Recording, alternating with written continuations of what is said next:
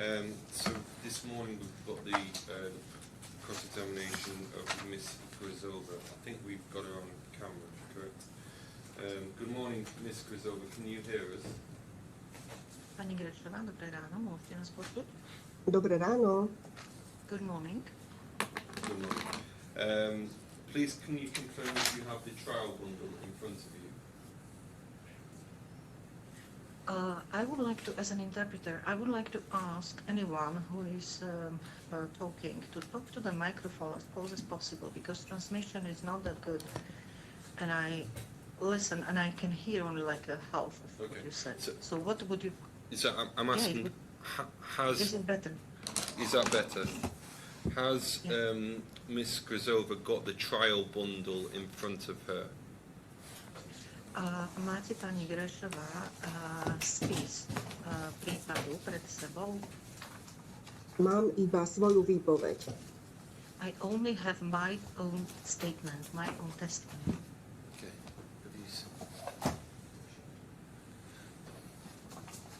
We need to. Okay, Miss, can we ask that you have the trial bundle in front of you, please? I think that has been shared by my team. This is a question for me, for an interpreter, or for Mrs. Grešova? No, the witness, Miss Grisova. Grešova. A ešte raz sa pýta, dostali ste teda ten spis, ktorý vám poslali, ktorý zdieľali, máte ho pred sebou? To je istá otázka.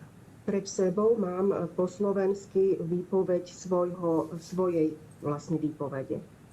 What I have in front of me now, with me now, is my statement, my witness testimony in Slovak.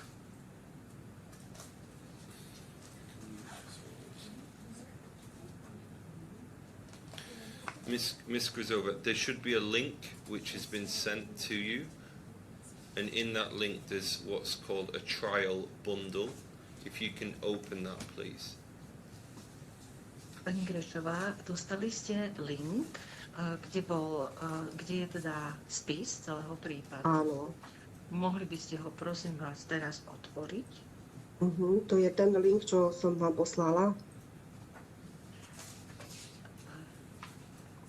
Miss Grešova asked Registry. if it is the link which she Link showed here. me.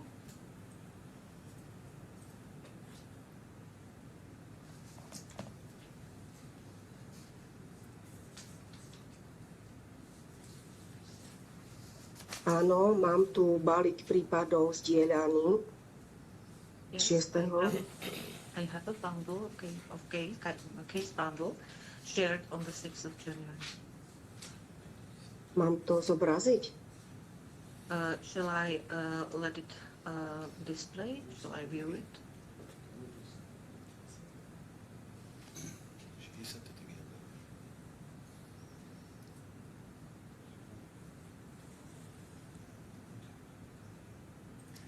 Mám otvoriť ten link? Shall I open it? Shall I open the link? Can I just also ask if the interpreter can just be slightly louder? I think we're having a bit of difficulty hearing you. Okay, so Miss Grishova asks if she's supposed to open that link and that case bundle. Correct. Yes. Áno, treba to otvoriť, ten link. It might. Áno, mám. Yeah. A dám stiahnuť na požiadanie? There is an instruction that I should request the download. Shall I do it? Correct. Yeah. Aha, tu zadám číslo strany. Dobre. Just if you can ask to be slightly patient, because it's a big document, so it will take a minute or two to download. Áno, žiadajú vás o trpezlivosť s tým, že je to väčší dokument a preto bude trošku trvať, kým sa stiahne. Dobre.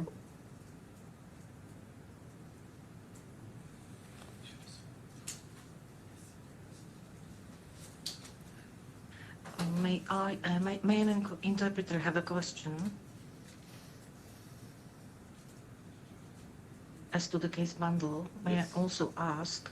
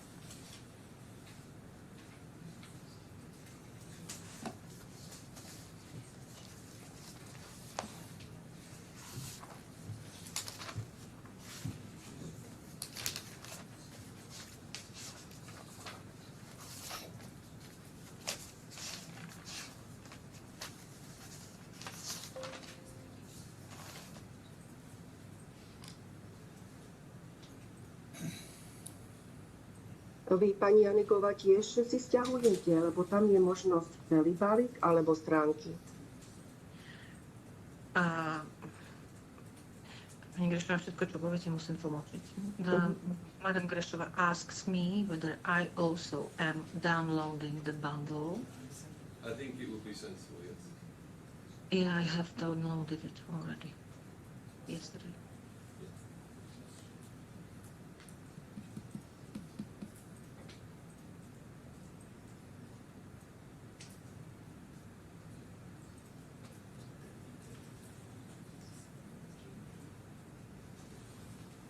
Can we just ask, have you managed to find the bundle and are you downloading it now? Pán advokát sa chce uistiť, že sa vám podarilo nájsť teda ten spis a že ho teraz stiahujete. Áno, celý balík, hej? The whole package of the bundle. Mrs. Greshova asks if she is supposed to download the whole package, Correct. the whole case Yeah, file. the hearing Áno, bundle, áno. it should be a PDF Celý. document. Yeah. PDF, malo by to byť PDF a celý treba stiahnuť, ja si myslím tiež.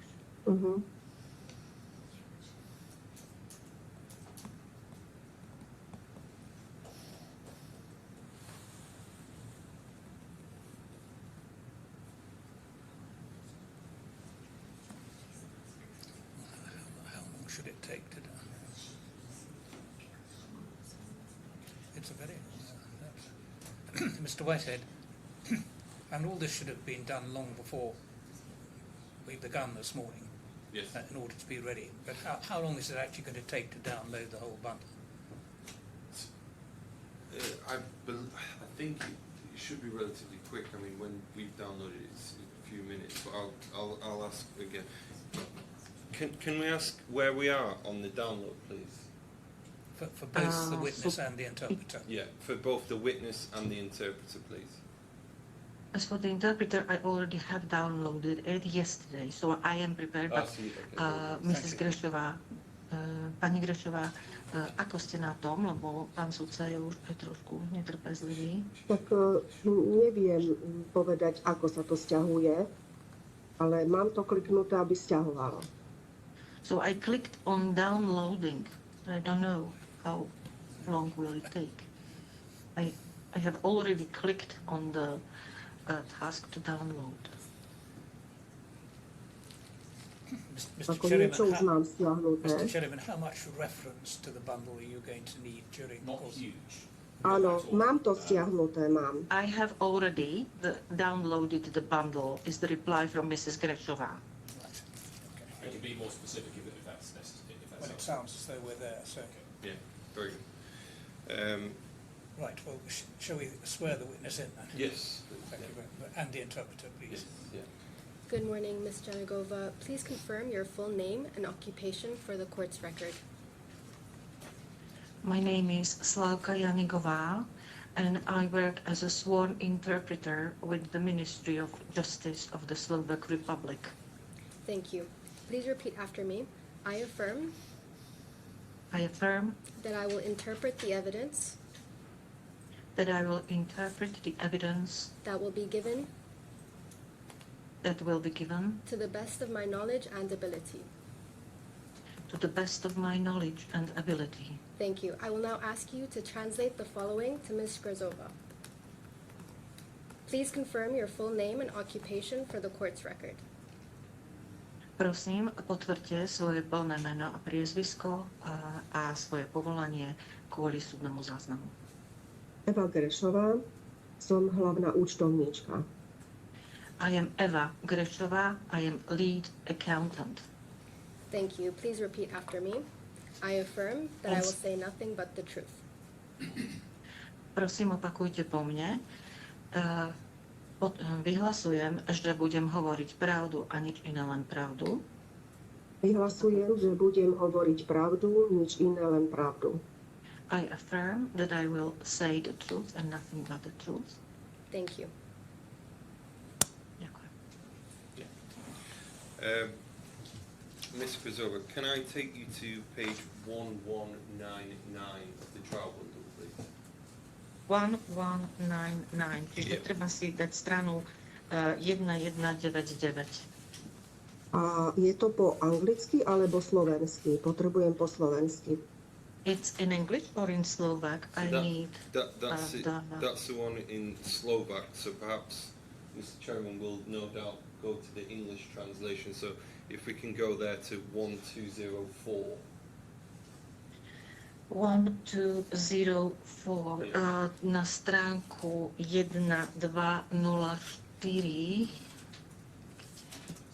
Áno, mám. Yes, I have it.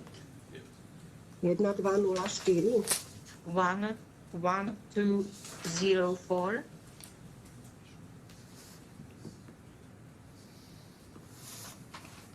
Áno, táto by to mala byť. 1204. Ak to kde mu mám kliknúť? But where to Okay. click on it? Máte to? Ja to nemám. 1204. 1204. Je to moja výpoveď je na 1200. My statement is at page 1200. Okay. Sorry. Yeah, I think there was some. I apologise. I think there was some slight numbering changes. So that will be correct. Let me just check on mine. Malo by to byť tak, že bola tam nejaká jemná zmena teda čísel, a že si to preveriť. Okay. Hej. So if I can now take you to page 1207. 1207 strana.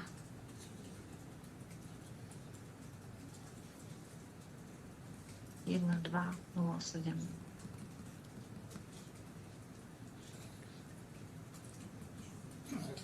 Áno, ja ju vidím, ale je po anglicky. I can see it, but it is in English. Yes. So this is what this. Can you see that this is your signature, and this is your statement, an English translation. Vidíte na tej stránke, že tam máte podpis na konci. Áno, Svoj áno, podpis. áno. Yes, I can see it. Okay.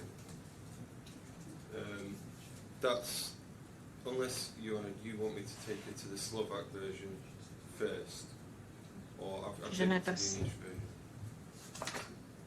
Najprv sa teda pozrieť na tú slovenskú verziu. She needs simply to confirm the accuracy of Yeah.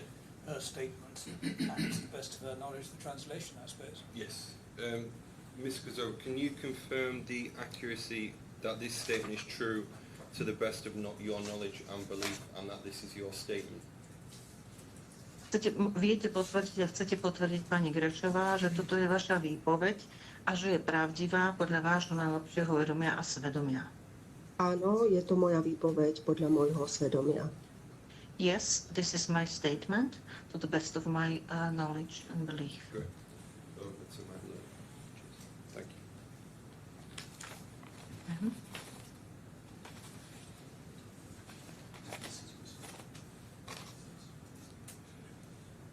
Good morning.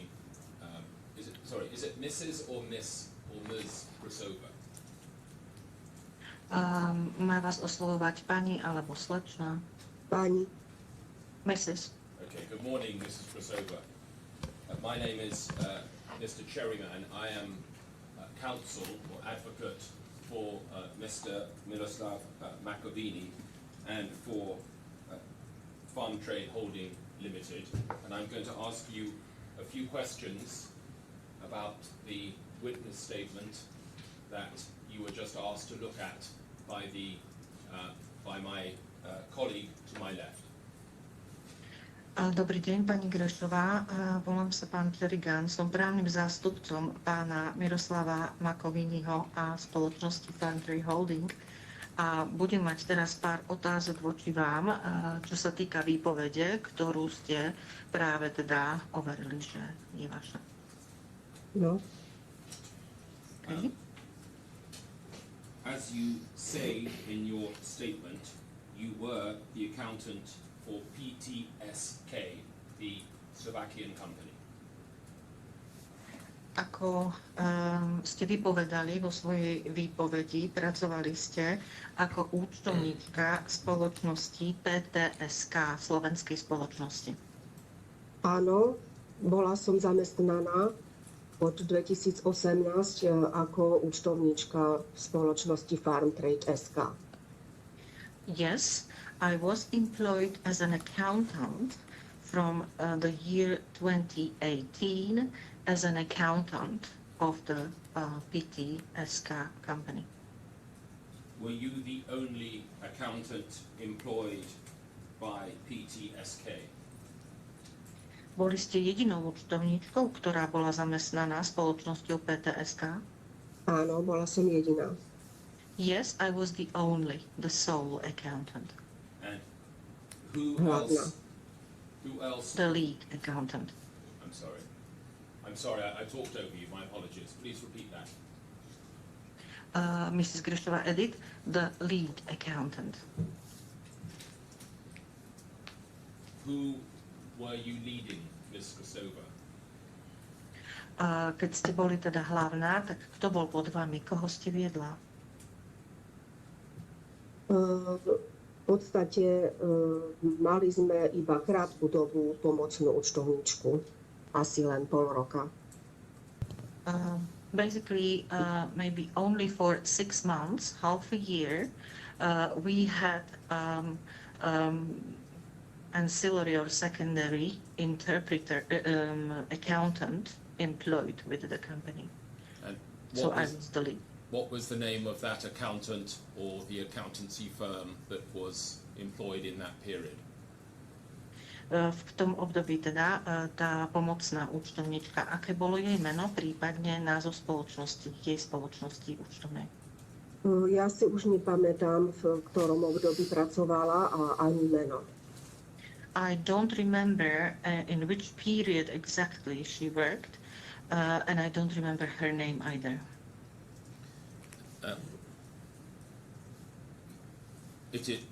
You were not a director of PTSK? Neboli ste konateľom PTSK? Nie. No. You were not a shareholder of PTSK? Neboli ste akcionárom PTSK alebo spoločníkom PTSK? Nie. You were No, not on I the wasn't. supervisory board of PTSK? Boli ste alebo neboli ste v dozornej rade spoločnosti PTSK? Nie. No.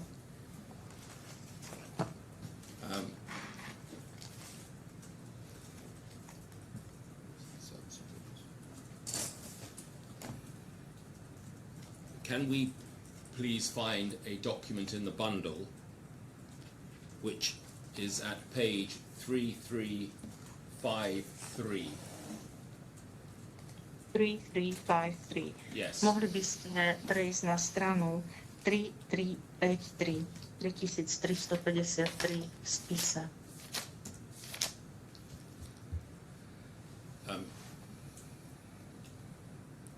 Just on this page, which I of course appreciate is in English, Na tej strane, ktorá je v angličtine, čo oceňujem, there is no translation of this document that I have seen.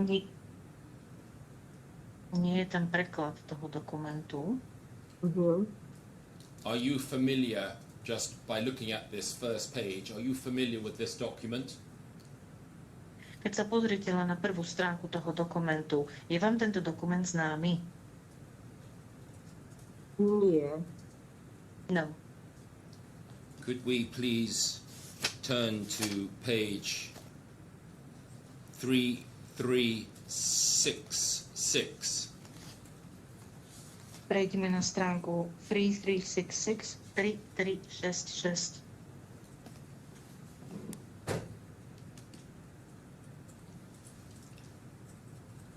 I appreciate, or you will appreciate, Áno, mám. this document is in a very similar form to the document that we just looked at. Tento dokument, na ktorý sa teraz pozeráme, má veľmi podobnú formu ako ten predchádzajúci, ktorý sme videli pred chvíľkou. And if we look at, if we can go to the, just to confirm that, if we can go to page 3374, 3374, strana 3374. this happens to be a later document. To je neskorší dokument.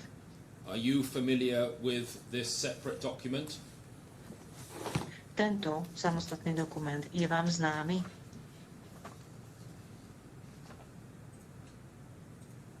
To je len podpis tam. There is only a signature there. Yeah. If it assists, Yeah. as I say, I recognize this is in English and therefore it's probably a pretty useless exercise. But scrolling through the document, if you would be so kind as to translate her to start at the document and scroll through the document so Ms. Grasova can sort of scan it, I'd like to ask her a brief question afterwards, if I may. This is an instruction for the interpreter? Yes, it is. If you wouldn't mind scrolling through the document, sorry. And Ms. Grasova, Yeah. would you kindly scan this document, which the translator is going to scroll through to the end, and then I'm going to ask you a question after we've scanned through it. The problem is that I cannot use the page number search. It got lost, so I don't know how to Okay. find It's the fine. page. Yeah. It was in the beginning, but now I don't know why. Okay. It doesn't show. Let's move on. Can we look at a document at 3347? I cannot scroll. You understand? It's another cannot. document, 3347. I can't scroll through the case bundle by using the page search. I don't know how it just disappeared, this function. I don't know how to get back to it.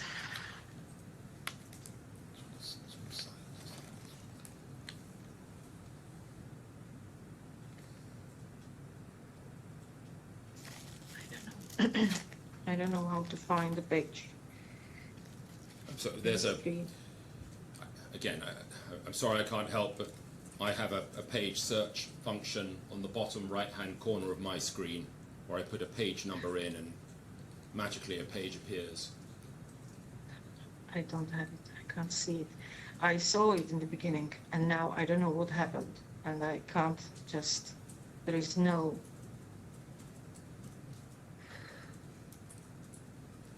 No page search. I'm sorry. I just can't see it. I think on the downloaded copy, if you go to any particular page and then look at the top left-hand side, you might find a page function.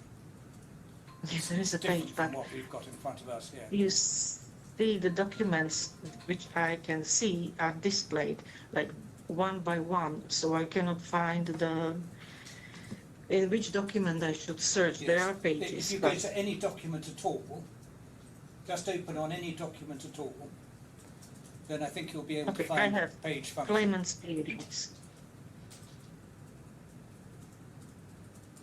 I have claimant's pleadings opened, and it does not. There is a claim form. There is it. If you just click, for example, on the claim form, down the Okay, left-hand so side. which number? It doesn't matter, any page will do. Yeah, it appeared again. And then Okay, you've got so the page which number function on the show up? top left, and you can put in the number. Okay, so can you now tell me, Mr. Counsel, can you tell me the number I'm supposed to open? 3347 was the last number. 3347. 3347. Opens. Joint venture agreement? Correct. Okay. So Thank what you. am I supposed to do? Ms. Grasova, have you seen this particular document before? Pani Grešová, videli ste už tento dokument, tento konkrétny dokument, ktorý sa volá, na začiatku má napísané Joint Venture Agreement, či ste ho už videli predtým? Nie, nevidela. Could we No, I turn? haven't seen it before. Thank you. Sorry. Could we turn just a couple of pages more to 3336? 36. Na stranu poďte teraz 3336, 3336. Áno, Do we have that? Máte tento dokument? vzťahuje, It's download. mám. I have it. Are you familiar with that document, Ms. Krasova? A poznáte tento dokument? Je to Nie. dohoda o postupení pohľadávky. Nie, No, I don't know this document. Were you present when Ms. Kapova and Mr. Makovini discussed their arrangements together? Boli ste niekdy prítomná pri tom, ako pani Kapova a pán Makovini spolu riešili nejaké dohody? nie, nikdy. No, never. Were you present when Ms. Kapova and Mr. Makovini discussed any of the 4 agreements that we just looked at? Boli ste niekedy prítomná na rozhovore medzi pani Kapovou a pánom Makovinim, ktoré by sa týkali týchto 2 dohôd. Či ste niekedy bola pri takýchto dohodách, takýchto rokovaniach? Nie. No. Could we please go back to Ms. Krasova's witness statement at the English is 1, 2, 1, the Slovak 1, 1, sorry, 1, 2, 0, 0. Mohli by sme sa teraz vrátiť naspäť k výpovedi pani Grešovej, čiže stránka 1200. Áno, mám.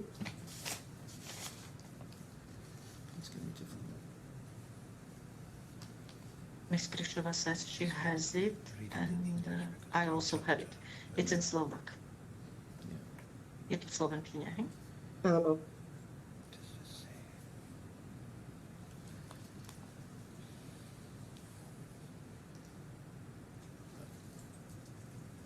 Ms. Krasova, did you ever travel to Dubai to have any meetings with Mr. Makovini about the business of farm trade? Pani Grešová, cestovali ste vôbec niekedy do Dubaja za pánom Makovínim, aby ste s ním riešili, rokovali o podnikaní spoločnosti Farm Trade? Nie, nikdy som necestovala, pretože ja som účtovníčka. I have never traveled to Dubai because I am an accountant.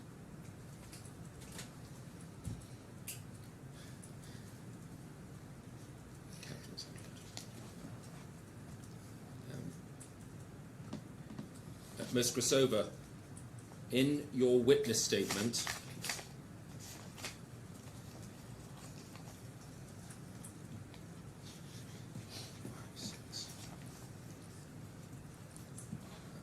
you have said, and this is for the translator, I'm looking at the English version, and unfortunately there are no numbered paragraphs.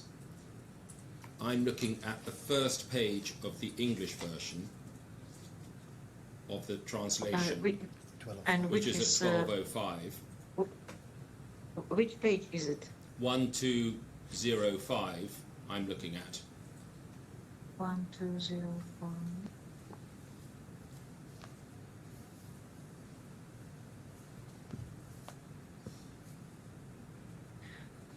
Witness statement in English. Yes. And Okay. Can I ask you, maybe this is the way to do it, I'm going to draw your attention to some paragraphs. I'll read them out in English, or some lines in English, then I'm going to ask you please to translate those into Slovakian. Okay? could you tell me which paragraph, maybe, roughly? So, just over halfway down, there's a paragraph that begins, during my employment and provision of services. Do you see that? Yes. Yes, I can see. Good. And then there is the second to last line of that paragraph reads, I was further informed that he would assist Ms. Zuzana with tax optimization and management of her corporate structures in Slovakia and the Czech Republic. Could you translate that, please, into Slovak? Áno. Ďalej som bola informovaná, že bude pomáhať pani Zuzane pri daňovej optimalizácii a riadení jej podnikových štruktúr na Slovensku a v Českej republike. Je to vo vašej svedeckej výpovedi v paragrafe 1, 2, 3, 4, zhruba 4, ktorý sa začína slovami počas môjho zamestnania. Vidíte to, pani Grešová? Ešte raz nevidím. Na prvej strane svedeckej výpovede Áno. je asi 4. paragraf, alebo takto druhý odsek. Odsek, myslíte, nie paragraf. Odsek, áno. Takže,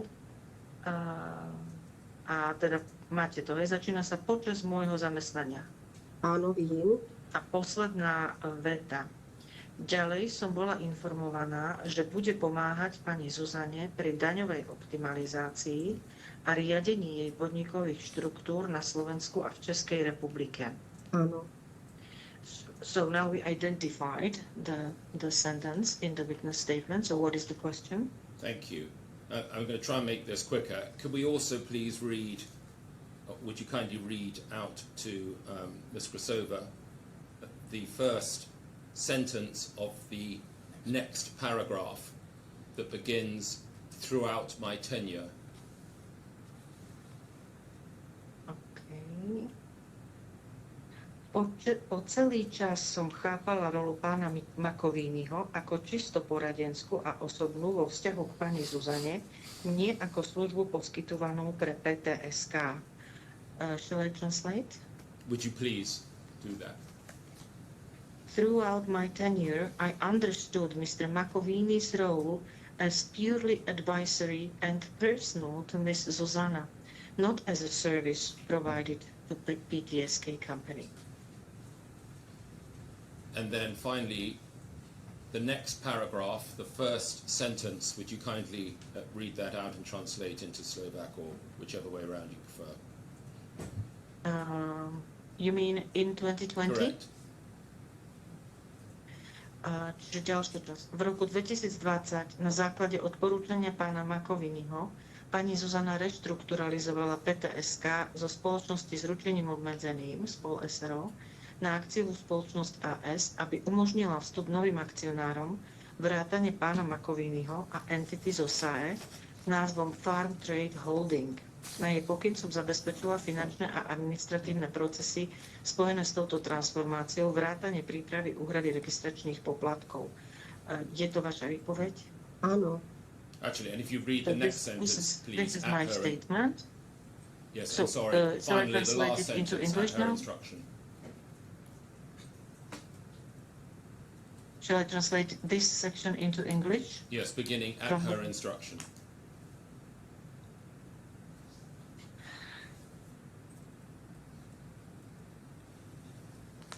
At her instruction, I facilitated the financial and administrative processes related to this transformation, including arranging the payment of registration fees.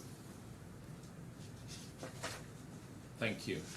Ms. Krasova, your understanding of the role of Mr. Makovini is based upon what you were told by Mrs. Kapova, correct? Pani Grešová, vaše chápanie úlohy pána Makoviniho, aká bola úloha jeho, ste vlastne chápali z toho, ako vám ho opísala pani Kapova? Aj predstavila mi pána Makovini ako osobného konzultanta v oblasti daňovej a finančnej. She also, this is so, and she also introduced Mr. Makovini to me as a person, as her personal consultant in tax and legal matters.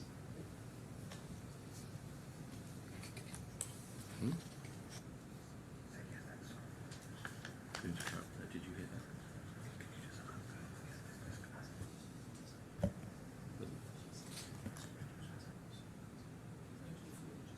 could just be clear, whether we don't have a transcript, as far as I'm aware.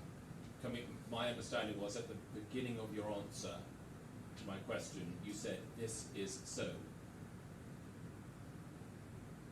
Čiže na začiatku ste povedali, že áno, že je to tak.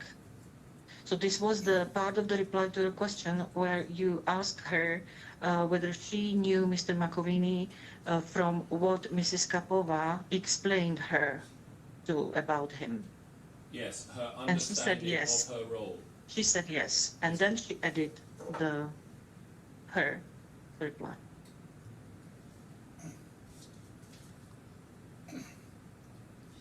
Surely, Mr. Chairman, you need to ask her if that's the line you're pursuing. About the preceding paragraph, Mr. Makovini identified himself as and claimed to provide tax and management services.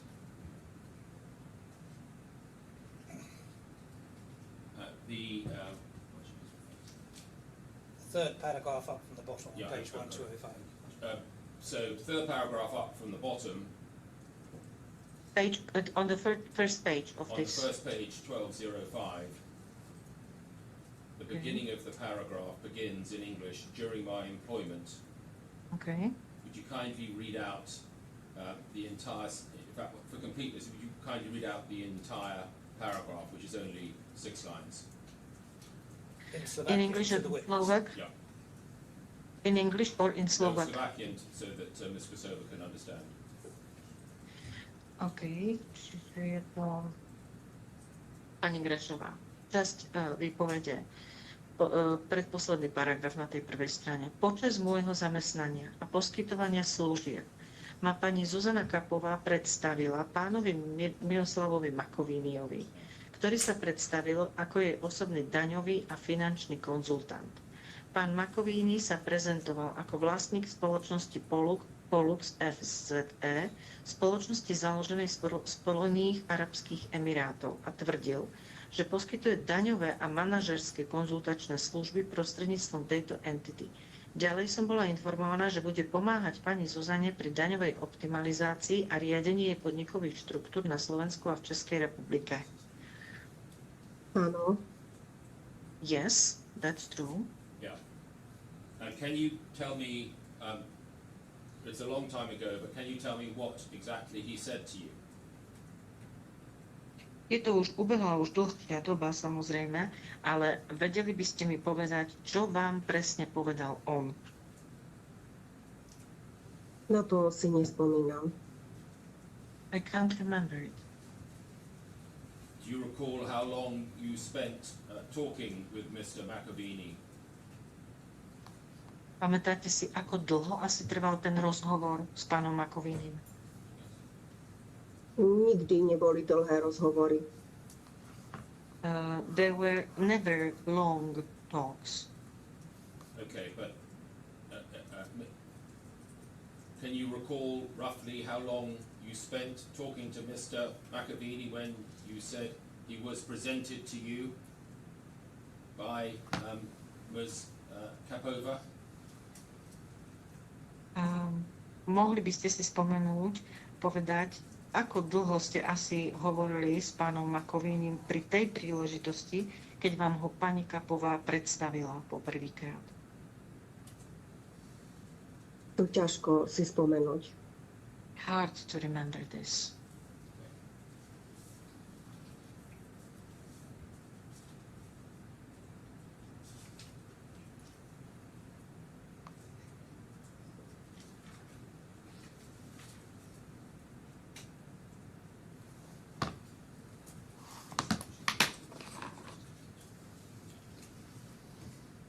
Could we please find Mr. Makovini's 18th witness statement, which is at 1513.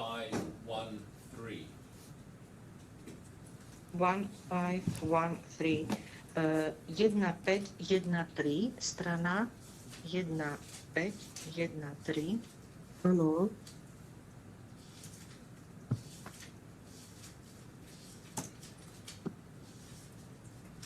Sorry, it would be 1517, I think, in your bundle. 1517 by to malo byť. Thank you. 1517. Áno, vidím. I can see it.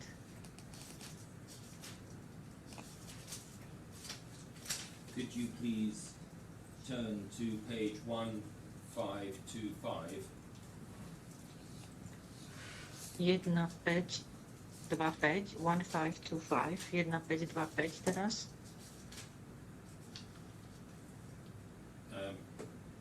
You're going to Hello? have to be patient with me, translator. There are a number of paragraphs we're going to have to look at here. And please stop me if I'm speaking too quickly or you're not following. Beginning with paragraph 36, would you kindly translate into Slovak the very first line of 36 and the next 4 numbered paragraphs into Slovak so Ms. Krasova can understand? Okay, to make it clear, you want me to translate the paragraph 36 plus sections 1, 2, 3, 4. Correct. OK. Takže idem vám preložiť odseky od teda 1, 2, 3, 4, paragraf 36. Ako príklad, projekty, ktoré PTH realizovalo, riadilo, boli tieto. Projekt prebaľovania Bonoduo. Cieľom bolo získať výrobnú licenciu na prebaľovanie lekárskych liekov na export. 8. júla 2020 sme navštívili MPA farmu a jej fabriku v Nemecku s externými poradcami. Viď cestovné doklady a fotografia na stránke, ktorá je tam uvedená. Po druhé, získanie priestorov pre lekáreň, pre nemocničnú lekáreň v Starej Ľubovni. Tu sme kontrolovali vlastne ekonomické záležitosti a stretli sme sa s riaditeľom nemocnice. Táto transakcia bola zastavená kvôli nedoriešeným rozporom na strane predávajúceho. Po tretie, nový sklad v Teslova v Bratislave. Mali sme v úmysle zlepšiť logistiku a vyčleniť priestor pre projekt Bonoduo. Nájomná zmluva bola ukončená kvôli nadmerným nárokom poplatkov za služby zo strany prenajímateľa. A potom 4. Portál pre dodávky liekov. Bol tu nejaký vývin spoločnosti SRO. Projekt bol zrušený, keď ZK vlastne zrušila tie vzťahy alebo prerušila vzťahy.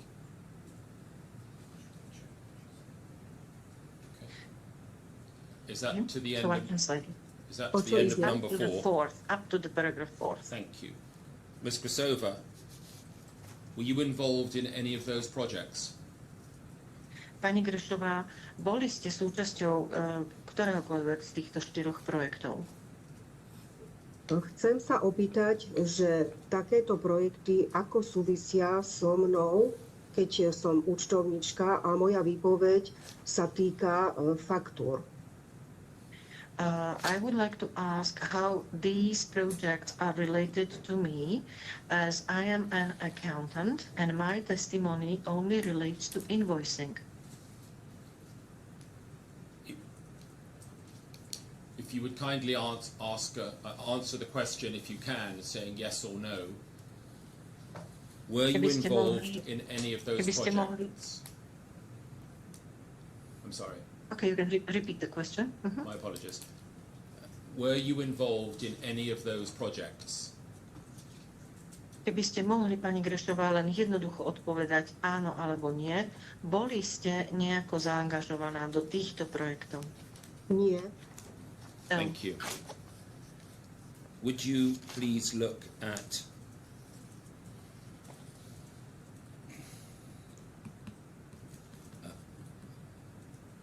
can you go to page 1526? 1, 5, 2, 6 strana.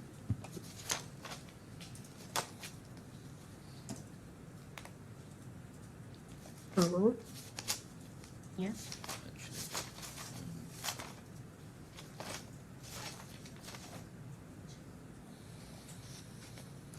Actually, I'm so sorry. Starting on page 1525, where we were, paragraph 37.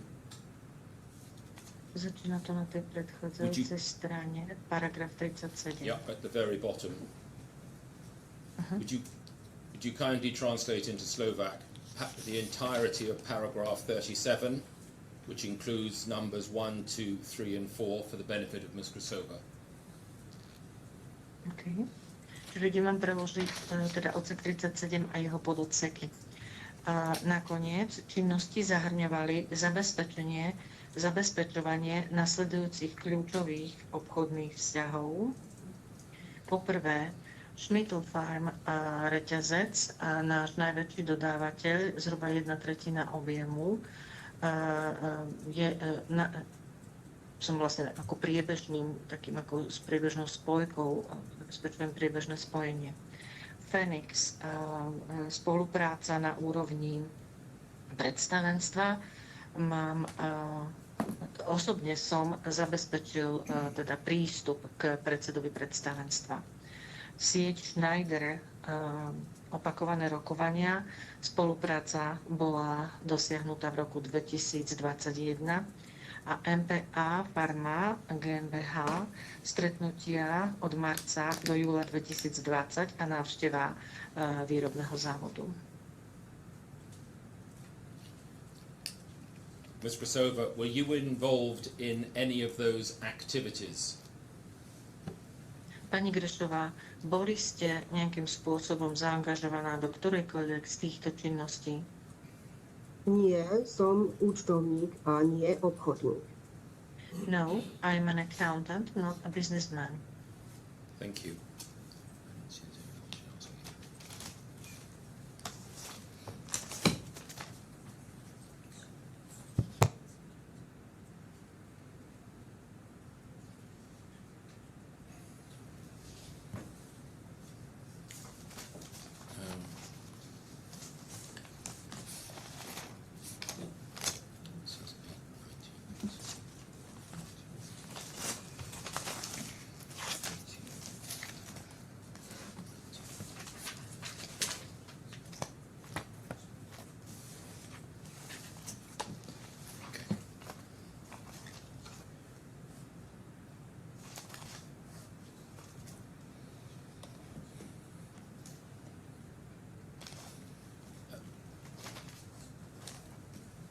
Could you please turn to page 1208?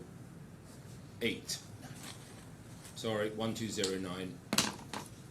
209, čiže 1209, 1209 strana. And that's the English translation of a Slovak email 1208. You have it. Thank you.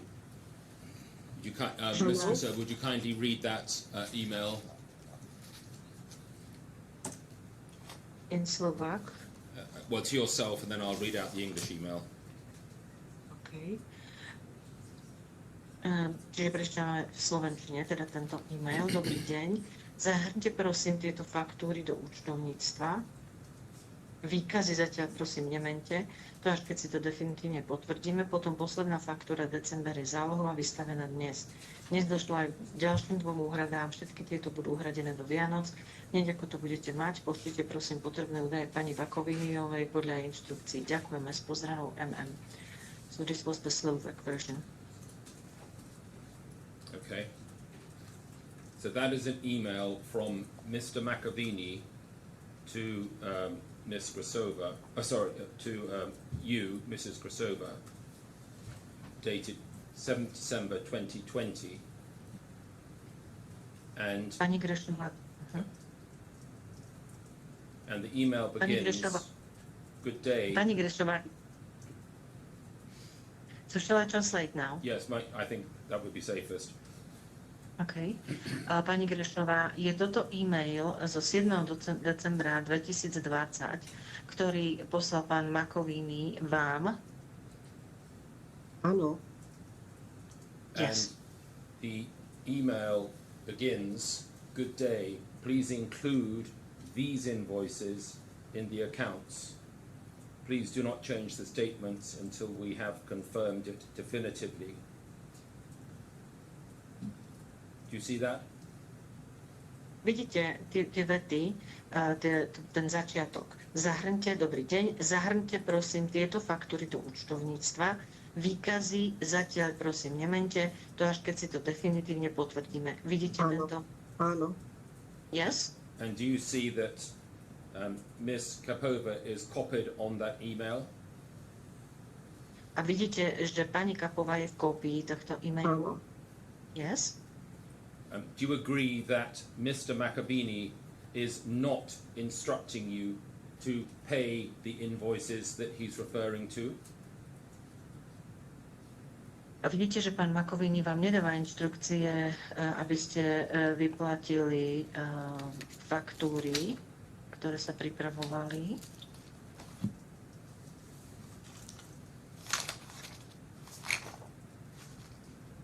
Tam je nevyplatené. Do you mean that the invoices are not paid?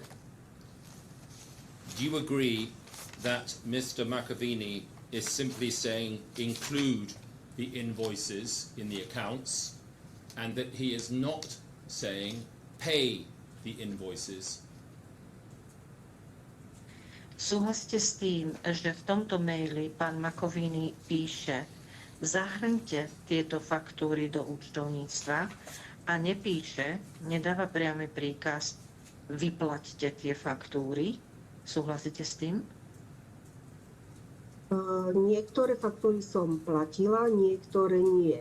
Takže teraz mi je ťažko potvrdiť to, čo píše. It's quite difficult for me to confirm what he is writing in this email because some of the invoices I paid, some of the invoices, and some of the invoices I did not pay. So I don't know what is he actually referring to in this email. Do you agree, though, that Mr. Makovini, I'll try this one last time. Do you agree that Mr. Makovini is not instructing you, he is not ordering you, he is not telling you to pay the invoices in that email? Súhlasíte teda s tým, že v tomto e-maili vám pán Makovini nevydáva príkaz, nevydáva vám pokyn, aby ste faktúry vyplatili? Ja som faktúry neuhradzala, iba pripravovala na úhradu. I did not pay the invoices, I only prepared the invoices for payment.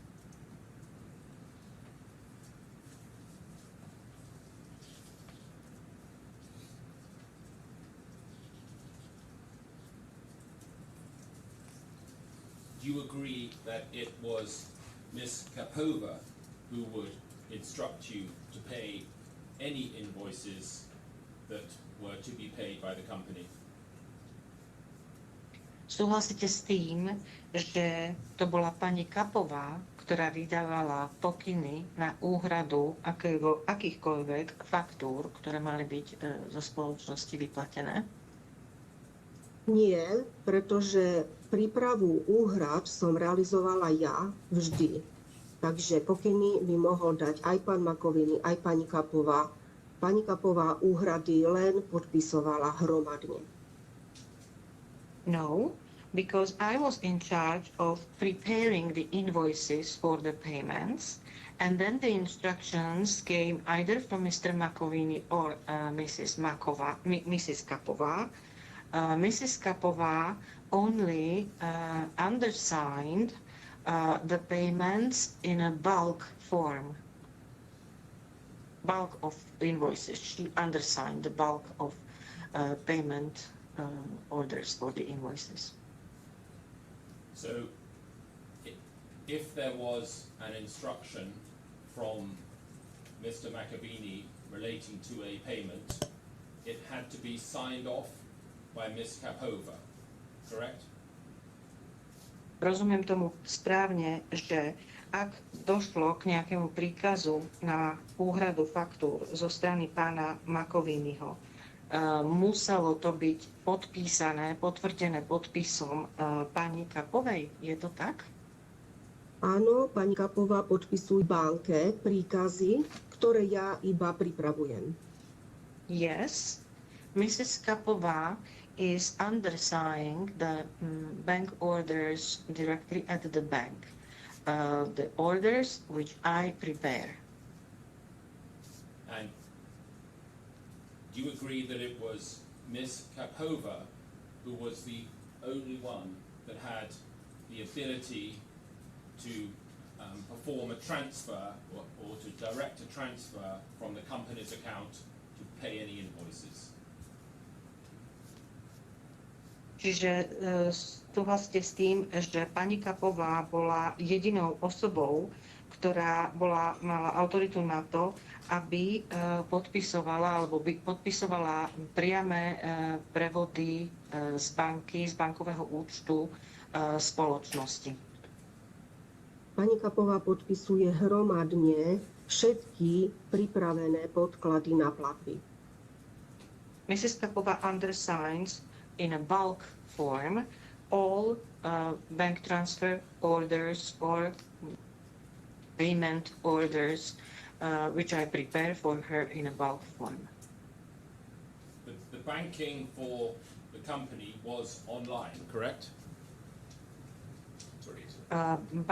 Bankové príkazy sa diali online formou. Je to správne? Tak už roky je online. It has been for years that the bank orders are online, conducted online. Yeah, and the only person that had authority to access the online account and to make payments was Ms. Kapova, correct? A je správne tvrdenie, že je jediná osoba, ktorá mala vlastne právomoc a prístup k online bankovému účtu spoločnosti a k priamomu zadávaniu platieb, je teda pani Kapova. Je to tak? Áno. Yes.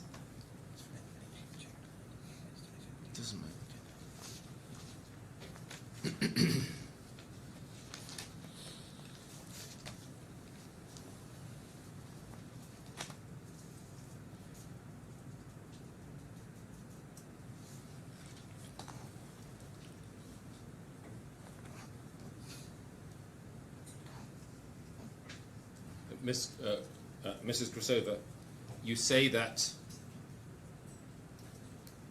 if an invoice is supplied without appropriate supporting documentation,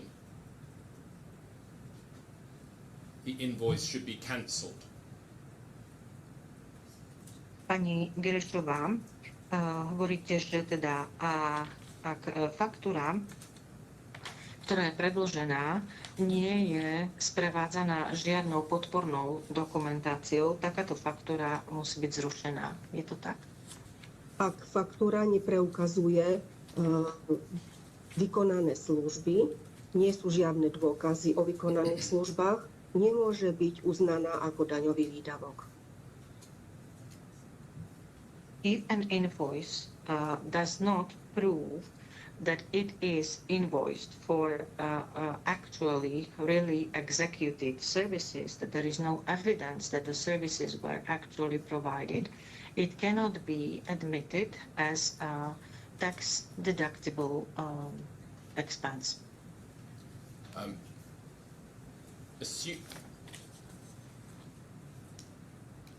In that situation, the invoice still can be entered as a cost to the business, correct?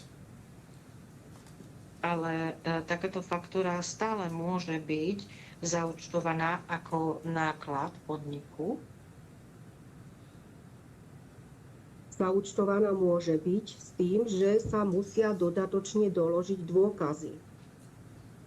It can be entered in the records, account records, but there is a condition that supporting evidence must be added afterwards.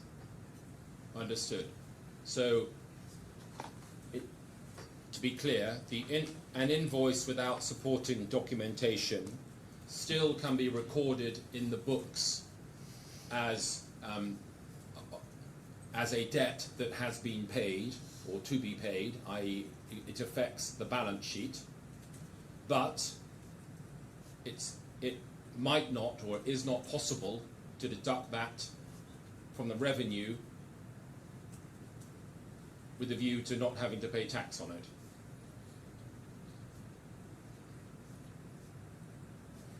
I.e. it's not a tax deductible expense.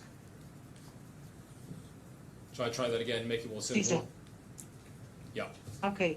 Okay. Let me start again. If an invoice is supplied without supporting documentation, are you saying that it would not be a tax deductible expense? Čiže vy tvrdíte, že ak teda faktúra nie je dodaná bez podpornej dokumentácie, bez dôkazov, nemôže byť vlastne zaregistrovaná na účely slúžiť ako daňovo odpočítateľná položka. Faktúra nie je dôkaz o vykonaní služby. Musia byť vo faktúre preukázateľné tie služby nejakou zmluvou, nejakými špecifikáciami, proste ako by sme mali dokázať daňovým orgánom o vykonaní tejto služby. The invoice itself is not the evidence of the service having been executed. It must be supported by some, for example, a contract of service or other specifications that we would be able to show to our tax reviewers, to the tax authorities, that the services actually were provided.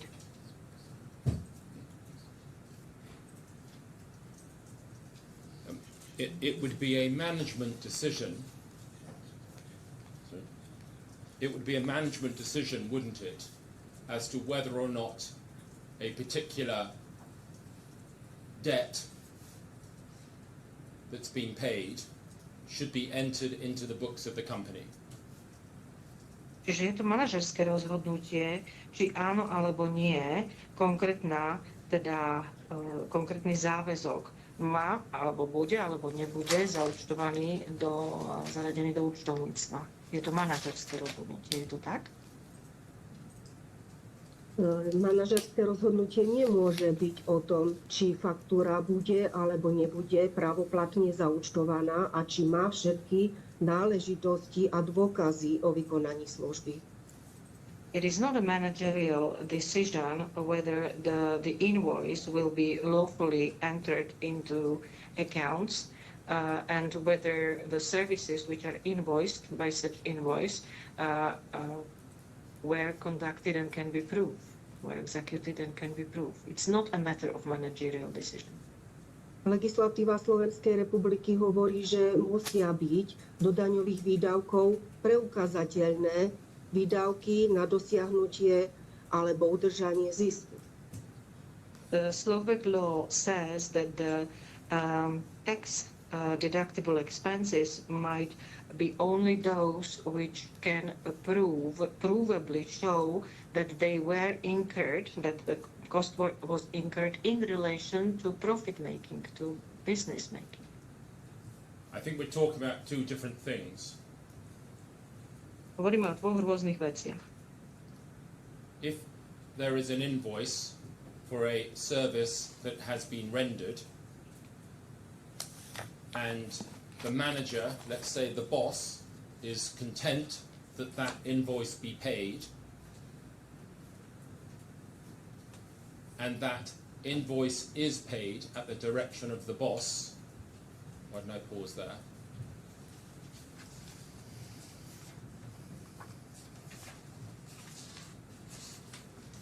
Okay. Čiže ak bola služba, ak teda faktúra za dodanú službu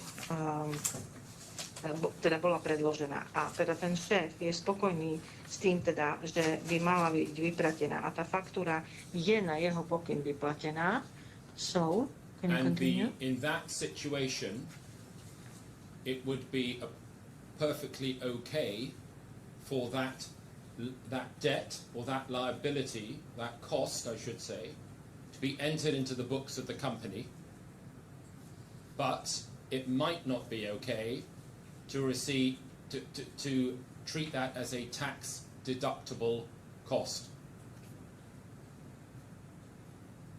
Teda čo ja hovorím teda, že v takomto prípade, keď teda služba bola dodaná, šéf je s tým spokojný, nariadi jej uhradenie, tak táto faktúra vlastne môže byť zaradená do účtovníctva. So it can be entered into record and can be, but the question of taking it as a tax deductible is open. That's what you are saying? The question of whether or not it is tax deductible is a separate question from whether one is entitled to include that cost on the balance sheet as a cost of the business. Okay? Čiže že sú to ako dve samostatné otázky, že teda tá faktúra, to, že či je tá faktúra zaúčtovaná do súvahy účtovníctva, je otázka toho manažerského rozhodnutia, toho bossa, ktorý povie, že teda má byť. A to, že či bude teda alebo nebude daňovo uznateľné, je samostatná otázka. Je to tak? So, do you agree? Ak bola faktúra zaúčtovaná, pani Kapova, zodpovedná štatutárny orgán, nerozumela tomu, ako súvisí vlastne úhrady aj faktúry s tým, že ich nemala vysvetlené od pána Makoviniho, že o aké služby ide.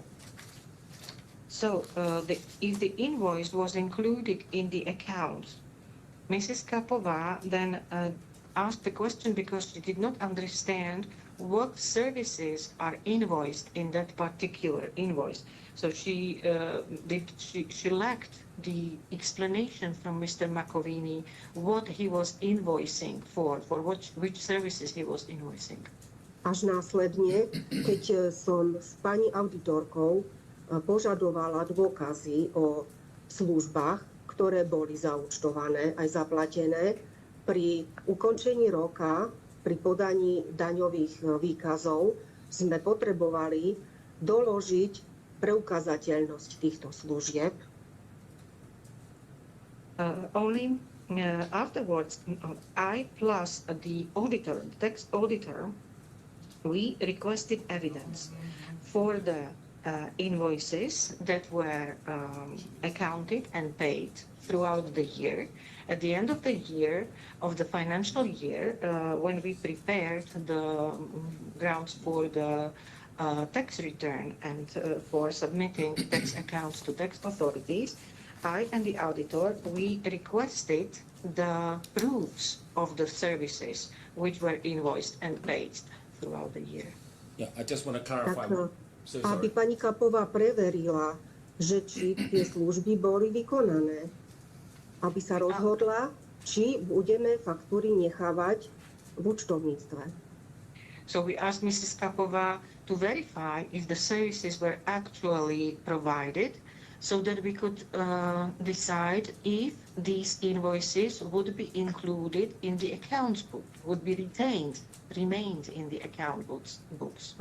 Pretože sama nerozumela, ako súvisia úhrady a faktúry s daňovou optimalizáciou, ktorú jej pán Makovini nevysvetlil. Because Mrs. Kapova, herself, she did not understand how the services invoiced in the invoices are related to the tax optimization, which was not explained by Mr. Makovini to her properly. Right, can A I, preto bola nútená sa rozhodnúť, že musí sa stornovať tieto faktúry, aby nebola ohrozená z dôvodu trestného alebo daňového úniku. Therefore, she had to decide to cancel the invoices to avoid facing some criminal liability for tax fraud or tax evasion. have you finished, Mrs. Grasova? To je všetko, čo ste teraz chceli povedať, pani Grišová? V tej otázke. Okay. I'm going To to go this back to the question. question I asked, which is a yes-no type question. If an invoice is sent to the company without supporting documentation, but the boss, the manager of the business says, I want that paid, and there is a payment made, is there anything wrong with including that cost in the books of the company on its balance sheet as one of the liabilities of the company or one of the costs of the company? Just that's a very simple question, yes or no. And we'll talk about tax treatment in a minute. Tá otázka je úplne jednoduchá. Je to otázka, ktorá teraz vyžaduje odpoveď že áno alebo nie. Ak je faktúra dodaná, predložená bez podpornej dokumentácie a šéf povie, že je s tým v poriadku, že je s tým spokojný a že tá faktúra má byť uhradená. Tá faktúra je uhradená. Je nesprávne takúto faktúru zahrnúť do súvahy ako záväzok spoločnosti? Áno, nie. Odpoveď. My musíme šéfa upozorniť na dôsledky nesprávnej faktúry, nepodloženej. A šéf, keď sa rozhodne, že chce stornovať faktúru, ako majiteľ firmy, ako štatutárny orgán, konateľ, tak my ju vystornujeme.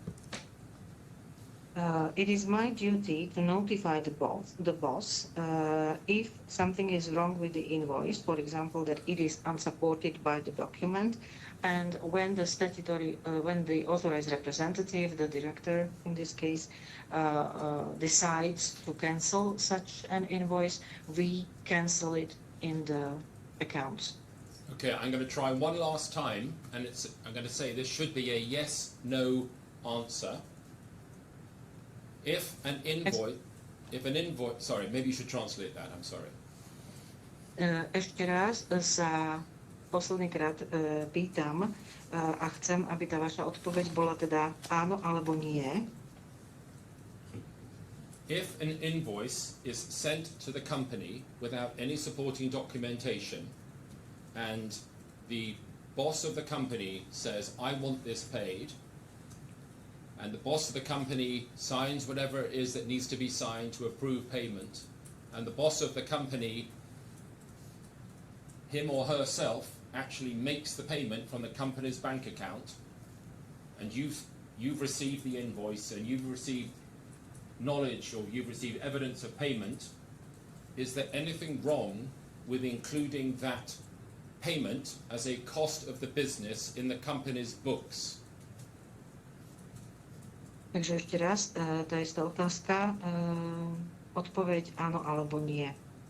Ak faktúra je zaslaná spoločnosti bez podpornej dokumentácie a šéf povie, že je s tou faktúrou v poriadku a že má byť vyplatená, šéf je ten, ktorý finálne schvaľuje platobné bankové príkazy a vykoná platbu, a vy dostanete do rúk potvrdenie o tom, že takáto platba bola šéfom vykonaná, je niečo nesprávne na tom zahrnúť takúto faktúru ako náklad do súvahy, do účtovníctva?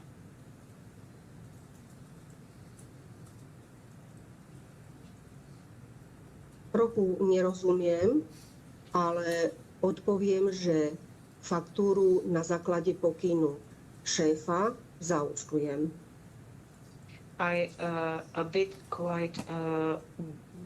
I'm not sure that I fully understand the question, but I would reply that I would include such an invoice in the accounts upon instruction of the boss.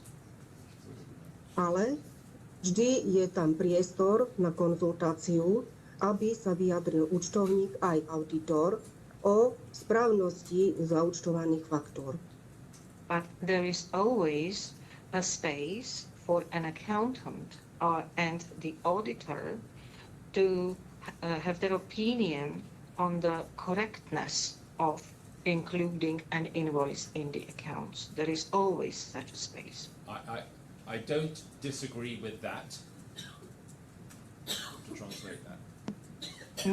Ja s vami súhlasím, nemôžem povedať, že by som nesúhlasil s vami v tomto smere. And that was a separate issue. If you had a concern over an invoice that is going to be put on the books of the company, if you have a concern as to the potential tax treatment of that debt or that cost, that then is a matter that you might comment upon or would raise with your boss or with the external auditor of the company, correct? Čiže hovoríte, že ak máte nejaké obavy alebo ste nejako znepokojená, čo sa týka teda tej danej faktúry, že ako bude vnímaná zo strany teda daňových úradov, čo sa týka toho uznania ako náklad, môžete sa k tomu vyjadriť, či už vy, alebo tiež externý auditor. Je to tak? Toto chcete povedať? Áno. Yes, that's And what I then want there to say. would be I'm going to put this simply, a conversation or a conversation internally as to how that debt or cost can be treated on the books of the company and the accounts of the company from a tax perspective. Do you agree with that? Čiže môžeme takúto vašu obavu a takúto konverzáciu považovať za určitú konverzáciu teda o tom, ako daná podložnosť, daný náklad, daný záväzok, ktorý je v knihách zaúčtovaný, bude vnímaný z hľadiska daňovej kontroly, daňových úradov, daňových povinností. Je to konverzácia o tom? Áno. Yes. And if appropriate, it would be regarded as a tax deductible cost, or if not, it would not be recorded as a tax deductible cost. Do you agree with that? A na základe takejto diskusie, keď sa teda zhodnete na tom, že je to teda uznateľné ako daňovo odpočítateľný náklad, tak to budete v účtovníctve vykazovať. A keď sa teda rozhodnete, že to nemôže byť daňovo uznateľné, tak to nebude vlastne zaratané do daných účtov. Je to tak? To nie je vec rozhodnutia sa, subjektívne, ale vec dokazovania faktúr, ktoré neznamená, že na základe faktúry sa účtujú náklady, ale na základe vydaných, teda poskytnutých služieb. It's not a question of a subjective decision, because the invoices always have to be, the services which are invoiced always have to be proved that they were actually rendered. Faktúra nestačí na rozhodovanie o výdavkoch. But the invoice is not enough for deciding about the cost deductibility.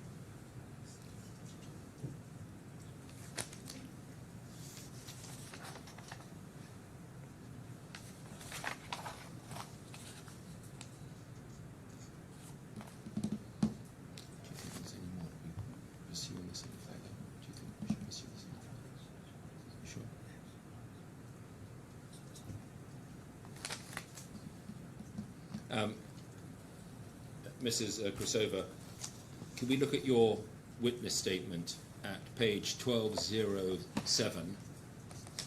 Sorry, that's the English. Pozrite sa na stranu 1207 na vašu svedeckú výpoveď. 1202, I think. 120, no. A po slovensky? 1202. This page. Yeah, try that. 1, 2. Pust- Well, Pozme okay, 1, 2, 0, 2. 1202. Yeah.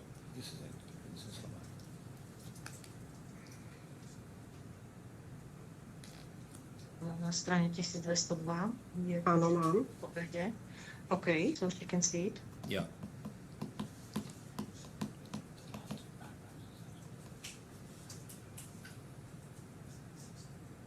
Ms. Krasova, there are two paragraphs at the bottom of that statement, translator. Dva odseky na spodku strany. Áno. Ms. Krasova, would you kindly read the last two paragraphs of your statement? At this page, right? At this page. Based on the foregoing.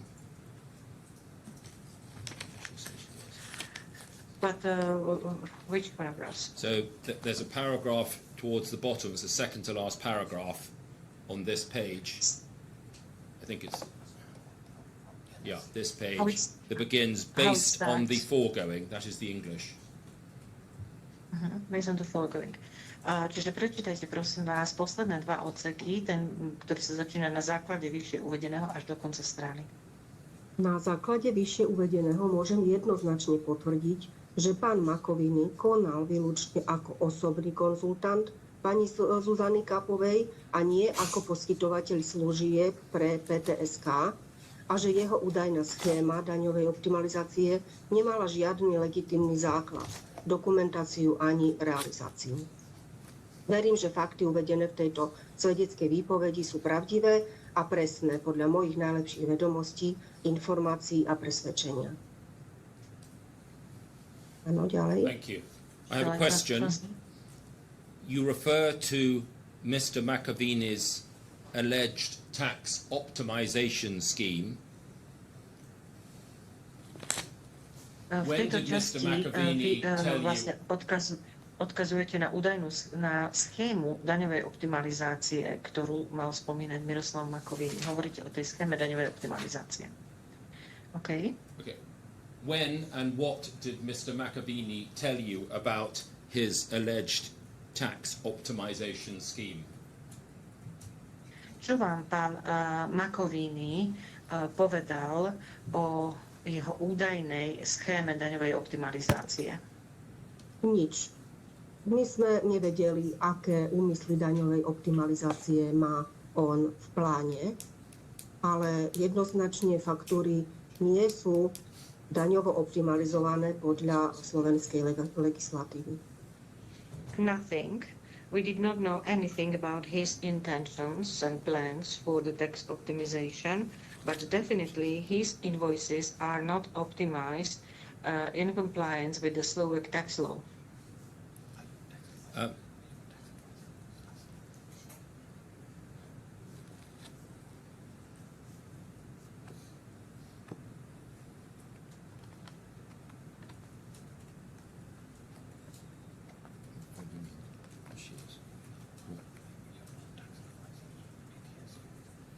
Advisor to who? She's internal accountant. Her job is to consider tax issues. That's her job. I don't think I've got any more questions. Do you accept, Mrs. Grasova, that you were not aware of the nature and extent of the business relationship between Ms. Kapova and Mr. Makovini? Pani Gršová, tvrdíte, že vám nebola známa povaha a podnikateľský vzťah, ktorý bol medzi pani Kapovou a pánom Makovinim? Podľa predstavenia pána Makoviniho som vedela, že je osobným konzultantom pani Kapovej vo vzťahu k daniam a financiám. As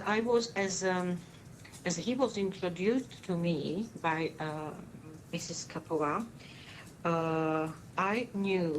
what I knew was that he was personal consultant of Mrs. Kapova in relation to taxes and finances.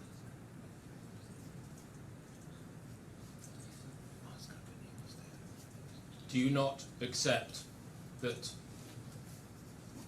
as you've already admitted, you're just the accountant,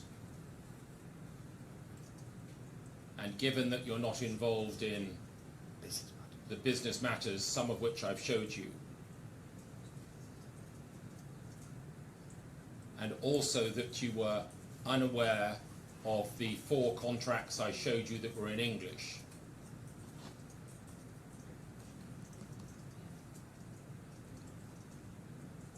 do you agree with me that you were not aware of the extent and nature of the business relationship between Mr. Makovini, Ms. Sapova, and the various companies within the farm trade group?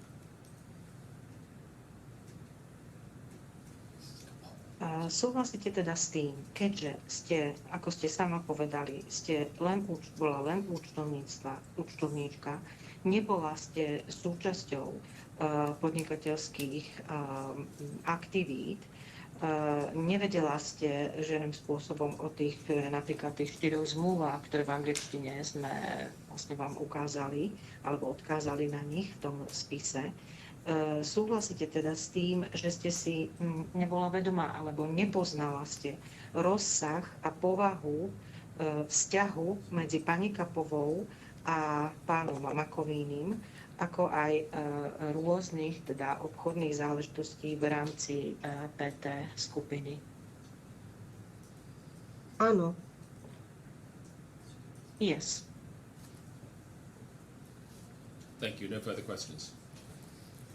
Ďakujem, nemám ďalšie otázky.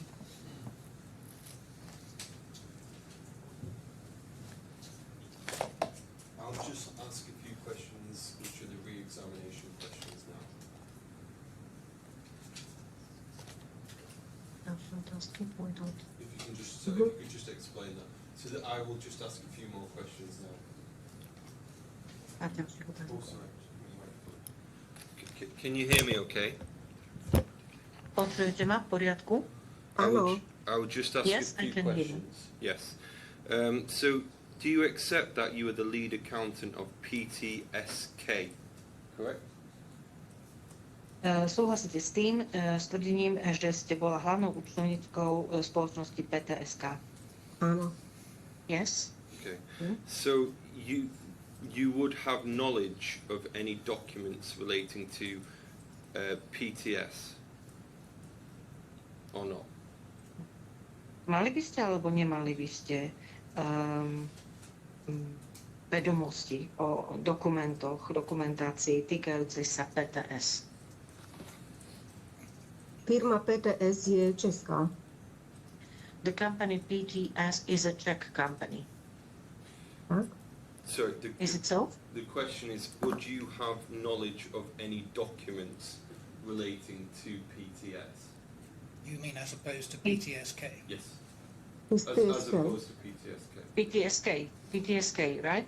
So, would you have any knowledge of documents relating to PTS as opposed to PTSK? Mali by ste nejaké vedomosti o dokumentácii týkajúcej sa PTS oproti teda na rozdiel od PTSK? Nie. No. Okay, good. So, Mr. Cherryman, my colleague here has taken you to 4 documents in the beginning, which was the consultancy agreements, the joint venture agreement, and the assignment agreement. I don't think we need to go through this. It's perfectly obvious who are the parties to those documents. Did you meet Mr. Makovini?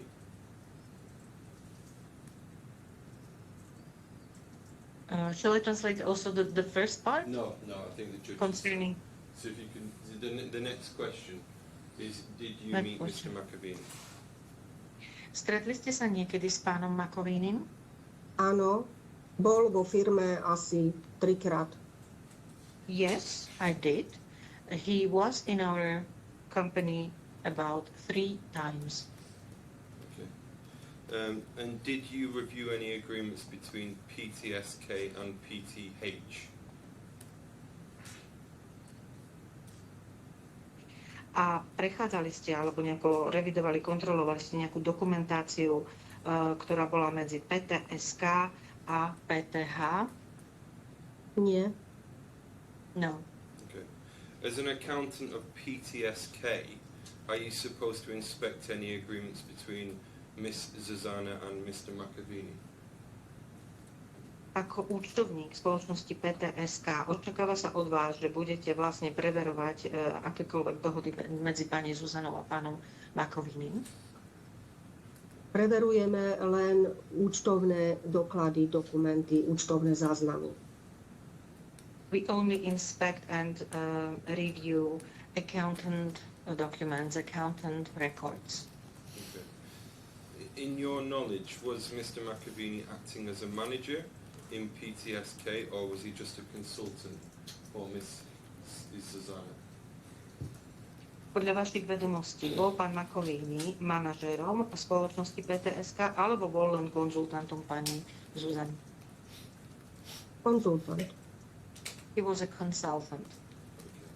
Okay. I've no further questions. Nemám ďalšie otázky. Thank you very much. There's all the questions for you. And thank you very much, Mrs. Interpreter. Also, we're grateful to you both. So that's the end of your evidence, and you can sign out. Thank you very much. Okay. You're welcome.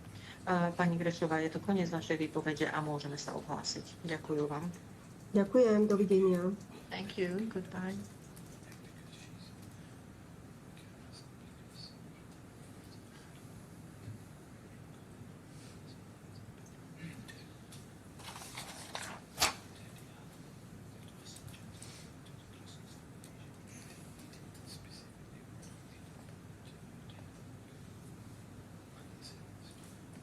Is the plan now to take a short break, or? Yeah, I think so, but I think we probably should be quite short because. Yes, we've just about caught up with the timetable, Yeah. haven't we? Yes. Yeah. Yeah. 10 minutes. 10 minutes. 10 minutes on. Yeah. I'm so sorry. Would 10 minutes be convenient? Yes, let's take 10 minutes now. Yeah. Thank you very much.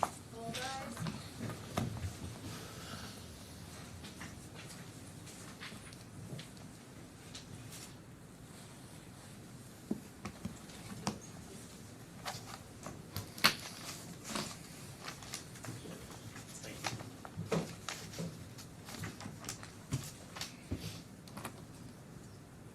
Your Honour, we have Mr. Miloslav Makovini to give evidence, the first defendant, and on behalf of Farm Trade, the second defendant. Mr. Makovini, I understand you will affirm. Yes. Would you please look at a witness statement which you will find on page 1513 Well, of let's London? get him to affirm first, shall we? I'm so sorry. Please confirm your full name and occupation for the court's record. My name is Miloslav Makovini and I'm a businessman. Thank you. Please repeat after me. I affirm I affirm that I will say nothing but the truth. that I will say nothing but the truth. Thank you. Page 1513. It's your 18th witness statement. Sorry, 1517.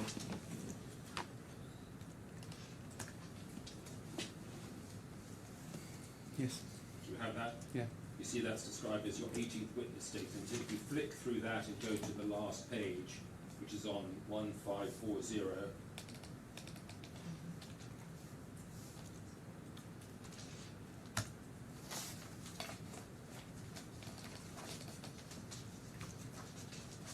you'll see see at the bottom of the page there's a signature and the date 31st of October 2025. Is that your signature? Yes, it is. And is this your evidence? Yes, it is. I would also note that in this statement you refer to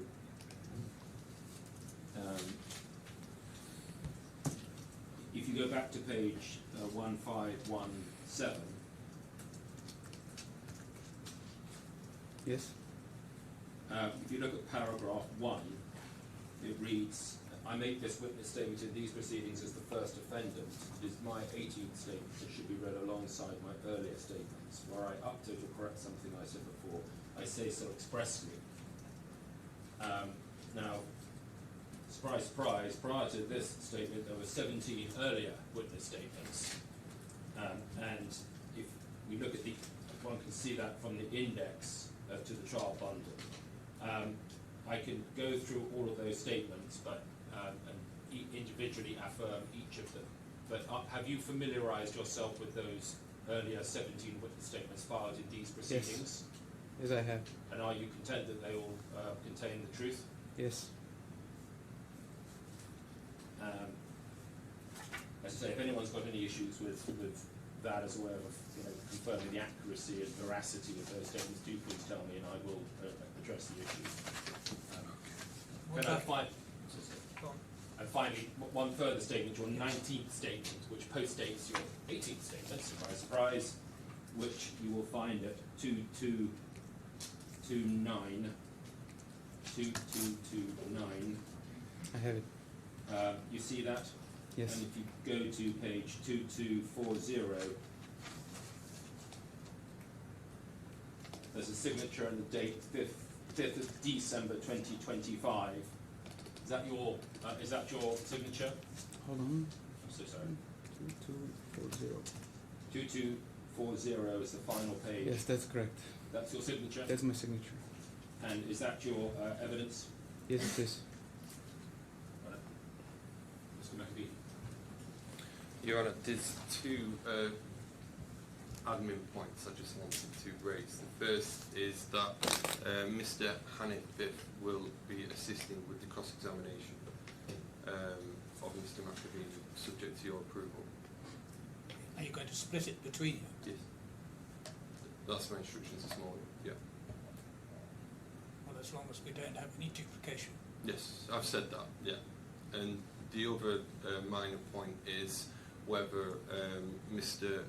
Makovini would be able to, because I think there's some difficulty hearing him. Is it possible we ask him to give evidence from this stand? Why does it make any difference? I think it's a noise. I think we were just having a bit of difficulty hearing him. Should I speak louder? Yes, or get closer to the microphone if there is one.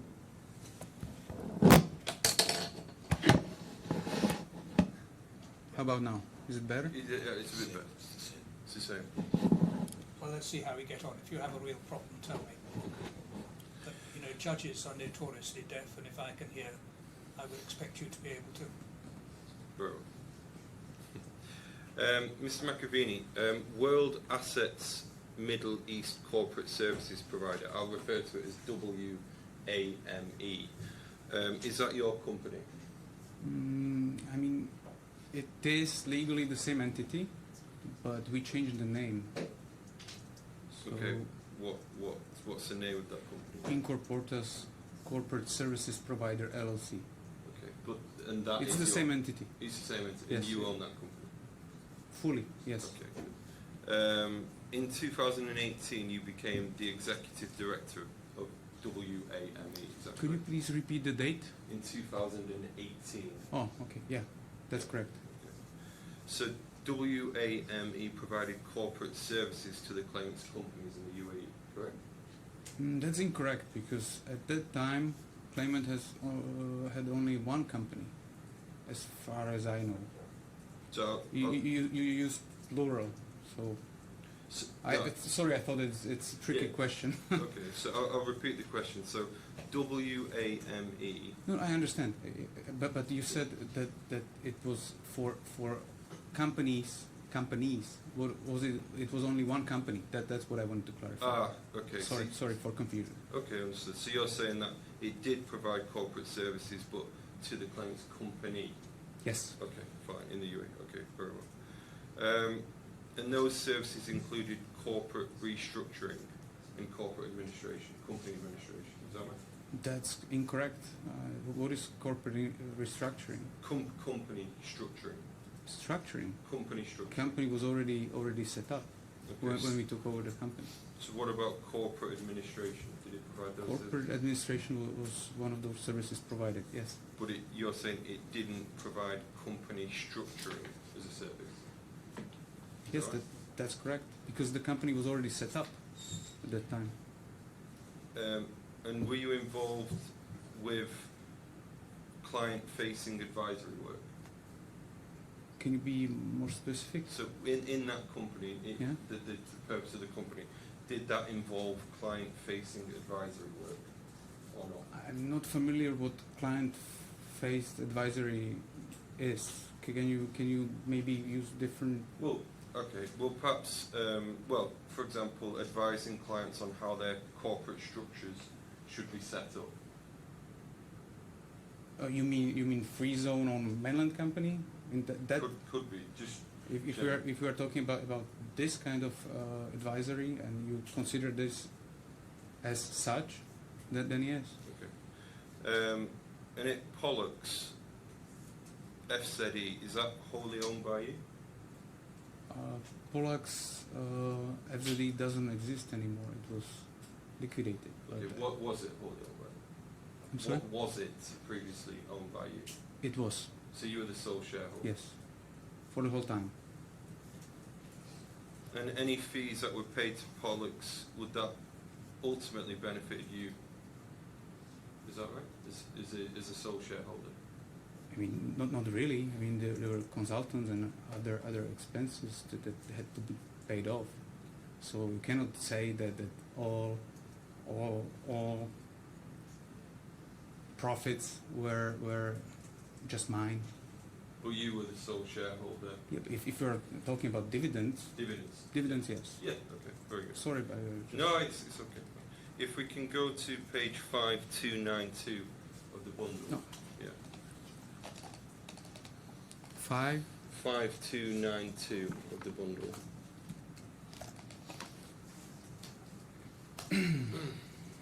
Yes. I So have it. this, you'd agree this is a copy of your CV? Yes. Yeah. And this was produced by yourself, correct? By produce, you mean given? It's your creation. Nobody's done it for you. You agreed to it and you accept its content. Actually, to be honest, I think my wife helped me with this CV, but As can but happen. What I suppose I'll rephrase the question. Do you agree the contents of the CV after somebody might have helped you produce it? may I? Just Yeah, of quick- course. Yeah, please do. Oh, I lost it. Please, the number again? 5292. 92. 5292. Yeah.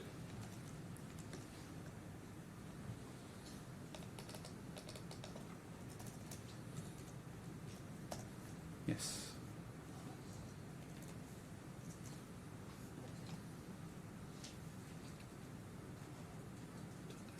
I'm just not sure when this CV was issued because it seems like it's out of date, but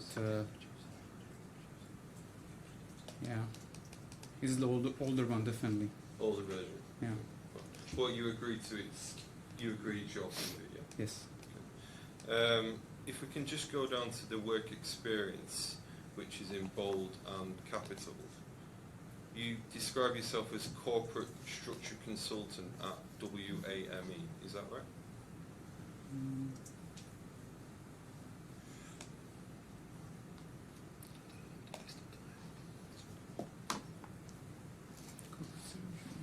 Requirements or something.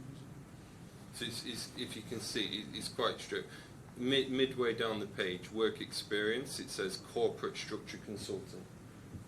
It's there. It's there. I just need you to follow the line of thought. Which page is it? Is it the first one? Or? Yeah, on 592. It's the CV. Oh yeah, I see. So sorry. Yeah, I have it. Okay, very good. Okay, so here on the first bullet point, you can see city, Dubai, country, in UAE, advisory to the clients on the most suitable corporate structuring, correct? That's correct. And you agree that this would require expertise in law, regulation and tax? Not really. Not really. Okay. So please explain what's required for that. For corporate structuring, Yes. the way it is phrased, I mean, you have so many CSP, I mean, that's the abbreviation, Yeah.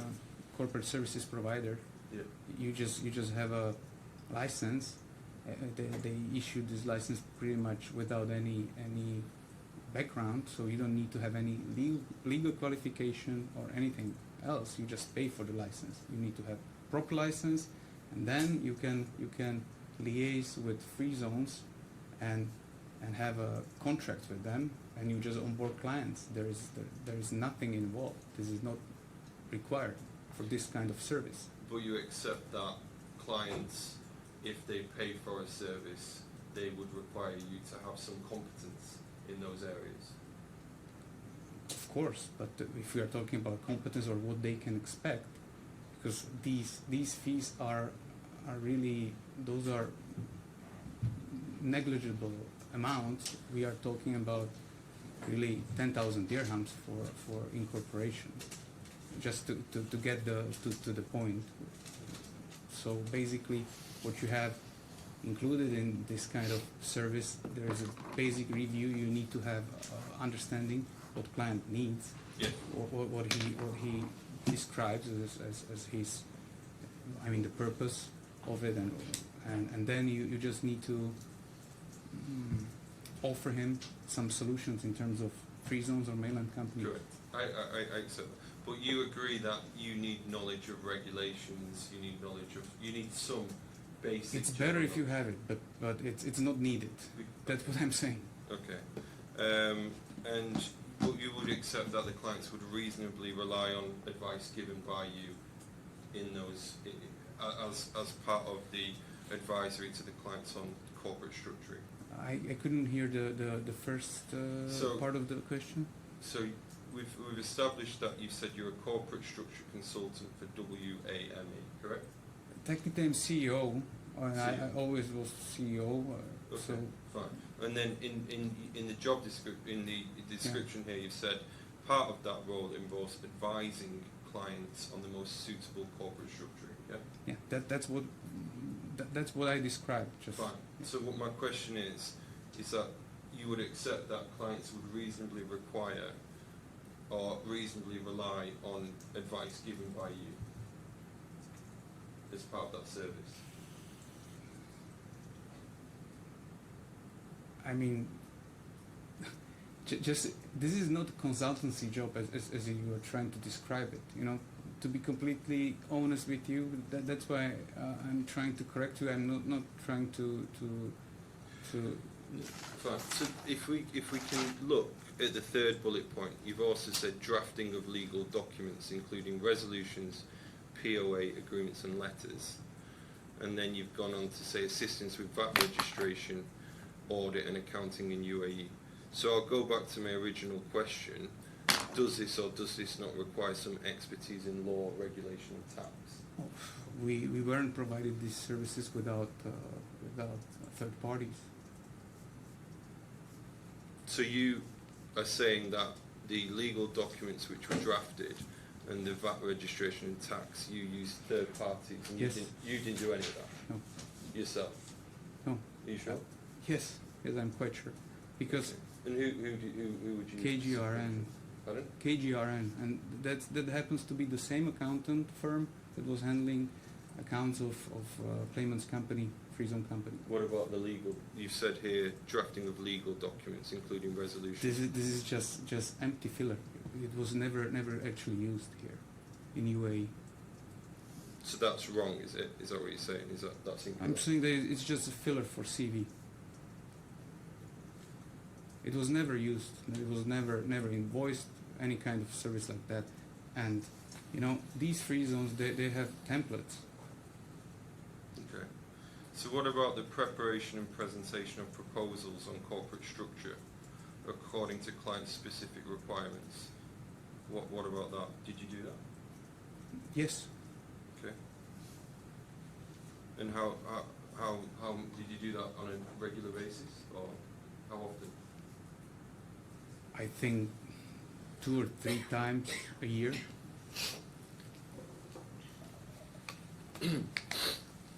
If we can go down to I think it's the 7th bullet point under business development.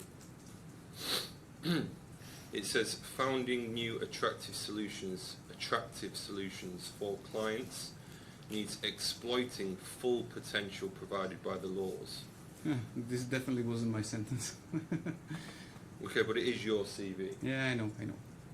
As I told you, this was probably something. But we can talk about it. So please finish the question. So is this not clerical work?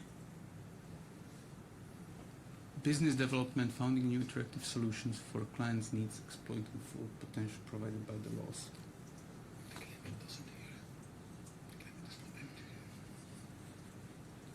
Sorry, I've just been told. Can you just be slightly louder?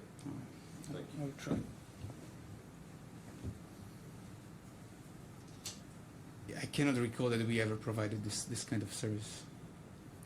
You would say it's not structural optimization.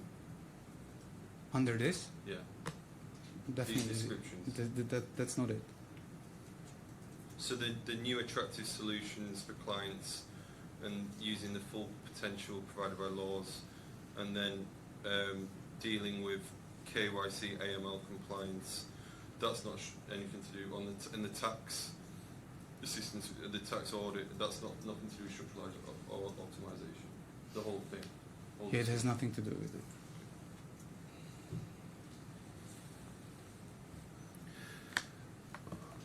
So, would you say that you've held yourself out as a qualified tax and corporate structuring advisor in Dubai, in the UAE? When? If we take your CV from the 15th of September 2018 to date, in the absence of an updated CV.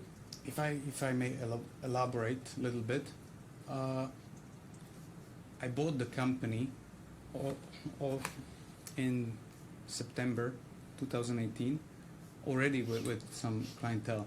One of those clients was Miss Kapova and her company, her free zone company. And at that time, I had honestly little knowledge about doing business in UAE outside of the free zone of Al Quwain. But at the same time, there was an employee who was responsible for these tasks, and that was Aisha Pereira. And as far as I understand, or as far as I know, she happened to be employee of Zuzana until today, Miss Kapova. So I'm not sure. Look, I put it to you that you did hold yourself out as a qualified tax and corporate structure advisor, as per your CV. I am telling you the truth. At that time, we were outsourcing. I mean, it's not outsourcing. It's we were using mostly knowledge of Aisha Pereira, as she was the one doing the incorporations at that time. It took some time. If you ask me about today, I will confirm that I consider myself as expert. I would do that. So you didn't use, who drafted the legal documents?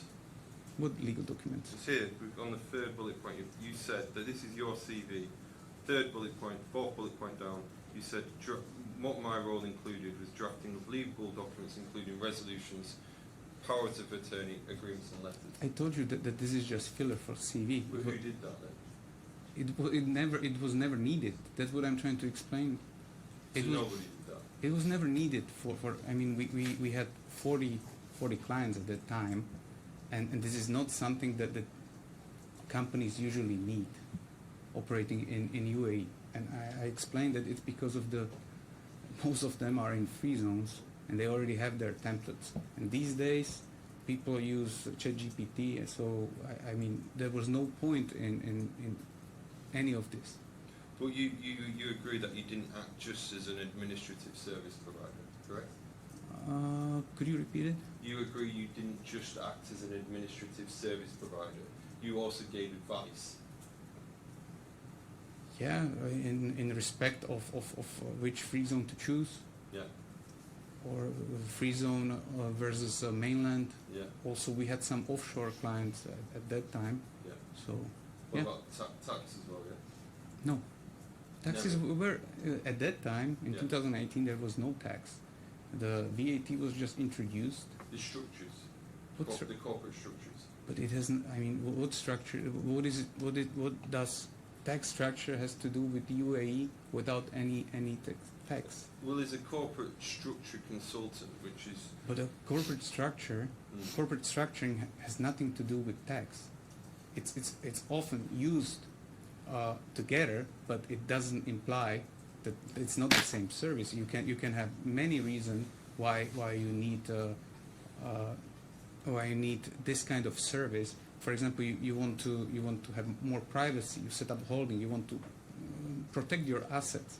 There is a million reasons why you would need this kind of service. But what about here when you said assistance with VAT registration, audit, and accounting? Surely that's tax assistance, isn't it? In your CV here. As I told you, six bullet you points. tried to surprise me, but I told you it's KGRN who was doing that. If we can go to page 1517, please. 1517. Are you leaving this CV now? Yes. 1547. Yeah, 1517. Yeah.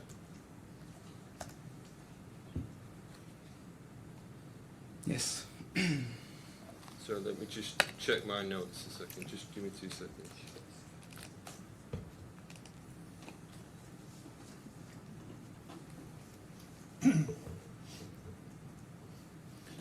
Sorry, if we can just go back to 5292, please. 52. Yes. So if we look at the description about me as well, you reference the fact that you're a lawyer with 9 years of experience with both legal and business economic issues, and then you've said that you've got teams of professionals from various fields and specific interest in company corporate structures, company relocations, and tax planning. So you admit that that is your... Where is that, please? It's about me. About me. It's at the top of the page.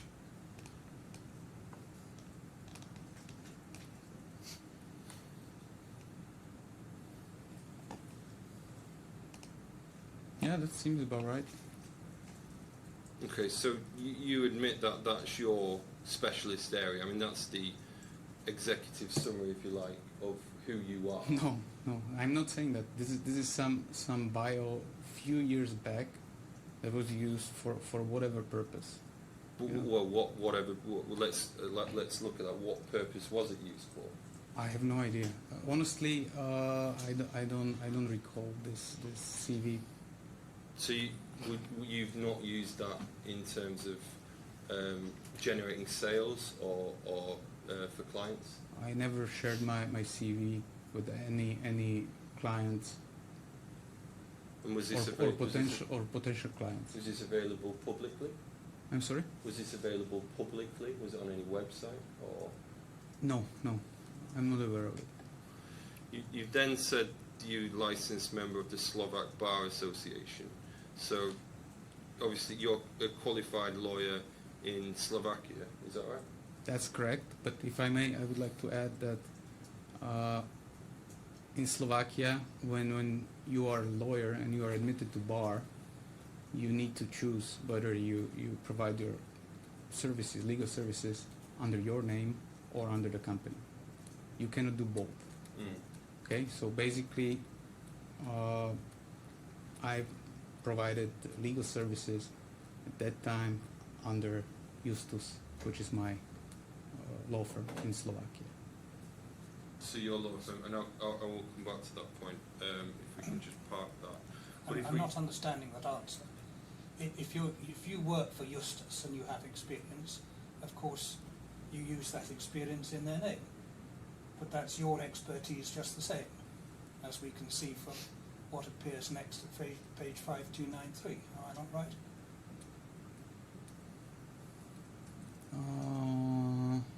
Just look at page 5293. This is your CV. Yeah. And look at the expertise that you refer to yourself as having in the context of Justus. Yeah, but this Is that correct or is it not? this one is may I just give Yes, me of a course. moment? I will just read it.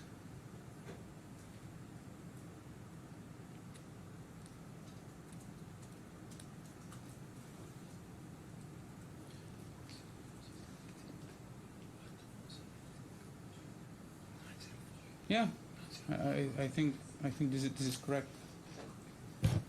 But I just wanted to highlight that this was always under the law firm Justus and with cooperation with Yes. other specialists.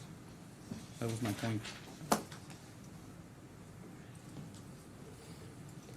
so I think you said that this, I mean, if we go down to education and training, we can see that you've got a Doctor of Universal Law, you've got a Master's degree in Law, Bachelor's degree in Law. So you essentially, by all admissions in Slovakia, you're a qualified lawyer. There is PhD still.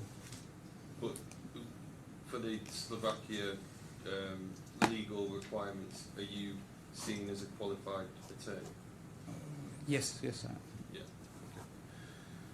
Okay. If we can just go to 909 of the bundle.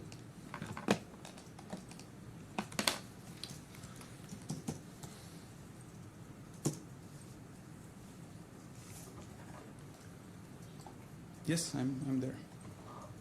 So this is your LinkedIn page, correct? It looks like a post from my LinkedIn page. Yeah. Can you just give us a description on what this related to? Perhaps just take a minute to read it.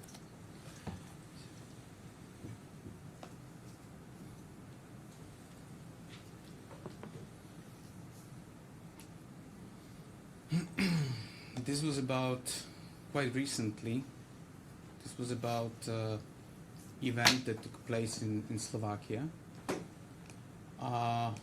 with the topic of Slovakia or abroad, and we as incorporators were invited to be one of the speakers of the event.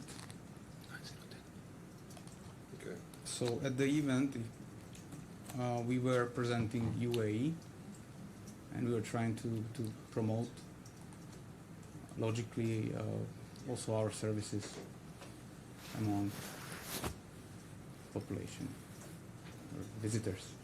Okay, so if we can go to 910, page 910, and can you see there's your image at the bottom of the screen, and then two paragraphs above that, you say, if you are considering whether it makes more sense to stay in Slovakia or to move part of your business abroad, specifically the UAE, I will be happy to give you a factual and realistic view on this. Is that right? I mean, it was posted, yeah? Yeah. It's correct. Okay. In terms of conducting business in the UAE, you agree that you are helping entrepreneurs in Dubai for 9 years. If we go to the next paragraph, is that not correct? Over 9 years, sorry.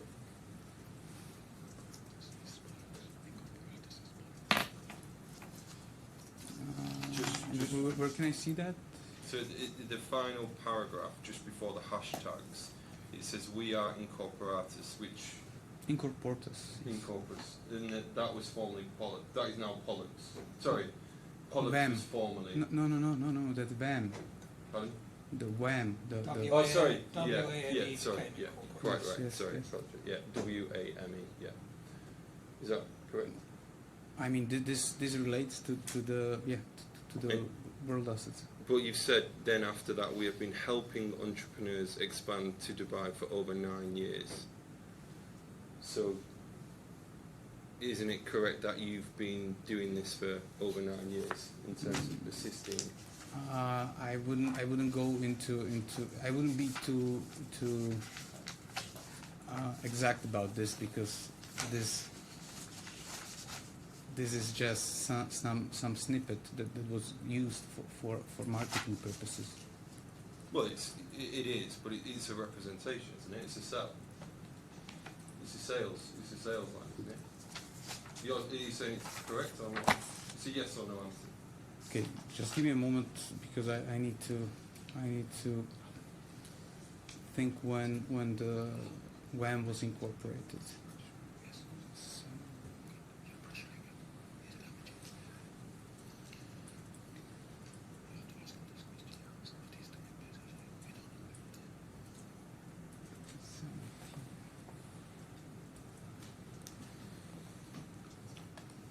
I think this relates to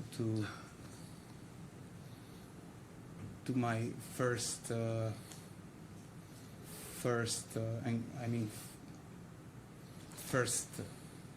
visits of UAE. So this is maybe a little bit overextended by 1 year.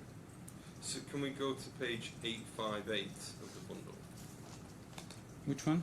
858. Yes. So this is your LinkedIn page, correct? Yes.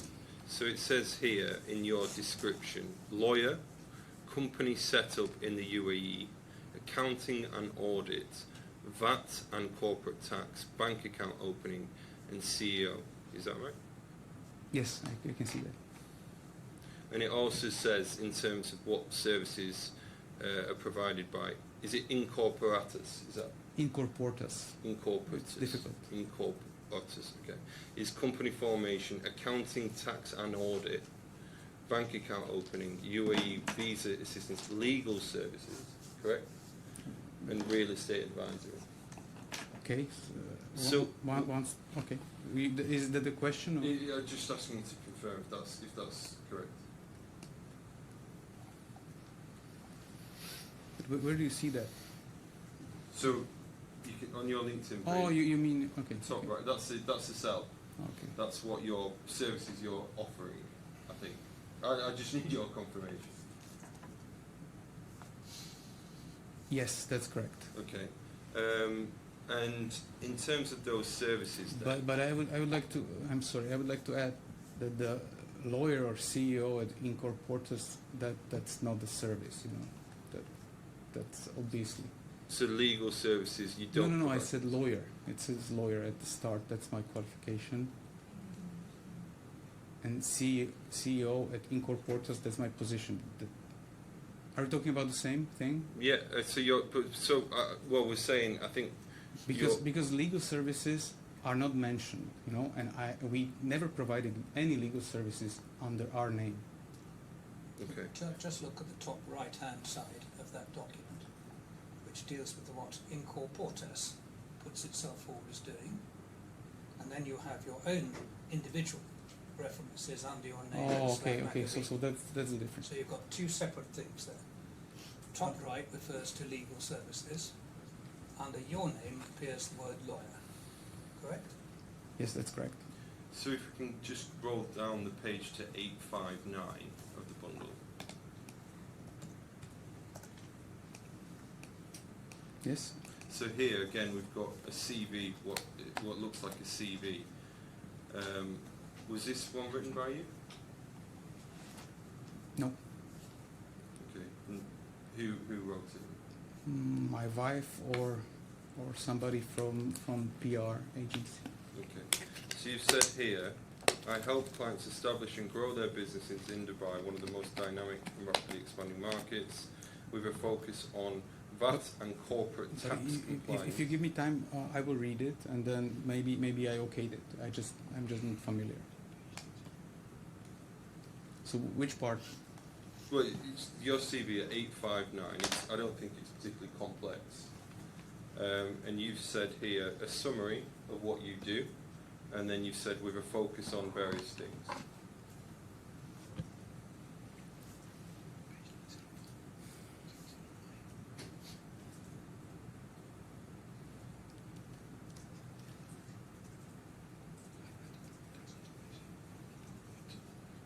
Yeah, I mentioned Justus. That's Okay, fine. So you can see here again that you've said that your expertise spans international tax consulting, asset management, corporate law, spin-offs and mergers and acquisitions, and then you've given your experience, and under incorporatus you've then said supporting clients with VAT registration audits and accounting in the UAE, managing compliance, liaising with free zones, opening international bank accounts, advising clients on optimal corporate structuring across multiple jurisdictions. Can you see that? So you did that, didn't you? not under Incorporatus. Well, And- it's, if we go to page 860 of your CV, the first bullet point, it specifically says advising clients on optimal corporate structuring across multiple jurisdictions. Yeah, within UAE. Yeah. Well, it says multiple jurisdictions. You have many free zones. Each one So of it's them just is jurisdiction. so it's just in the UAE. Yeah. Okay, not in Slovakia. What do you mean? What jurisdictions? Well, in terms of you didn't do any other work. Just you're specifically referring to the UAE there. Yes. Okay. And then again, we go down to your attorney at law. So it's the same things which are mentioned. If we can go back to page 909 of the bundle. This is your LinkedIn post, and it says under the third paragraph, I had the opportunity to be a panelist in a discussion on the topic tax optimization from abroad. Do I have to move, or is it enough to move a company? Question mark. That's your wording, correct? Yes, it is. So that topic assumes the structuring of cross-border corporate arrangements for tax purposes. Not really. No, that's not what it says. Because the whole purpose of this event that you are describing, or I mean you're referring to, it was about Slovak businessmen. It was for Slovak businessmen to understand what are the options in abroad, and we are talking about relocations. So that's why it was mentioned as move their business outside of the country, because what we are facing now in Slovakia, there is heavy administrative and tax burden, and a lot of businesses they just want to relocate. They move all their families. It's not what you suggest. So you've then said, obviously, these you were holding. Is it correct that conferences were being held in the UAE targeting Slovak entrepreneurs? This conference was in Bratislava. We were invited to Okay. present UAE. So my question, I'll repeat it. So conferences were being held targeting Slovak I'm sorry, entrepreneurs. I cannot hear you. So Conferences? I'm trying to. No, it's just I maybe I just don't understand the way you phrase it. So were conferences held targeting Slovak entrepreneurs? I don't know who targeted. We were just panelists, But that's my assumption that the company, the law firm that invited us, that was organizing the event, they wanted to target Slovak businessmen, and actually they were trying to persuade them to stay.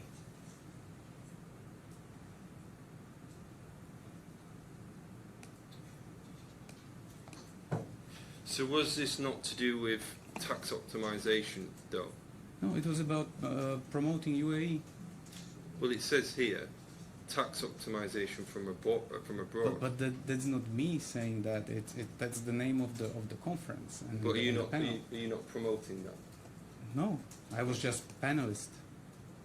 I was promoting UAE, and I mean, I think it's publicly available. You can watch it. What I said. Well, I think if we scroll down the LinkedIn post, you've then said, I presented the opportunities offered by the UAE in Incorporatus panel, specifically Dubai, a jurisdiction that meets all three of the above criteria and is arguably one of the most desirable destinations in the world today. Yeah. But this is all about it's about moving businesses here to UAE. This is not about some tax structure. So we were presenting, for example, we mentioned tax rate, of course. We mentioned that there is 0 and 9% corporate tax here, and what's the difference, and that there is no personal tax, and this, I mean, that was a presentation of UAE, promotion of UAE as a jurisdiction as a whole. Under tax optimization, though, no? That's what the conference is called, isn't it? I have no saying into the. Actually, it was Slovakia or abroad. That's the name of the conference. Well, That- if you, again, that was the let's panel. see. That was the panel. That was the name of the panel. Oh, the panel. So the topic, the panel discussion. Yes. Okay. But it was to do with tax optimization, the panel. They were talking about tax they wanted optimization. to present options for Slovak clients. Yeah. But I'm assuming because it was Slovak law firm that organized this. Okay. Let's go to your CV. If we can go to page 5292. Sorry, we've done that.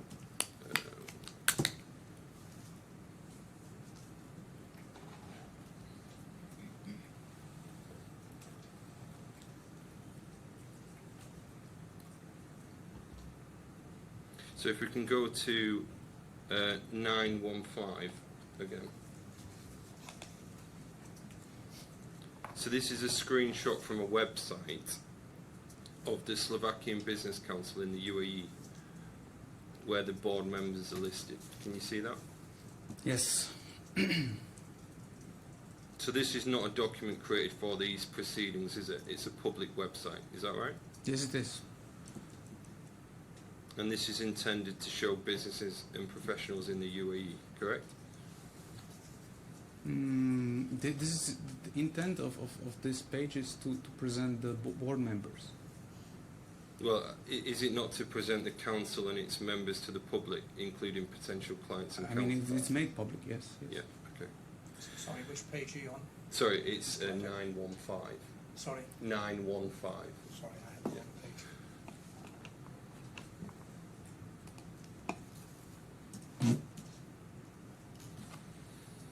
So the information on that website is intended to be accurate and reliable because it represents the council publicly. Would you say that's correct? I mean, this is my bio. Yeah. So if we go down the page to page 916, we can Yeah. see you're mentioned there as one of those members. And your description as a board member provides Miloslav, J-U-D-R, a Slovak Bar Association registered attorney with over 12 years experience, specialises in international tax planning, corporate structuring and cross-border mergers. Based in Dubai since 2017, he holds an LLM with a Pantheon ACES University and is a certified anti-money laundering specialist, correct? That's my bio, yes.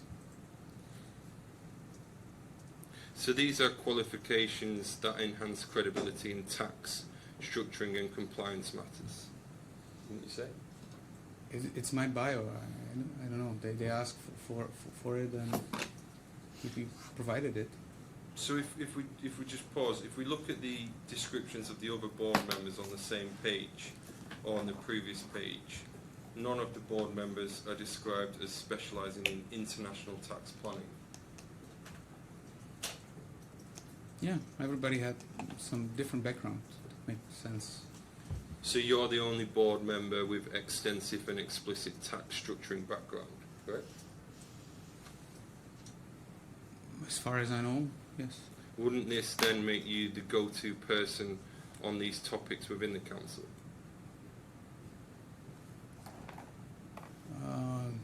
Not really, because I mean, we are a member of the, Incor Portas is a member of the SBC, and we have divided fields of responsibilities. Let's put it this way. And what we are doing is corporate incorporation. So I mean, company formation. But also, would you not say you're the go-to man for the tax planning side? No, but we are for accounting.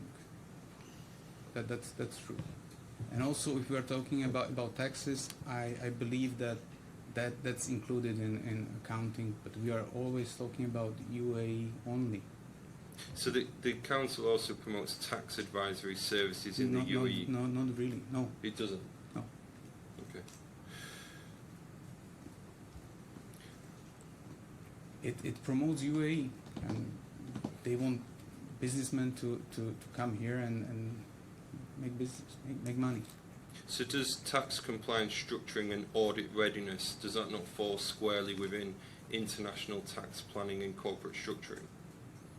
It does, doesn't it? I'll repeat it. Tax compliance, structuring and audit readiness falls squarely within international tax planning and corporate structuring. Corporate structuring is just part of international tax planning. That's just part of it. I tried to, maybe I wasn't clear. I tried to distinguish between these activities. But Sorry, go ahead.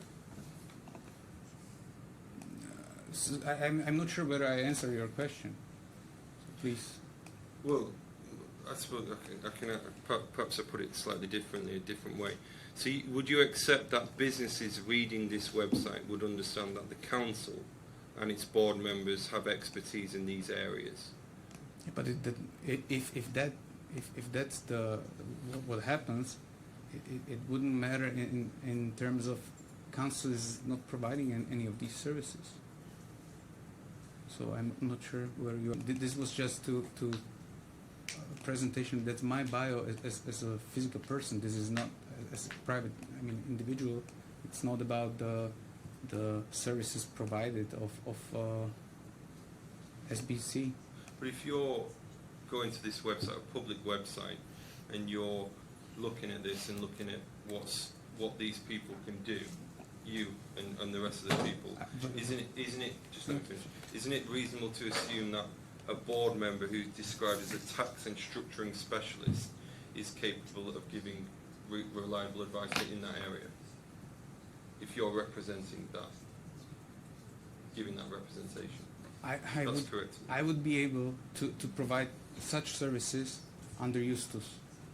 Yes, that's correct. If it would involve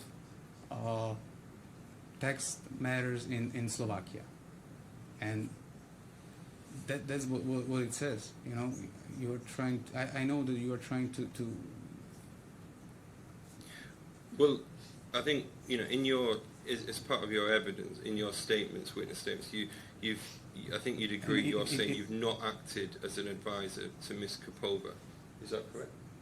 You've not acted as an advisor. That's correct. But if I may, I would like to add that this page was, I think it was launched a few months ago.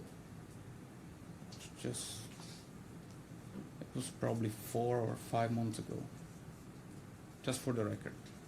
Okay, so I'll go back to my question. So in your statements, you say you're not acting as an advisor to Ms. Kapova, or that you don't provide any tax advice in the UAE. Is that not difficult to reconcile when you're making these statements publicly? Sorry, could you just put it into? So you've said in your statements that you've not provided any advice to Ms. Kapova. That's correct. That's correct. Any advice, any professional advice, tax, legal, any. Under Yeah, my look, name, never. Under Never. your name. Yes. Whose name did you put it? It was always, if there is any service provided, it's under separate entity. Which entity? It depends what services are being provided. Okay, tax. Neither me or any of my companies never provided any tax advice to Ms. Kapova or her companies. So who did that? How can I know? So you weren't involved in any advice on tax at all with Ms. Kapova? You just said you've not done Nope. any advice, is that right? No. What about legal? With Ms. Kapova, personally, no. The companies? As for companies, if we are talking about PTSK and my company Justus, because that's the only proper entity that can provide such services, there were legal services provided. So, at least publicly in your CV and your board positions on these third-party websites, you have consistently presented yourself as a tax and corporate structuring advisor, haven't you? It's my bio. Yeah. Okay, fine. So I put it to you that you have presented yourself publicly and independently as a senior international tax and corporate structuring specialist, which reinforces the fact that advice was given to Mr. Popper in that context. That's right, isn't it? Not really, because you need to look at the timeline. I mean, most of these things you are referring to are quite recent. Well, I think, as we've just established, looking at your CV, this has been, and looking at the LinkedIn post we've just seen, it's been going on for 6 years plus, hasn't it? You've said for 6 years plus. You've been in Dubai for 6 years plus.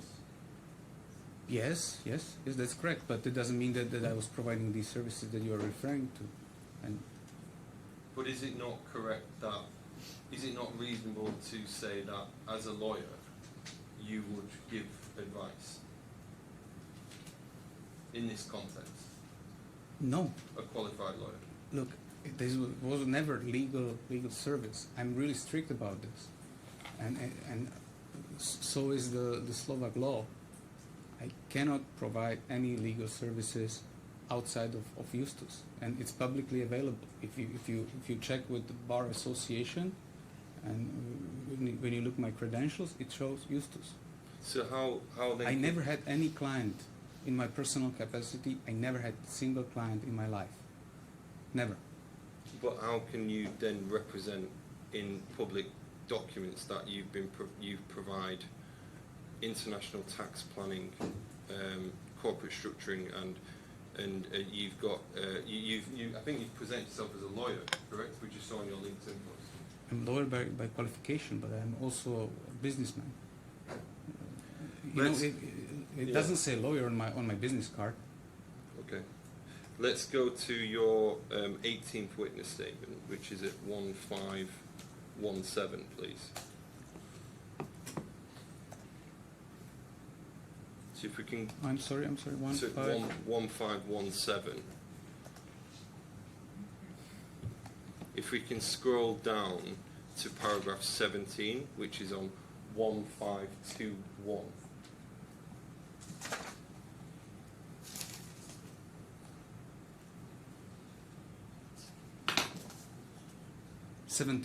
Sorry, let's go to 13 first, please. Paragraph 13 first.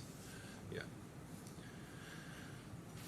So here you said we spent several days in my office of WAME brainstorming until we found a suitable solution for her difficulties. I would like to point out that this was not legal service or provision of any professional advice. WAME did not charge Ms. Kapova or any of her companies, for it was merely a general business discussion. Yes. So again, to clarify, you're saying you've never provided professional advice to Ms. Kapova, correct? That's correct. It was just help to a friend. So, in reorganising her companies and the business model, is that not providing professional advice, providing suitable solution for her difficulties? Is that not I slightly was contradictory? helping a friend. This was there was no legal service involved in this. That's why I clarified. It was never charged. It was on my free time. I still remember that, and I would like to add that this was a really important point that you opened, because this point really bring us to this matter. Because at this time, with help of the claimant, we technically saved the company or the PT group, because this was really crucial moment which led to our incorporation of PTH and So you us said, being a business partner. okay, sorry, yeah. So you said you found a suitable solution. What was that? Suitable solution. It was. Should I go into? Yeah, into- please, yeah. Okay. Yeah. Basically, it was about different way of ordering pharmaceuticals by pharmacies. That's the. If you want full explanation, I can go. I think it helped. Okay. Yeah. So, but may I elaborate a little bit more just Yeah. to set the Yeah. scene? Let's put it this way. In what happened was that in 2019 there was a change of law in Slovakia, which related to business with pharmaceuticals, and the change of the law was especially aimed at farm trade at that time. I still believe so, that it was really they were trying to squeeze out these players from the market. So basically, the business model that Ms. Kapova was using until that day was just made obsolete from January 1st, 2020. And Ms. Kapova, she sought advice by her partner. At that time, I'm not sure, probably life partner as well, but also consultant, and they weren't able to figure it out. Actually, they came to some solution which wasn't working. So basically,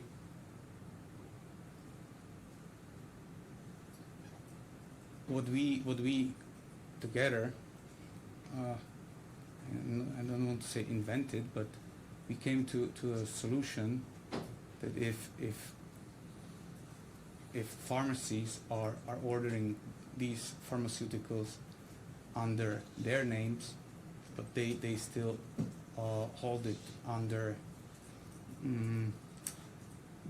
they don't claim the ownership of those pharmaceuticals, then you can collect them and package them and send to different warehouses. I know it sounds like a really small problem, but it was a huge difficulty, and I can tell you that this trade secret, because it became trade secret at the time, was really worth millions. You'd accept, though, that somebody in Ms. Kapova's position, from someone of your education, credentials and qualifications and experience, they'd place trust in you as an advisor at that stage? As advisor, we were friends. I believe we were friends. Do you accept that you did I advise? trusted her as well. It was mutual. But as a qualified lawyer, I repeat, as a qualified lawyer and as a consultant, you can see how somebody in her position who isn't would trust your judgment or advice. But I couldn't comment on that. I don't know how she felt, but I know for sure that it was clear that there were no legal services provided. But Or tax. does it not? It doesn't really matter if they were charged or not, does it? If well, I'm not sure what the Slovak legal sort of body says, but in terms of my government, the SRA or the Legal Affairs Department, if you're a lawyer and you're giving legal advice, be it charged or not, you're still responsible for the advice you give. Certainly under the SRA. That's why there was no engagement letter. I never charged her anything, and I never provided any legal advice. You know, I that's why I pointed out I wanted to help her as a friend. You know, we had really good relationship. But if she's relied on your advice to reorganise those companies, you can see how that would be important. But I wasn't suggesting or advising on reorganizing. I was her companies.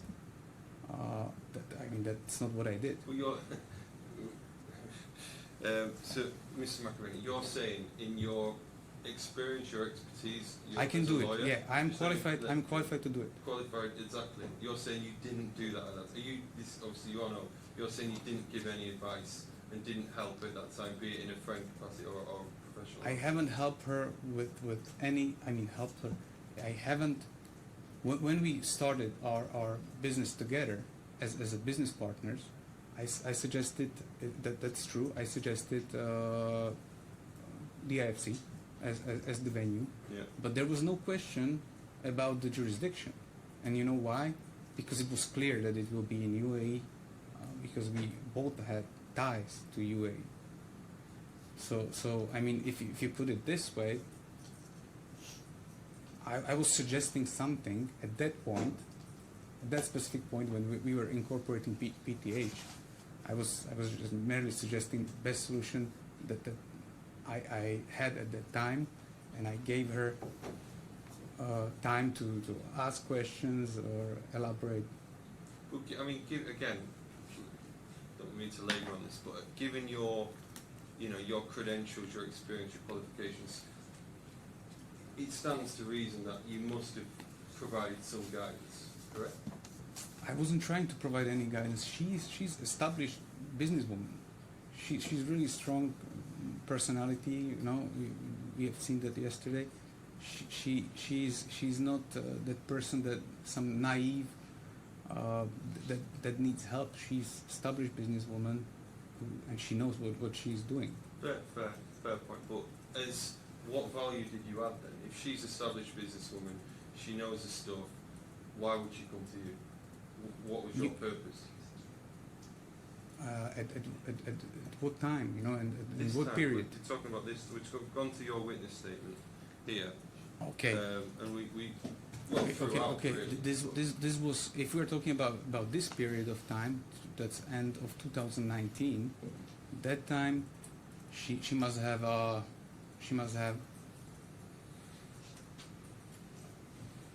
Pollax was providing services to PTS. We were in constant chat together, and I think by that time she realized that it's worth something. Okay. Look, I put it to you, did provide professional advice to Mr. Kapova. How? I didn't say that. I'm putting it to you now. Do you agree or don't agree to that? It was Pollax that was providing those services. Let's go to. And it wasn't to Ms. Kapova, it was to PTS. Let's go to your relationship with Ms. Kapova. Can you just explain your background to your relationship, the background to it, please? Okay, where can I find it?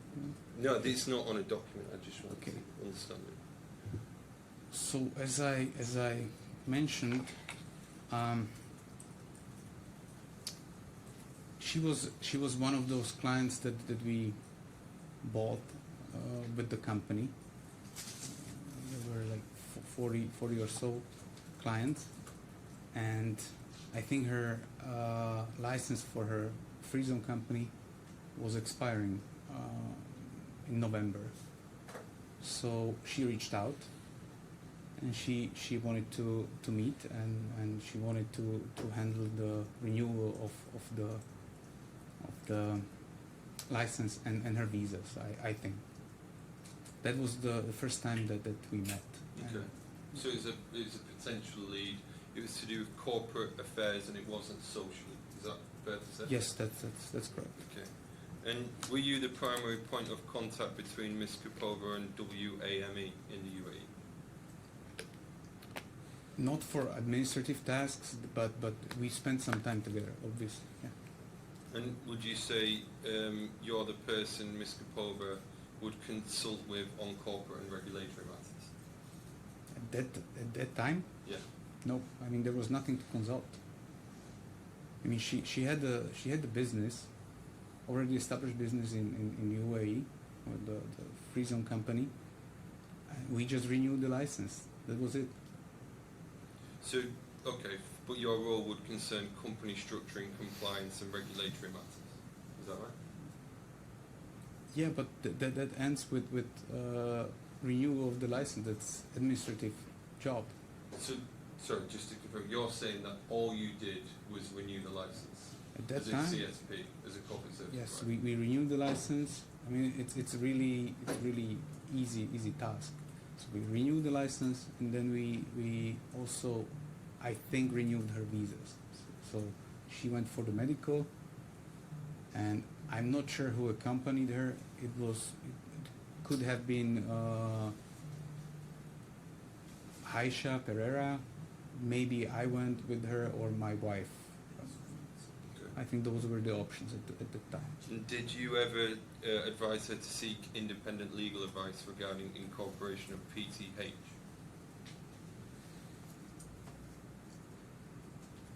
You know, I don't remember, because we talked about this over phone at that time. But I certainly did advise her several times to find independent legal advisor. So did you? So I cannot comment on this occasion, the single one, but I have done it. So have you ever issued a written disclaimer, certainly in this context, that I am not acting in any legal or fiduciary capacity? Of her? Have you done that? Have you issued anything like that before? I'm not familiar with such letter. I beg your pardon. So you understand what I mean by disclaimer? Yeah. Yeah. Yeah. So obviously as a lawyer, you know, you would often, to cover yourself, so to speak, you'd issue such comments. Yeah. Have you ever done that? It might be part of our contracts that we have with clients, but I don't recall that I have ever issued anything like that under my name. Okay. And it's not. This is not something that is usual in Slovakia okay. for lawyers. To issue disclaimers. Yes. Not legal advice? Not like this. I'm not familiar with this concept, to put it this way. What disclaimer? I know what disclaimer is. Yeah. Okay. So can you give me some examples? Well, so if for example, if you're sending an email or a letter, if you use an email is a better Okay. example, and it's perhaps got some things in it which are not legal and things in it which are legal. If there are things in it which are legal, to cover yourself and to make sure you're not breaching any Slovak legal regulations, you would perhaps put a disclaimer at the bottom, say that this is not legal Actually, advice. I don't think I have provided much, if ever, legal services over the email. If What about verbally? verbally, Yeah. yeah. Well, verbally, I would say that this is just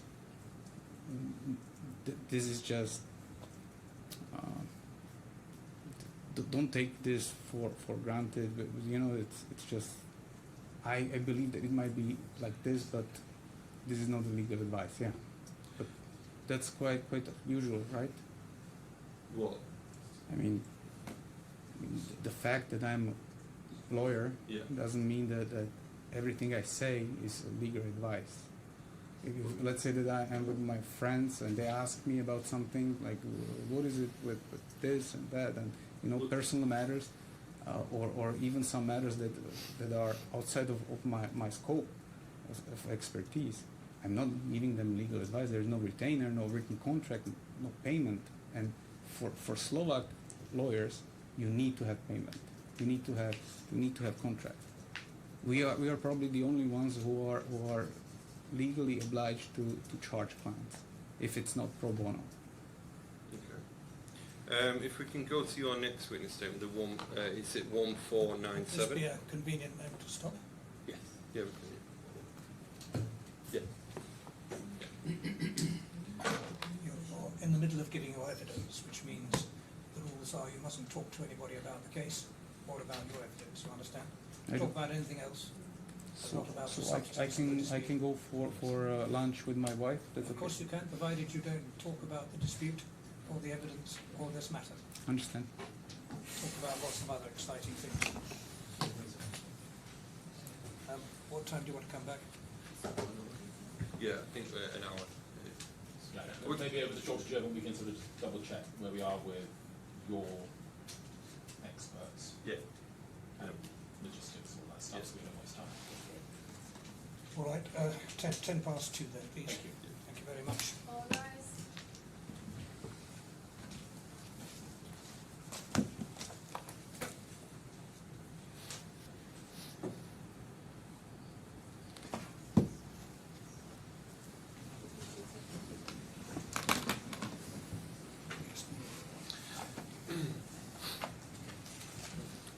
Mr. Makovini, can I take you to page 656, please, of the bundle?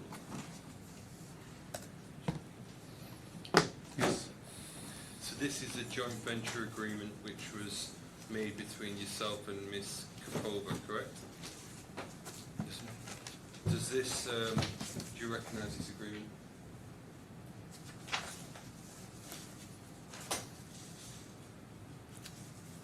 Yeah, I'm just not sure about the appendix. That's the only thing. But The what, sorry?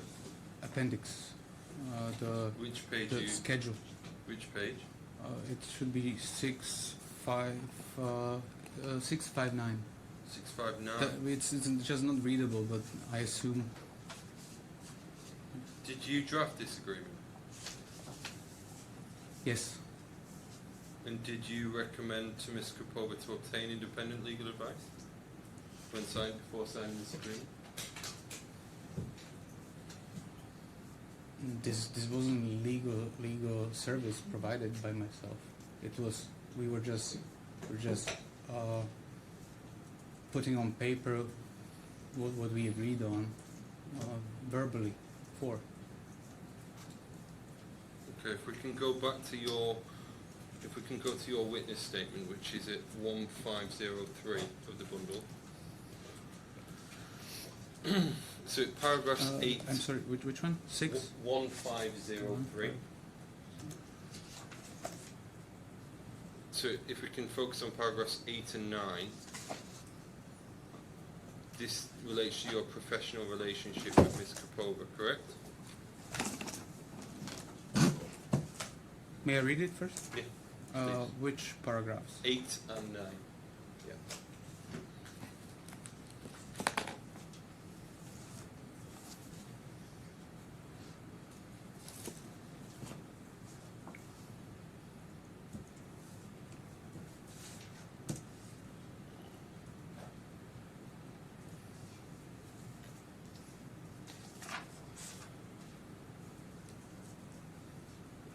Yeah. So That's here you accept you've described your professional relationship with Ms. Kapova, correct? In my individual capacity, yes. Okay. And Ms. Kapova relied on your expertise in tax and corporate structuring, yeah? No, never said that. But do you accept that she trusted your judgment? I trusted her judgment as well. I mean, we were business partners and friends. You know, it was mutual. Do you accept that this trust was because of your professional background? I don't think so. I'm not sure whether it played any role. So what if it wasn't your professional background? Why would she liaise with you? Why would she correspond? Because I was successful businessman at that time with a lot of connections, and this is really important to stress out. I had really big insight into the health industry in Slovakia. I still do. I'm well connected, and it just made sense. I mean, there was a chemistry. Okay. Did you warn her that your interests might conflict with hers at the time?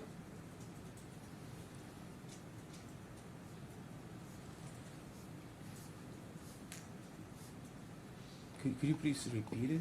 So yeah, so I'm asking, did you advise her, well, or did you tell her that your interests might conflict with her interests? I mean, I mentioned it several times. As I told you before, when such situation occurred, I told her that she might find independent advice.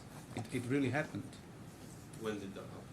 For example, when she wanted to settle, she didn't want to have lawyers on her side. When was, can we be more specific? And I mean, it's all in the file and in the bundle, but it was in 2021. We had long settlement talks for 3 months.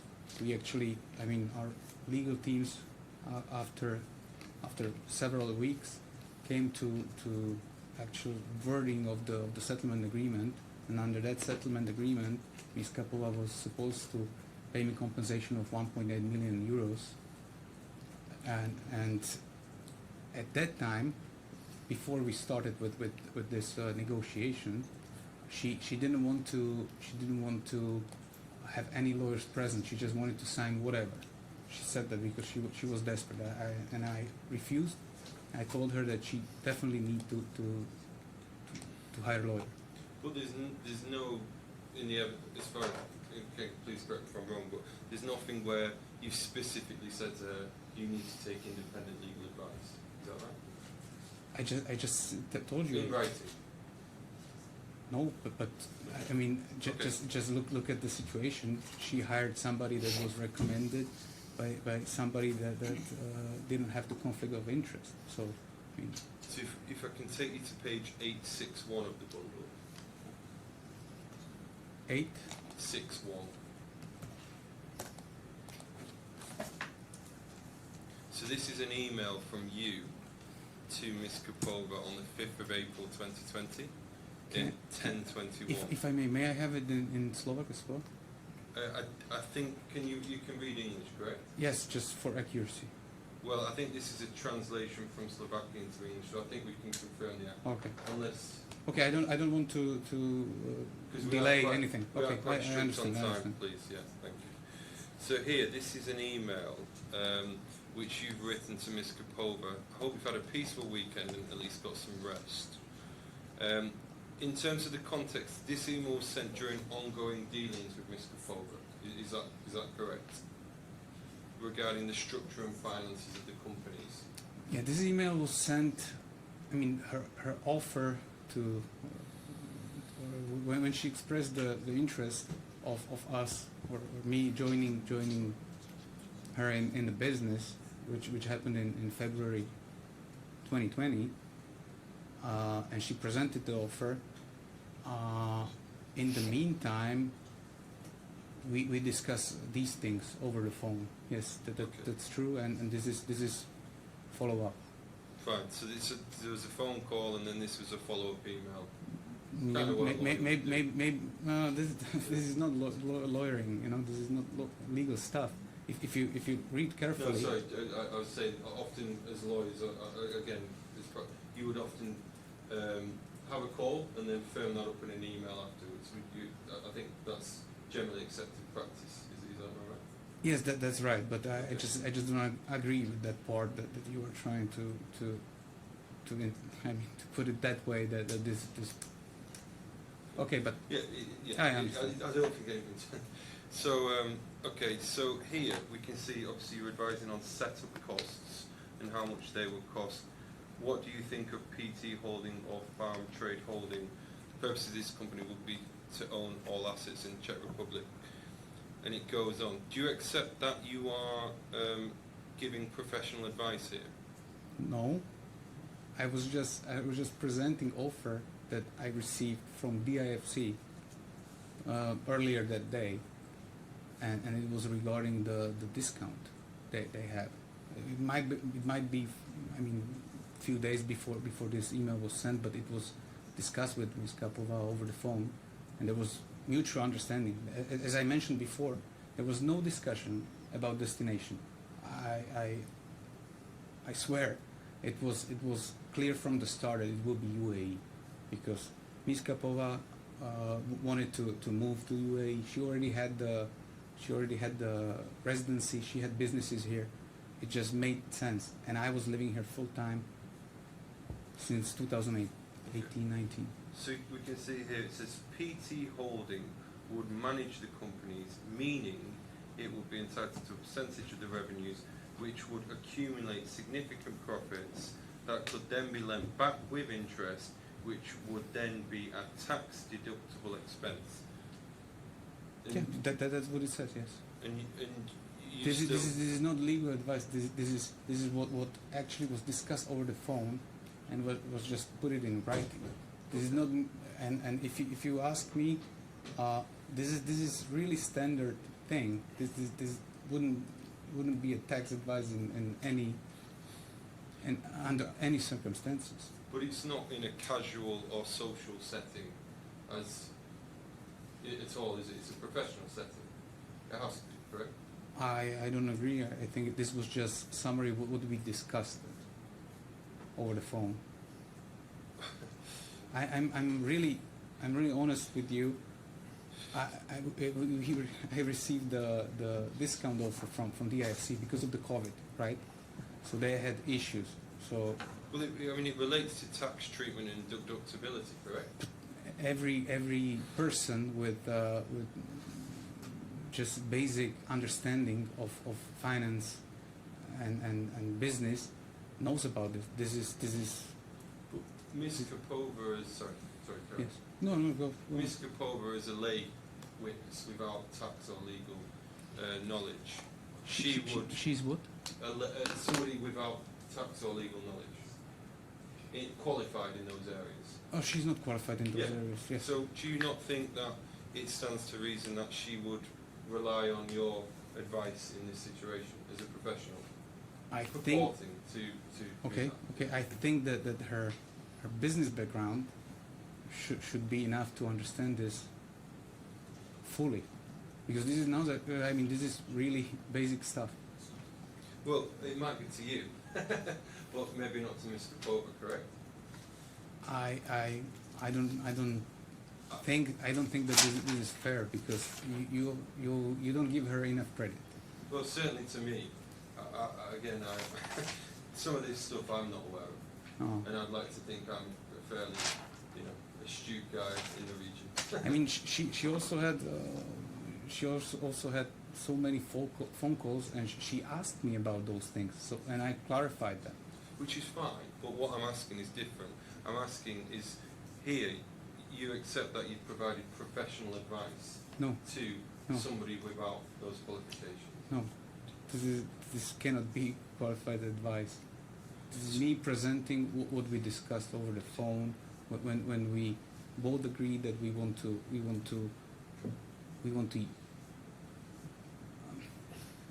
structure everything under one umbrella of the holding company. So that's it. Well, when you use the word tax deductible expense, would you expect Ms. Kapova to understand that as a lay client? I would. Based on her background in business, I would. But it doesn't matter, because we had a lot of external advisors, and we discussed transfer pricing and everything into depth. And it was always clear that anything that will be invoiced from the PTH I'm not sure how familiar you are with tax issues, but PTH was always supposed to invoice these management fees to the companies under the umbrella, and we were supposed to have an independent company to do transfer pricing, to actually have some proof that those prices, I mean, that were used for invoice, I mean, those sums used for amounts used for invoices are at the fair value. But that's your guidance to Ms. Kapova, certainly. What do you mean guidance? So This was discussed. This was discussed with Ms. Kapova yeah. a lot. And she had full understanding of everything. What by you? I don't know. Maybe she sought somebody else. I don't know. But just bear in mind it was during the COVID, and we weren't able to meet, discuss in person, do any arrangements. Just if we can just focus a little bit on that. What did you mean by this tax deductible expense? It means that if this business is really cash heavy, if we can put it this way, so it means that you need to have a lot of money turning around. Basically, you just cannot have several millions lying here in Dubai. That was clear from the start, and from the understanding of the whole structure. So basically, what companies do, they normally provide these funds to the subsidiaries and charge interest, and such interest would be tax deductible in those countries if it's at arm's length principle. But in terms of the cost, is it not how the cost would be treated for corporate tax or accountancy purposes? What do you mean? Is that not what you were referring to there? No, what I was referring to. Okay, once again, it was we were both on the same page that there needs to be third party, independent third party, that will do the transfer pricing documentation. And who was that? We haven't set, we haven't discussed any company at that time, but it was a case. And later on, if we move to May 2021, Ms. Kapova, I scheduled the meeting for Ms. Kapova to meet with them and discuss transfer pricing arrangements. And she actually met with them. So this was always the plan from the start. And this is also an important point. PTH is invoicing services, HQ services, let's put it this way, to subsidiaries, right? And it doesn't matter how much you invoice. It doesn't matter, because when you start this kind of business, you don't know. Even big companies like Shell, whoever is using the similar structure, they don't know how much to charge between related parties.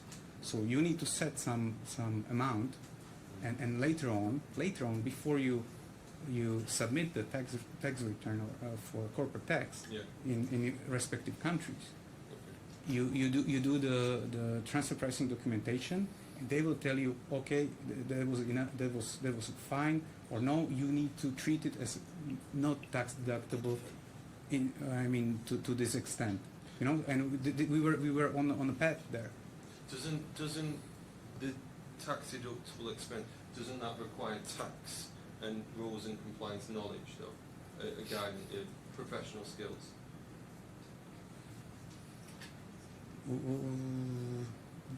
For me to say that, Yes. I wasn't telling her that this is how it should be. This was option if it's approved, and if it's arm's length principle, it's really common. It's really common. This is not. Nobody would be able to charge any fee for such general information. But did you expect Ms. Kapova to rely on that statement which you've made? It was irrelevant at that time because I mentioned also I think it's down there. I mentioned also trademark, right? It was mentioned in the email. I can still remember. And that never happened. I mean, it never materialized. So Did you ever ask her to independently verify this with another tax advisor? I mean, you did. You mean this setup? Yeah, the advice.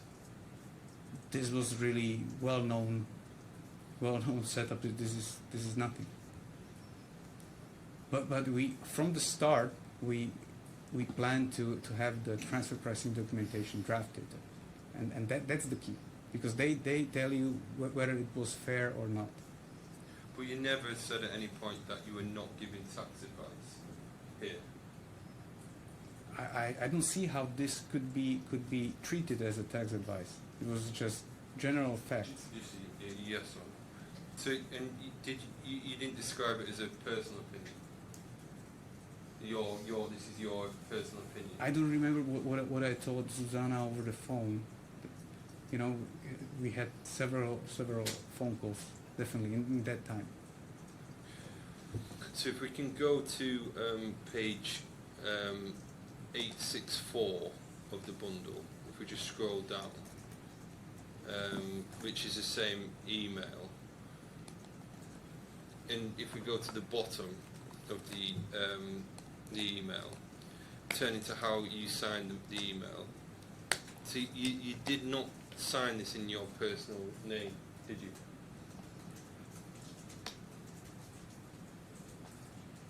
I don't see the original, but this seems like the signature that was added. I signed it as MM, and the rest was added by the as a footer of email client.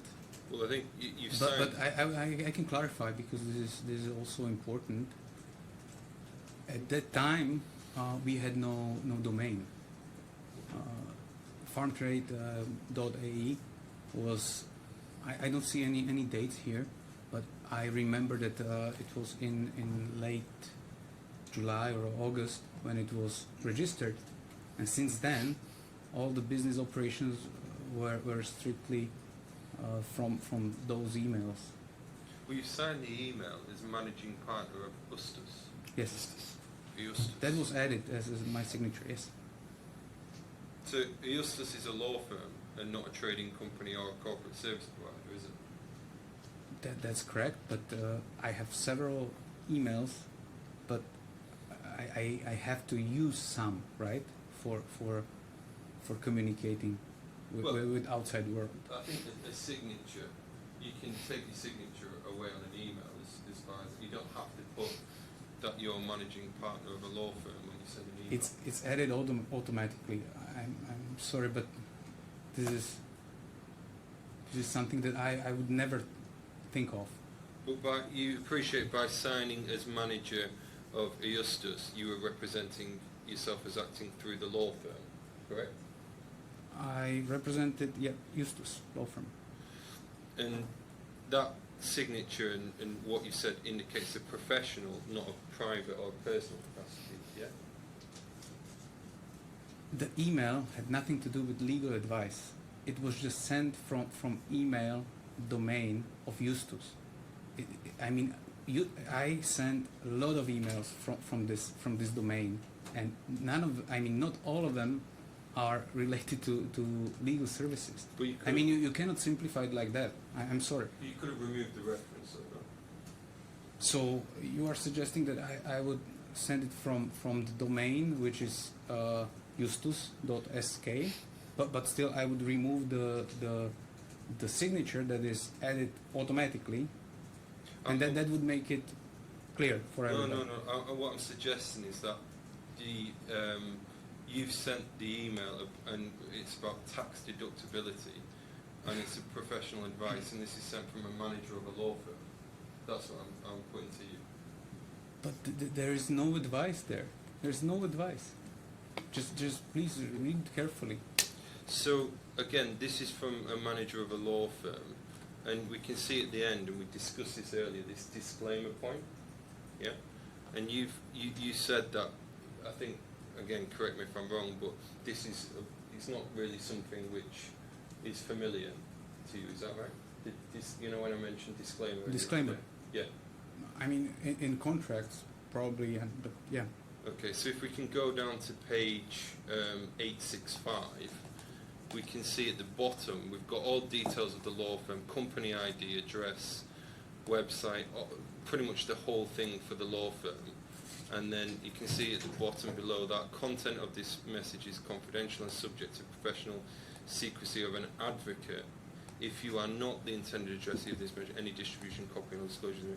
So that is a sort of a standard lawyer disclaimer on an email, correct? This is something that pretty much every lawyer has in the signature. Correct, a lawyer has, not a social. But I was just using that email address.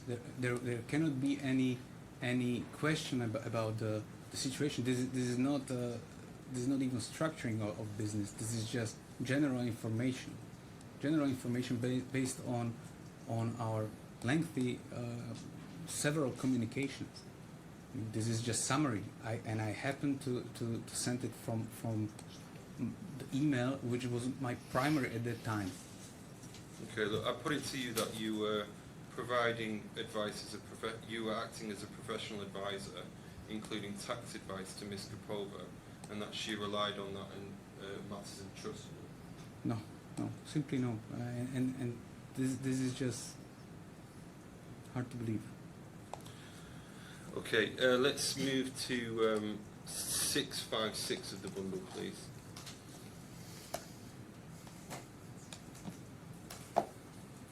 So this is again the joint venture agreement. If we can go down to 658. So can you confirm that that's your signature on the final page? Yes, it's mine. And if we can then just jump up to 657 of the bundle, under point 2, joining fee. Can you see that? Section 2, joining fee. Yeah. Yeah? The joint venture agreement required you to pay $800,000. Euros. Sorry, euros, I apologise, as a joining fee, correct? Yes. But you never paid that 800,000 euros from your personal funds, did you? Not from my personal funds, but it was paid by the way of assignment of the claim, which was accepted. And just for the record, and this is really important, this document was signed, I think, on 17th of December. It was much later than we, I mean, it was 6 months after incorporation of the company. And most of those things that are mentioned in the contract really happened by that time. And that's the reason, because we were just stating the facts. So if we can go to 1233 of the bundle, please. Which one? Page 12. So this is your witness statement. We'll go to the first page so you can just make sure you understand. So it's 1229 of the bundle. This is your witness statement. Yes. Your third witness statement. If we can then go to 1233 to 1233, and specifically paragraph 18. So this relates to the joint venture agreement and the payment of the 800,000 euros as a joining fee. Yes, that's correct. So you say here that the joining fee was added under pressure, Yes. correct? Yet Yes. you still signed the JVA, correct? I mean, yeah. So- It wasn't my idea, to put it this way, because the 800,000 euros as a joining fee wasn't there when I received the offer in February. But you didn't record any objection to the joining fee in writing at that time, did you?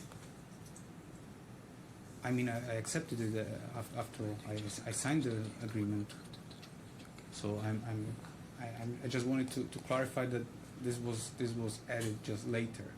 But you said earlier, you drafted the joint Yes, venture agreement. yes, that's correct. So how could you object to it if you drafted it? I mean, it was drafted based on our agreement with Ms. Kapova. So the joint venture agreement was backdated to January 2020. Yes. Is that right? But Yes. it was signed in December 2020, correct? I think on 17th, if I can, yeah. And the assignment agreement was also executed in December 2020, is that right? That's correct. And so do you agree that the structure dealing with the joining fee was created after you benefited from this arrangement? What do you mean, what structure? So the corporate structure. Can you maybe rephrase it or say it again? So what I'm saying here is that the assignment agreement dealing with the joining fee was created after you benefited from the arrangement. After the you mean after incorporation of PTH? Yes. Yes, that's correct. So I put it to you that you never paid the €800,000 joining fee. I disagree. And we have evidence on file. This is not disputed. And this was required under the joint venture agreement, correct? This was required under the joint venture agreement. The joining fee? Yeah. The payment? Yes, the version signed on 17 December.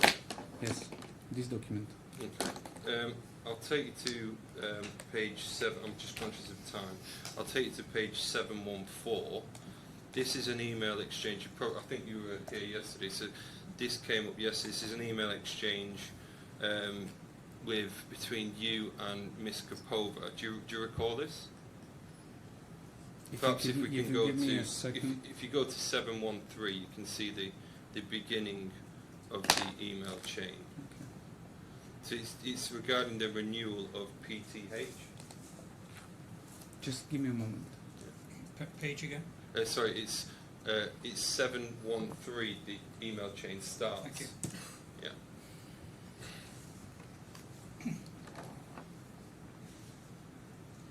Yeah, I remember we had series of emails regarding this matter. Yeah. So there's an email from you to Miss Zuzana on renewal of PTH, and then it's 716. If we can go, there's a response email from Miss Kapova. So you and Miss Kapova were 50-50 shareholders of PTH, is that right? Yes, that's correct. And you were a director of PTH at the time also? Also, yes. Yeah. You agree that the company's DIFC license renewal also became due at this time? It was in the middle of September, yes, that's correct. And you arranged for €32,000 to be withdrawn from the company for renewal of the license? Yes, I made the payment. And you transferred this to WAME, correct? That's correct. That was the CSP. Did you ask approval from Ms. Kapova before you transferred this amount for the renewal? I have, but she obviously don't remember, because we discussed renewal, and actually she chased me. I mean, it was in April, back in April, to do the renewal. So, who had access to the DIFC portal at this time? At that time, it was me, Zuzana, and Aisha Pereira. So you're saying Ms. Kapova had access as well as you? Yes, in May 2021, yes, she had access. But she didn't have access from the start. And did you make any direct payments to the DIFC authority for renewal? There was we paid fees, and we renewed the license and the lease contract. But you've not produced any renewal invoice even today to justify this €32,000. It was just payment of expenses, so we can provide receipts from DIFC. It's on the portal. Only problem is that they don't issue the payment slip for lease contract, because that's a separate department. So yeah, this was all paid. Trust me. So as a 50% shareholder, you benefited from this, correct? How? From the license renewal. How? There's, this was the misunderstanding between me and Ms. Kapova. I'm not sure whether you read the whole thread of emails. let's assume that you have. At the end, she said, "You are right." She actually said that it's in the email chain because, and this is a really important point. If I may elaborate a little bit more about the renewal of the license. Yeah, well, I put it to you that you withdrew the €32,000 without authority and without justification. I'm sorry, I said I put it to you that you withdrew €32,000 without the authority and without the justification. No, that's not true. But Ms. Kapova was under impression that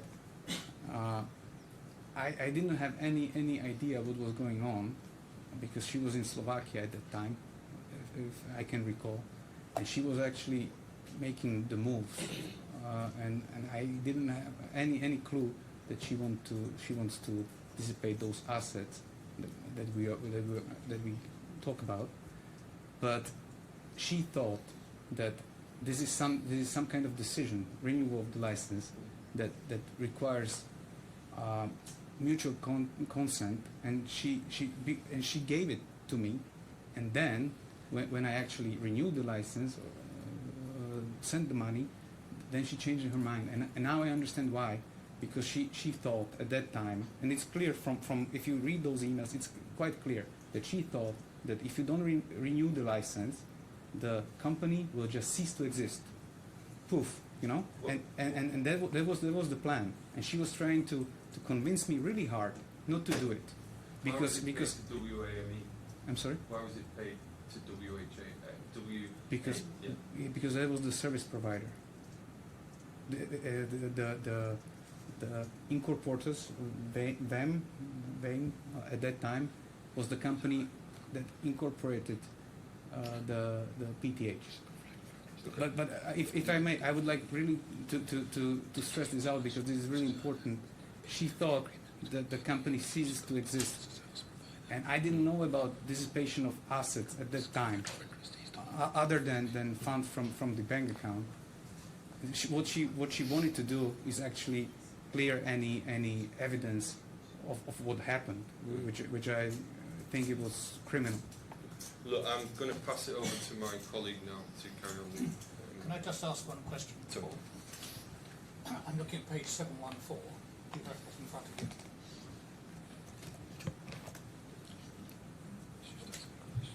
Do you have that in front of you now? Yes. I'm sorry. You see in the first paragraph, you're saying it's crucial the company be restored or the shares be transferred before the actual liquidation of PTH. Where is it, please? Very first three lines on page 714.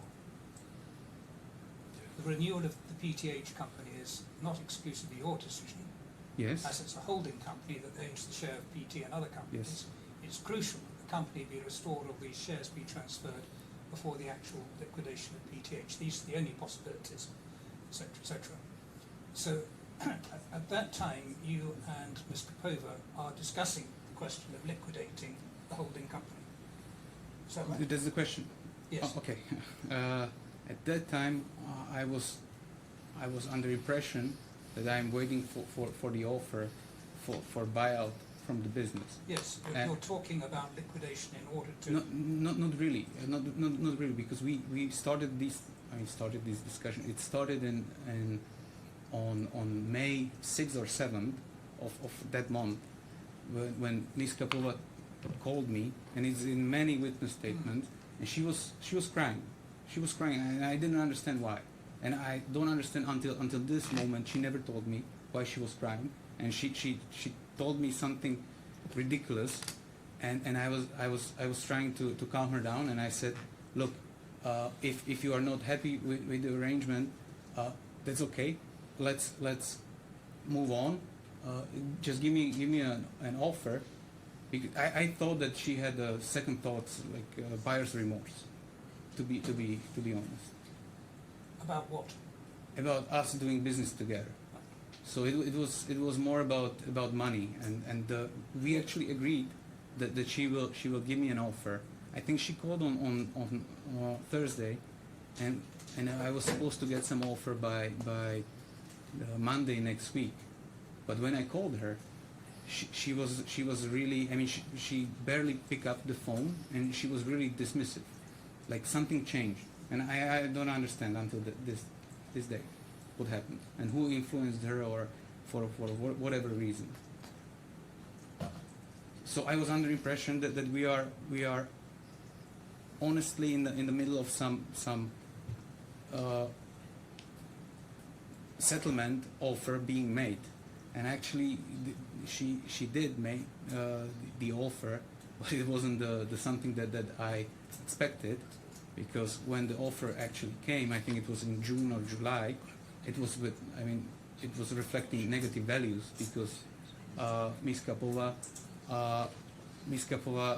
disregarded everything that happened with PTH, and she basically used all the expenses or all the failed projects. She just blamed it on me, and she gave me, I think it was offer for minus 200,000 euros. And at that time, I had no idea what the situation is, what the situation of the assets, where the shares are. Can we just go back to this sorry. document for the moment? In the first paragraph, what you're saying to her is that we need to renew the license, even if the company is going to be liquidated. Just read the first 2 lines.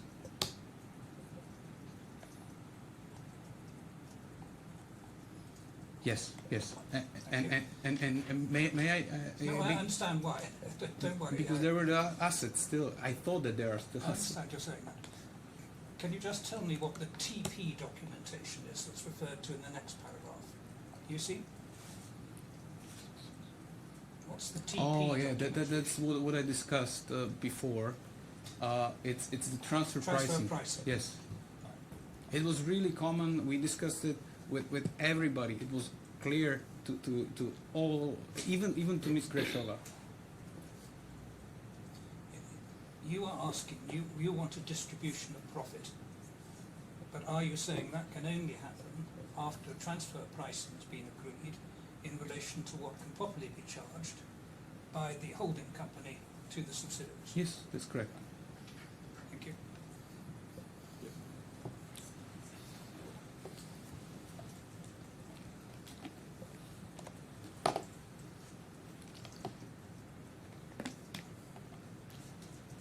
We may go to the page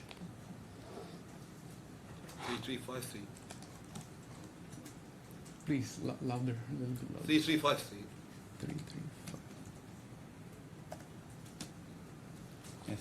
Which is, I believe this is the first consultancy agreement. Is it? Please stop me. You drafted this agreement. Yes, it was. This was the agreement used by Polacks. Well, then we go to the page 3366.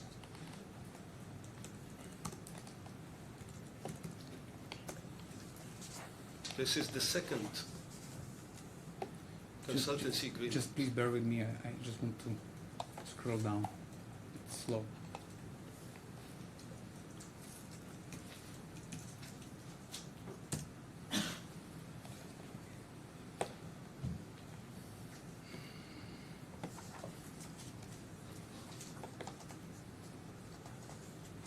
Yeah, that's correct. This is the second service consultancy agreement, Yes. and you drafted this agreement. Yeah, between Polacks and PTS. But you have drafted this. It was the template that we were using at Okay, so Polacks, you are yes. familiar with drafting agreements. Yes. I mean, such agreement with terms and conditions requires experts to draft. You agree? Yes or no? Is that a question? I mean, yeah, I'm qualified lawyer, so Okay. I can draft. So you have drafted it as a qualified lawyer. I drafted agreement for my company. So Fine. yeah. Have you advised the claimant to get a lawyer advice on this before she signed? I mean, this wasn't something this wasn't legal service provided. This was, she could have. My question is this, and is it yes or no? Did you advise her? I haven't, but I would like to add that this is, I mean, standard. She could have her objections. You know, if you go to any service provider, Okay. you like the contract or not. Thank you. Now, Pollux is a company owned by you. It doesn't exist anymore. But Yes, it but was, it's it was- only you. Yes. If someone else was managing this company along with you, No, it was only me. it's only you. Yes. Did you have any employees? Yes. How many? I believe it was only one other employee. Only one. Yeah. And you used to pay a salary for him. It wasn't on monthly basis. So he's not an employee. He's outsourcing. No. He had visas and everything. Okay, and you used to pay him from the account of Pollux. I believe so. I cannot remember. It was a really long time ago. Okay, his payments were at that time was under what category then? Is it a salary? You mean in Pollux? Yes. I cannot tell. Okay. So It basically might- it you might and have- someone it- else. It might have been a salary or maybe consultant expense. Fine. So you agree or disagree that together these two agreements are relied upon as the contractual basis for the invoices issued by Pollux? Agree or not? It was those invoices were issued based on these contracts.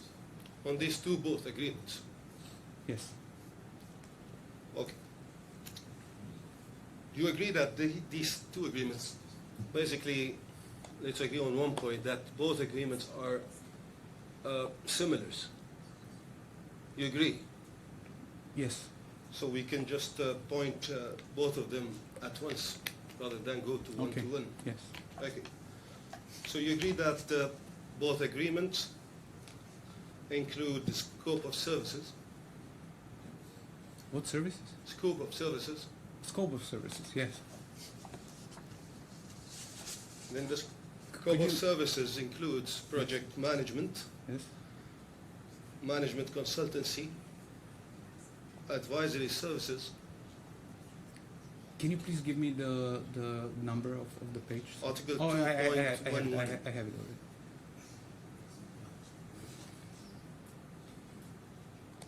Yes, please go on. So the scope of work used to be project management, management consultancy, advisory services, expressly stated. It doesn't say advisory, it's administrative works. Again, I think it say administrative works. Maybe I have different one. I mean, if we go to the point 212 of the agreement, 212 is it management provides consultancy. management consultancy, Oh, okay. advisory. Okay. I thought that you are referring to another. Okay. Expressly stated to relate to overall management, development and expansion of business activities, assistance with providing financial costing and management accounting, support with budgets, forecasts, and monitoring performance against them. In addition, this two agreements provides administrative works, data analysis, and reporting. You agree? I do, but please read carefully 2.2. Okay. It says upon written request. But this is basically what you can say about. It means that those are extra. Can you point this to the court? In which article exactly? 2.2. It's just below that, or about those administrative works, data analysis and reporting. And if I can recall, there were never any. Subject to the terms and conditions of this Yes. agreement, Pollux shall provide upon written request. Yes. One of them is reporting. Yeah, but So upon, you claim- upon written request. Yes. So you claim that no reporting was requested by That- the that- claimant. Yes, that's what I claim. But I believe reporting, which is referred into Article 223, is referring to additional reporting. Do you agree or disagree? Yeah, if it's outside of the scope, yes. Then reporting here, which requires a written request, is the additional reporting. Outside of that scope, yes. So by default, reporting is one of the requirements of this agreement. You I'm agree not- or disagree? I'm not sure I understood your question. Okay, let me put it other way. Now, you are providing services under these both services agreements to the Yes. client, which is the claimant. Yes. So I mean, way of delivering the this. client wasn't the claimant, it was PTS. Okay. Now, how you used to deliver these services? By way of reporting? Or, Not really, not really. so how? Can you please explain to us how you delivered your services? It was over WhatsApp, no WhatsApp, Signal app. Everything. Yes, and I have explanation for that if you Roughly how much you have charged for these two services to the client? in total almost Roughly. almost 2 million. And 2 million works delivered by way of signals. Signal, yes, And what is signals? Signals is just a yes, it's a secured. communication platform. Yes, it's secured application for communication, and Okay. there was a really good reason why Ms. Kapova wanted No, I'm to. not asking about the reason.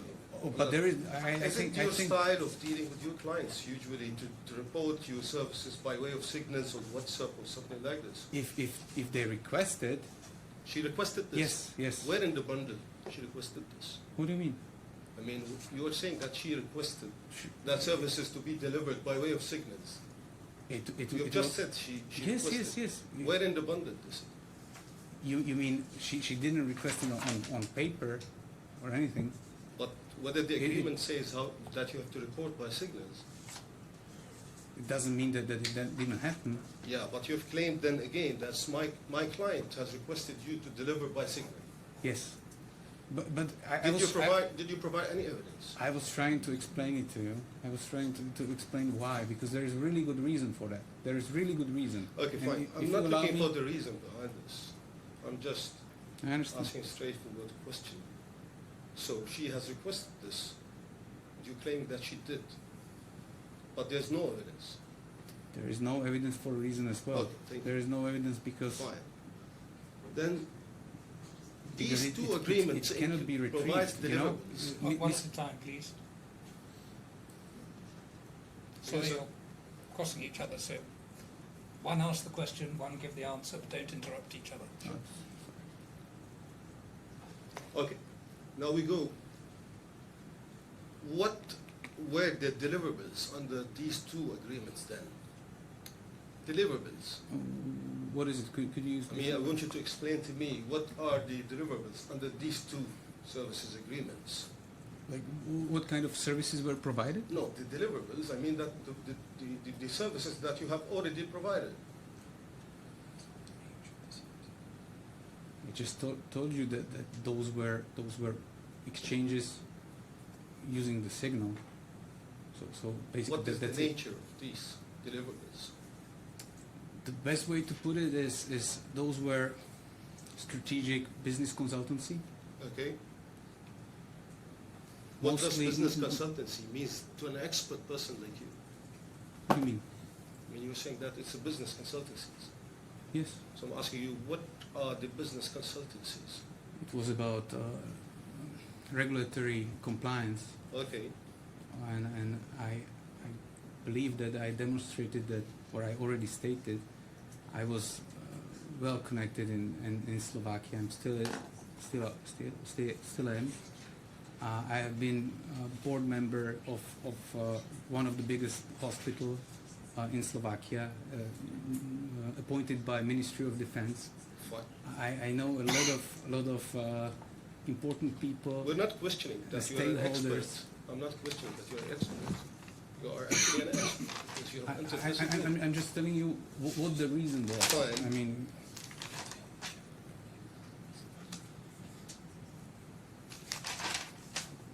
Well, so the nature, as you've confirmed, of these services were basically a business consultant. Anything else you provided? No. I mean, Well- under that we can consider, as I told you, it's day-to-day management. Ms. Kapova is really demanding person. That's fine, that's fine. Let's go to the next question, Your Honour, please. I hesitate to interrupt, but I think it is important. The witness several times has tried to answer the question as best he can, and he keeps getting cut off. He's having to get it again. Your Honour has politely intervened as well. I'm also intervening. It's just not fair. Can he please be given an opportunity to answer the questions in his own time? As I've said before, you ask the question, he gives the answer, you don't talk across it. Yes. Okay, do you agree or disagree that project management and management consultancy services under these both agreements inherently require analysis, recommendations, financial models, budgets, forecasts, performance assessments, and advisory materials ready for being reviewed and relied upon? You agree or disagree? I agree, and they were delivered by way of signal, and that's what I wanted to stress out, that there is a I'm not saying that the good reason, but there is objective reason why those messages cannot be retrieved. You agree that data analysis necessarily requires the preparation of analytical material?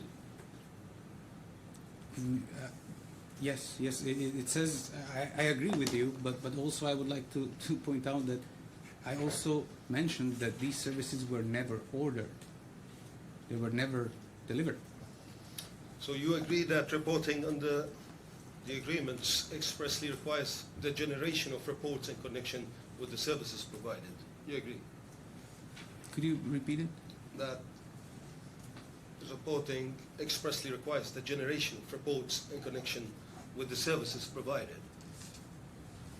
It would be really difficult for those services. That would be really difficult. You cannot say it like that. That oversimplification.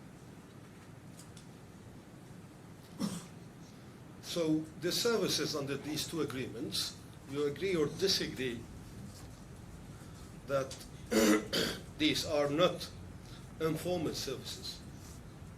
They are services by its nature must leave a documentary trail if they are genuinely performed. I'm sorry. Could you please speak up? Because it seems that it's really important. So I just. Fine, I will repeat the question. So, you agree that these agreements are not informal services? Informal? Informal services. They are services by its nature must leave a documentary trail if they are genuinely performed. I mean, it can't be just given verbally or in a coffee shop. But I never said that those were only verbal communications or exchanges. I Okay. never said that. Okay. I mean, what I said was that these documents, if there were any produced, these documents were exchanged by the way of signal. And unfortunately, Polak's company no longer exists, and it was dissolved before this trial happened. You know, this case was even started. So I'm not sure where you are heading with this. Well,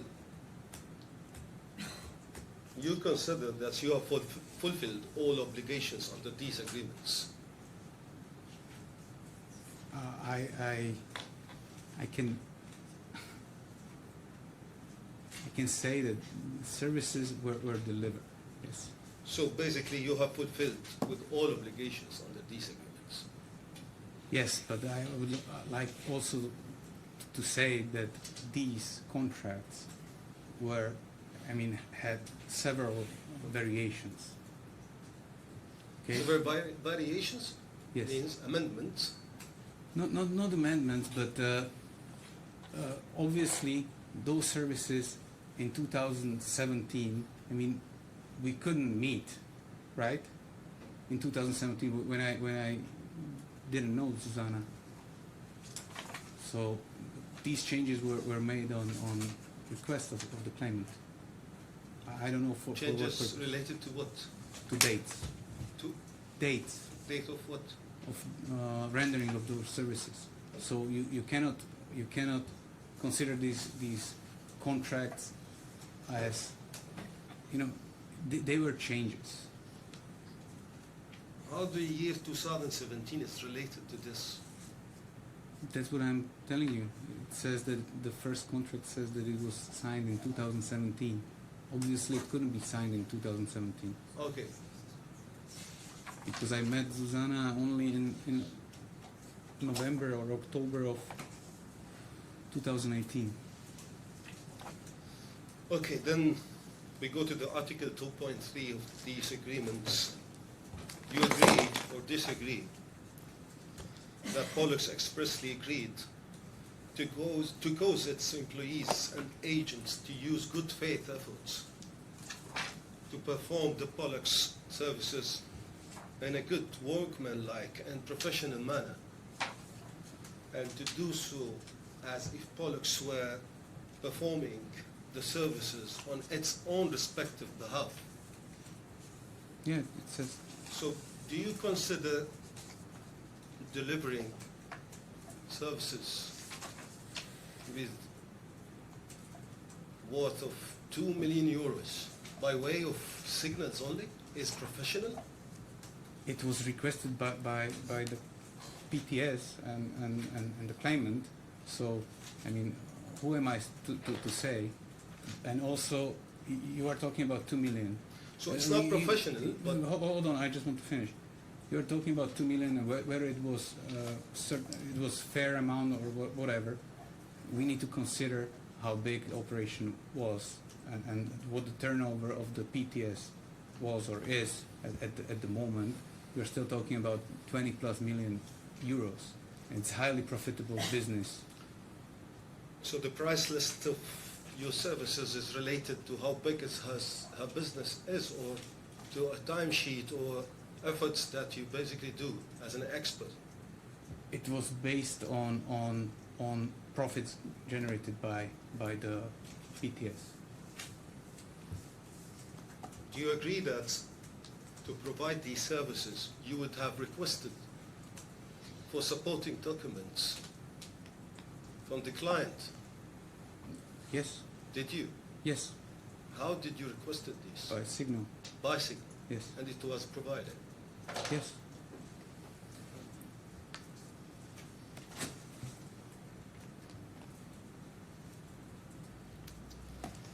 Article 4, information and documents. You agree that Pollux is obliged to make available to itself all information and documents necessary to perform the services, properly handle documents under its control, return or destroy documents upon termination. Now, have you properly handled the documents related to the services that you have delivered? All the documents were delivered by the way of My signal. question is, have you properly handled these documents and services provided? To PTS. Properly handled, yes, and maintained. It was all submitted to Ms. Kapova and PTS. I mean, Fine, I mean, under its control means it should be still under your control, is it? Where are these documents? I just told you that the company dissolved. What, You know, what the meaning of company dissolved, please? Can you explain to us? it means that it no longer exists, and Okay. for several years now. When exactly? I think it was in June 2022 Is it or dissolved? July. How it's been dissolved? Is it liquidated? Yeah, it was liquidated, and Okay. also there was a notice, public notice for all the creditors to reach out, Okay. and nobody did. And what about the documents and the services that you have provided? What happened with these documents? What do you mean? What documents? I mean, you have prepared these services, then you have sent it, right? Don't you maintain any platform, any No, and any this, server? yeah. If you let me explain, it will be much better, because Please. there is a good reason why we use the Signal app. That's what I was trying to tell you. Okay. Ms. Kapova wanted to have this really secretive, and the main reason was that this business is highly profitable, and it's not for everybody. And basically, it looks simple, but it's not. There is a lot of regulatory complexities involved. Not everybody can do it. You need to have a lot of money, and you need to know how to do it. That's really important. And this business is not. I'm not saying it's illegal, but it was never mentioned here. It was never mentioned here, but it's considered as unethical to general public, because PT Group was sourcing the pharmaceuticals from the pharmacies, and then exporting them to countries for the profit.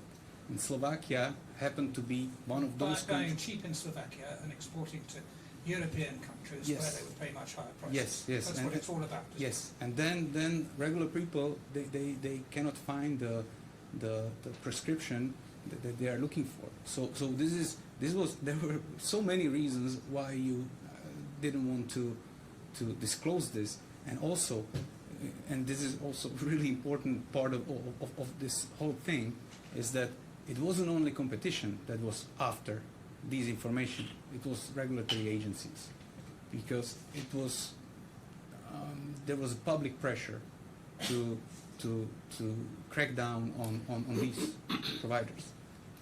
So you want to say that this dealing with this business is unlike dealing with other business? This one was really specific. Why Yes. this is not mentioned into this agreement? What do you mean? Because now, when I'm asking whether if you have maintained a copy, at least from these services and documents, you have just justified the saying this is a very sensitive Yeah, business. that's why you didn't keep copy. Yes. Is it? Yes. But in the But response to the I would like to remind that Polex had a website, right, and domain and everything, and domain when was expired, No, and But do you emails agree with me that are still, gone.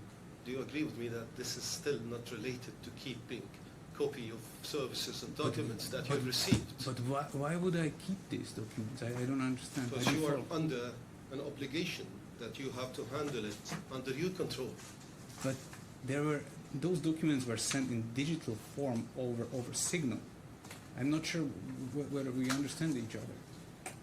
Which one? I'm talking about What the you're being documents. asked about is clause 4, which says that on termination, all the information in your possession relating to the business should be returned to the client. Yeah. And that would include all digital information, Yeah, wouldn't but how can I do it? You tell me. Oh, okay. So there is no way how can you return digital document, because you know how Signal works. You just send it, and the other side has it as well. Then- I mean, how can I Then you return receive digital the document? documents you need in order to prepare your services. Yes. Where do you keep these documents? You keep it on Signal and you work on the platform for Signals. This is what you want to say? Or you take it somewhere on new platform? I honestly, that would be really, it would be really difficult to answer this, because Well, this this is very important. This is 6 years ago. I cannot comment on every single assignment that was dealt. But basically, this is a very important point, that the service you're claiming were rendered.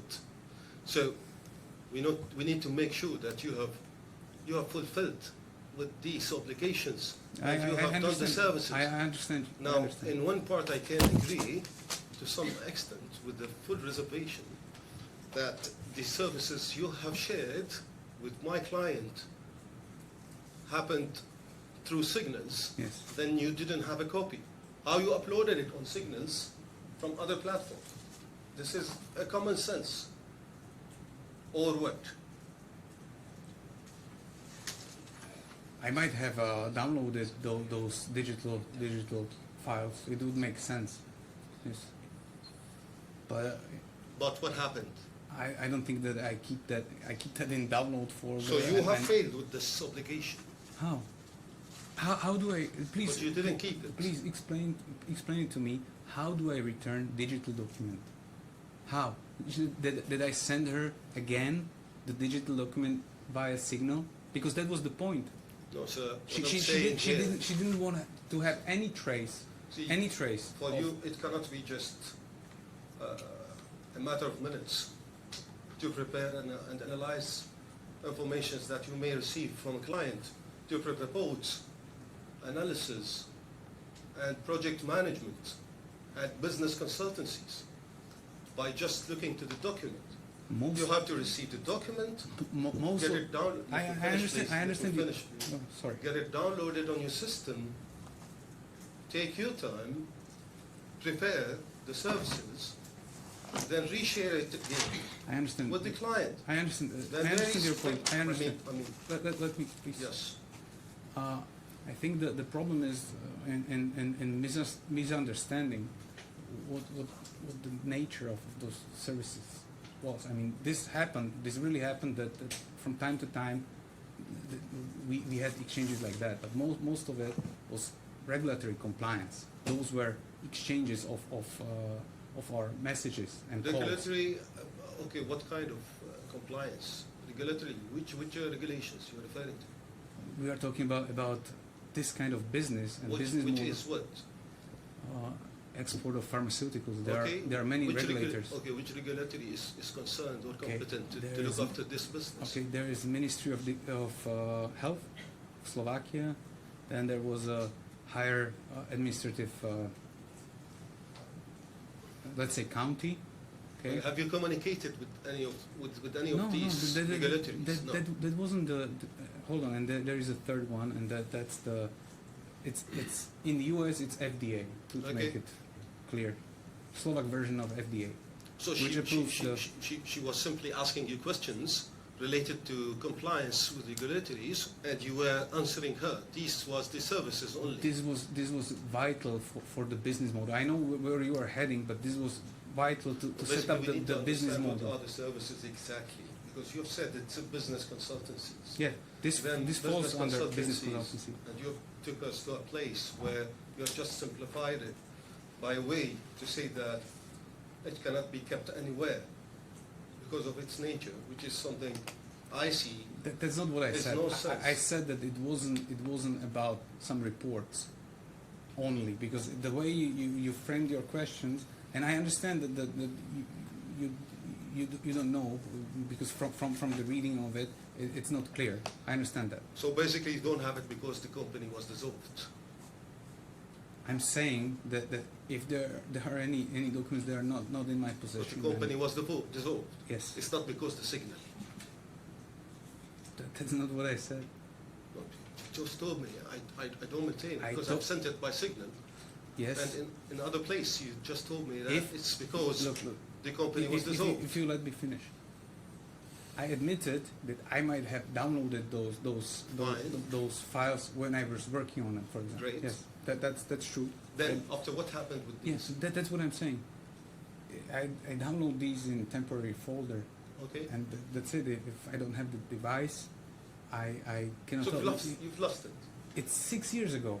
It's So in, you've lost it's in temp folder. If it's a working document and there No was single document. Your Honour, again, the witness is trying to answer. We're going round and round in circles, which is a different point I'm making. If you could please be allowed to answer and not be badgered, we would appreciate it.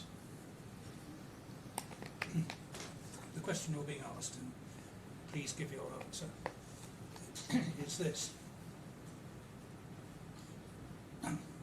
Pollux had documents which it sent by signal on your evidence. And the question is what happened to those documents when Pollux was dissolved? I don't think that I couldn't tell. They were probably deleted from the temp folder, because that's what I was trying to explain. That it was really important for the client PTS not to have these documents around, because they had really impact on a lot of things. And How does that tally with clause 4? I'm sorry. How does that fit with clause 4 of this agreement? It does, because that's what I'm trying to say. These documents, if when they were sent, and you know, I haven't confirmed that this, or I said that it happened on several occasions for sure, yeah, that I had these documents, but it was in temp folder. I think it's already destroyed.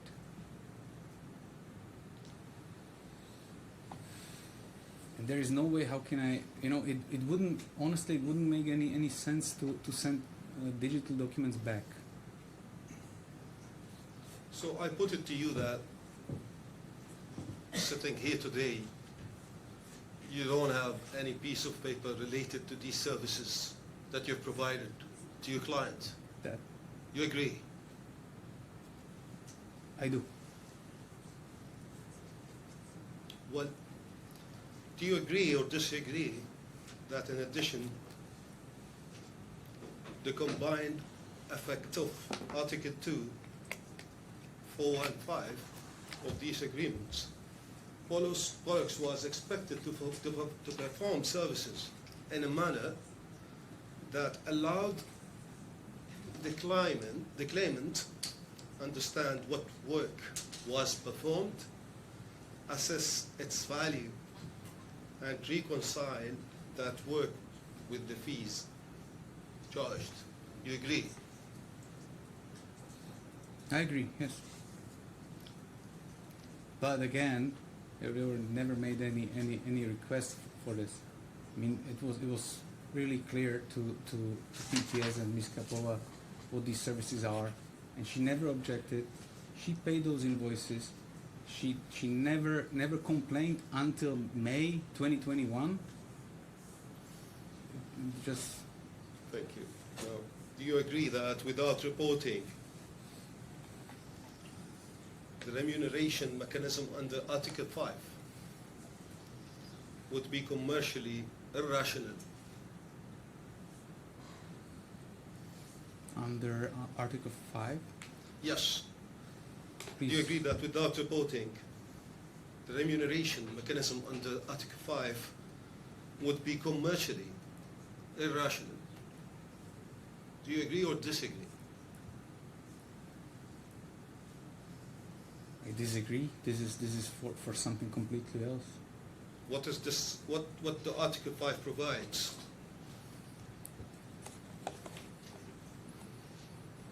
This means that all the... Allow me to read it. I have it in front of me. We are talking about Article 5. Yes, fees and expenses. The client shall pay fees to Pollux for Pollux services provided in accordance with the Schedule 1 of this agreement. The parties agree that Pollux shall charge the client for the Pollux services at the respective Pollux cost with respect to the Pollux service performed. For the purposes of this agreement, Pollux costs with respect to any Pollux service means the product of 1.05 multiplied by the aggregate of the related costs and expenses which Pollux incurs, This was directly yes. or indirectly, Yes. in the provision of such Pollux services. Pollux shall invoice the client for the Pollux services in accordance with its usual administrative and operational procedures, provided that such invoices shall provide in reasonable detail a breakdown of Pollux services provided and the charges relating to each Pollux service provided. My question is, This, yeah, okay. yeah, please go ahead. No, just tell me the question and then I will reply.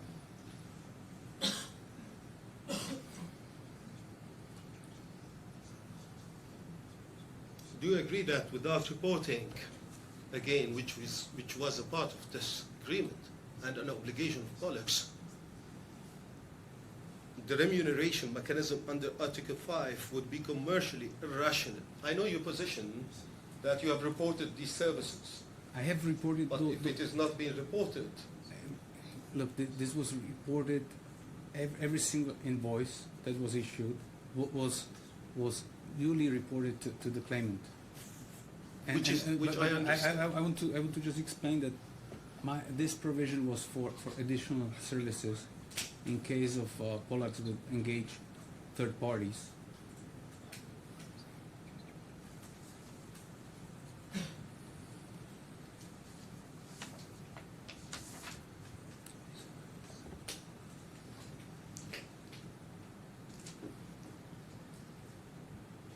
so your answer is you disagree.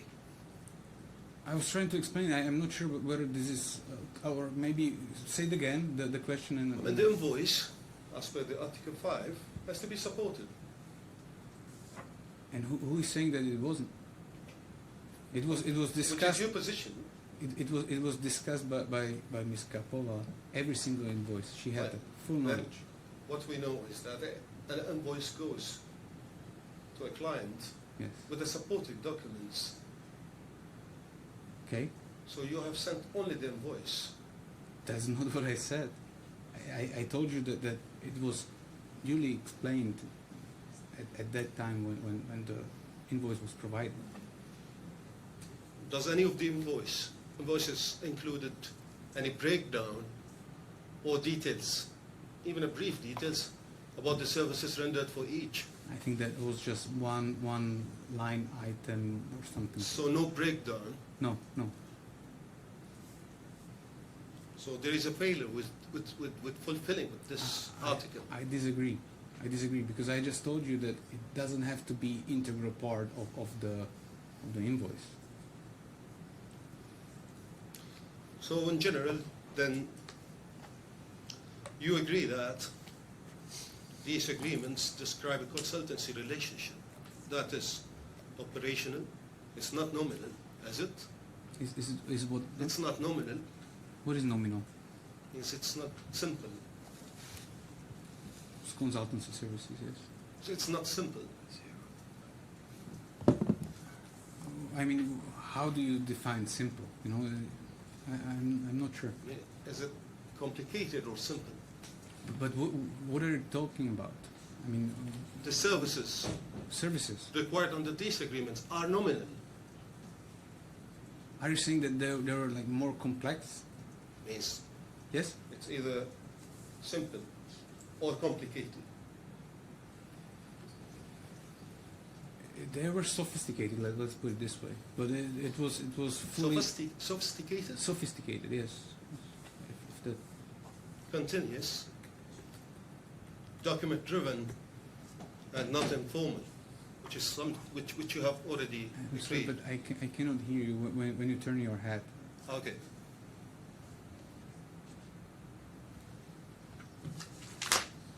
So going back to explain the nominal for you, just to make it clear, that means that it's very small. Is it? Oh, you mean about the volume or how do you measure that? Means it's far below the read value. To read. I'm sorry.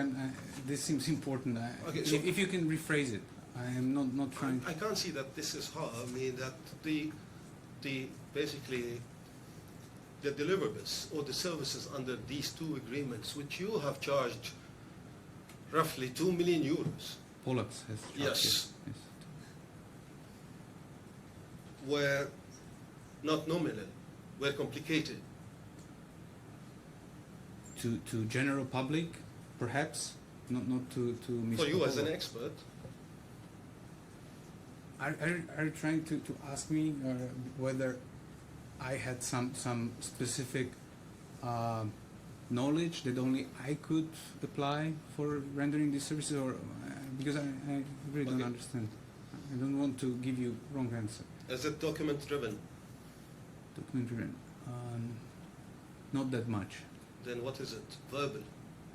It was a big part of it was we had the Percentage. Hmm? A percentage, please. Oh, there is no way. How can I? Majority. I would say 50-50 maybe. 50 per 50 Could be. document has to be.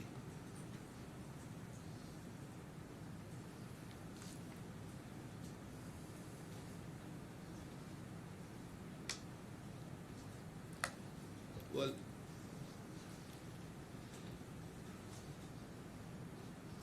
during the period when you claimed services were rendered under the consultancy agreements, you were not physically based in Dubai, correct? That's incorrect. So you were physically in Dubai, Yes. and you could manage to provide all services I'm- while you are in I Dubai. was in UAE. Yes, that's for sure. And you could manage to deal with all of these services under this agreement, including business management, consultancy, advisors, Yes. everything. Yes. You need to understand, and I think this is making a lot of issues, that these services were related to my connections with major stakeholders in the business. And so this is not something that you can invoice and put some hourly rate. This is something completely different. Okay, so you say that you have not provided services related to financial costings, management accounting, budgets, forecasts, and performance monitoring, correct? I don't believe that I said that. You've said that you have just provided a business consultancies. Some of these activities definitely. Which one? Okay, 2.2. No, from the services that I have just counted. Yeah, please. Financial costings, management, accounting, budgets, forecasts, and performance monitoring. What business advisors will do with the What was the last one? performance monitoring? Performance. Monitoring. Bottom line of 2.1.2.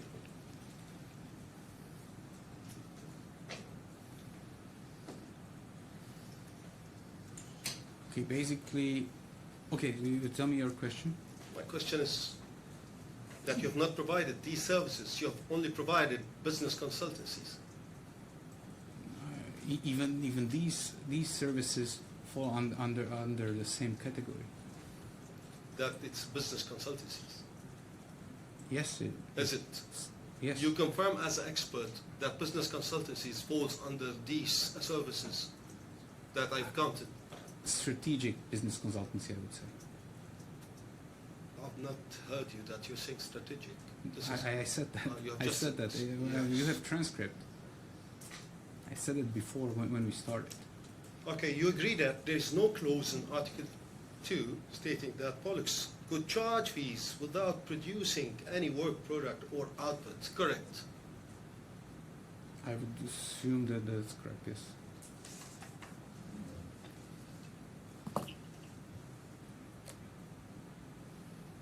So another way, if there were no services provided,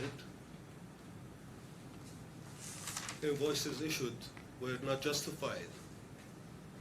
They were provided services, rendered, and PTS had a great benefit from those services. But you shouldn't issue these invoices Why? should you fail to provide these services. In case I'm saying in case you have failed to Oh, in provide case. these services, you shouldn't issue invoices, right? yeah.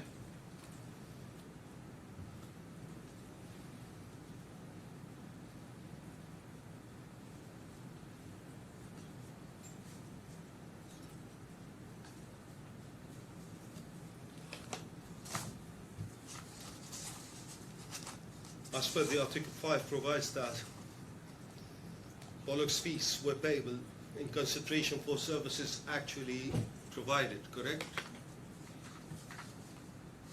For product services provided, yes.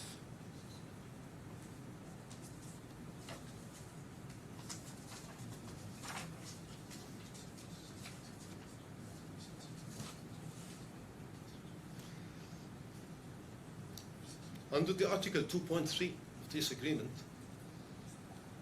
did you consider that you have provided services in a good workmanlike and professional manner?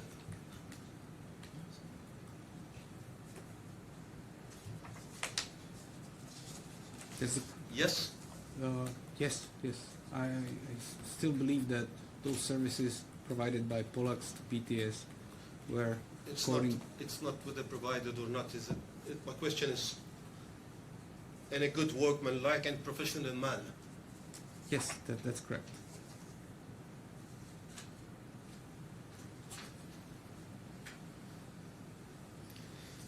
You stopped providing services to the client, right?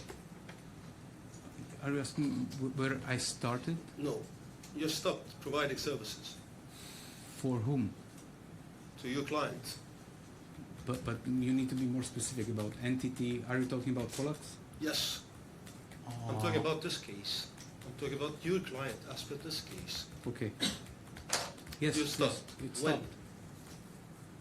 I believe it was in a first quarter of 2020. When? First quarter, end of the first quarter of 20. End of the first quarter, Yes. 2020.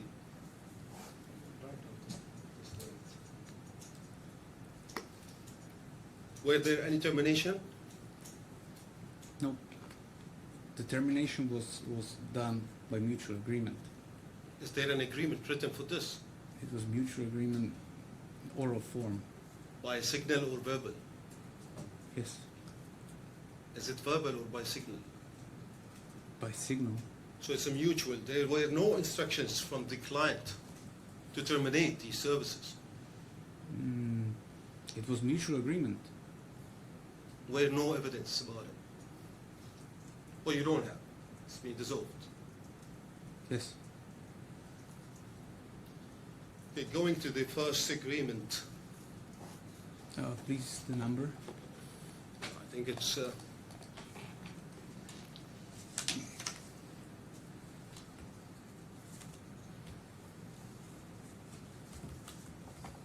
3353.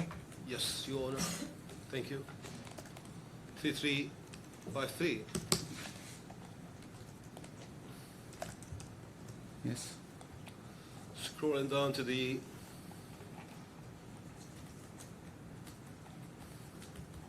last page of this agreement, page number 3361. Did you sign this agreement?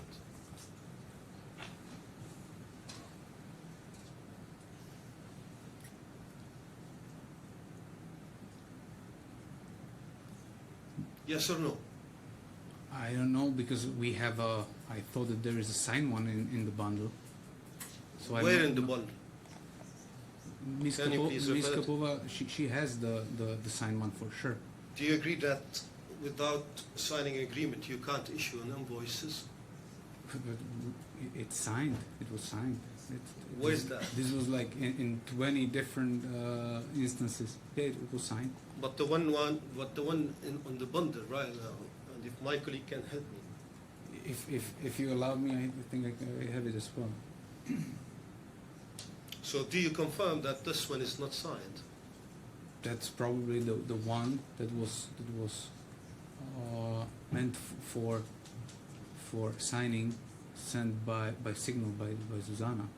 That's my understanding. But by signal it should be dissolved. We How? shouldn't have it if it is being sent by signal. How? How we have it now. I don't understand.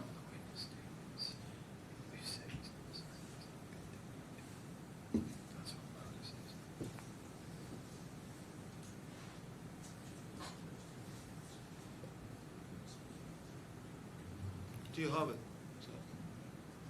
Okay. So we agree that this is not signed, or at least this copy in front of us is not signed. Yes, but I would like to add that Zuzana definitely has it because we discussed it in different proceedings in Slovakia on several occasions. Where's So that?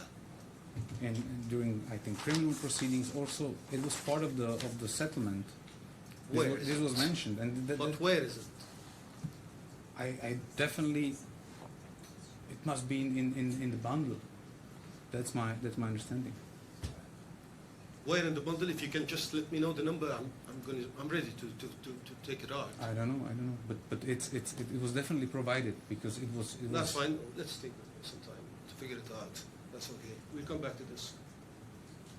I think. Sorry, the signature here hasn't been an issue hitherto. If we can find it, of course we will, and I'm sure the other side will do the same.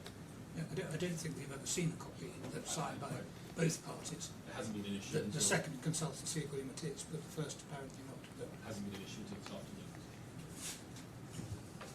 So the issue here is that you agree or disagree that you can't issue invoices for unsigned agreement.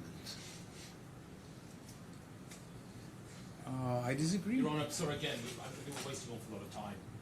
This isn't a point to take. B, it's obviously a manifestly bad point, and I don't see evidentiality as helpful. We're eating into time. It's 4:45. We've got the examination. There's another expert, I believe, is here. I'm mindful of the clock. Sorry, just one point. I think my counsel advised that this has been referred to in witness statements that it's unsigned. Yes. So it's an issue before today. Yeah. If I may, I would really need to go to the bathroom if it's possible. I'm so sorry. Is it possible to go for a Comfort break? quick break?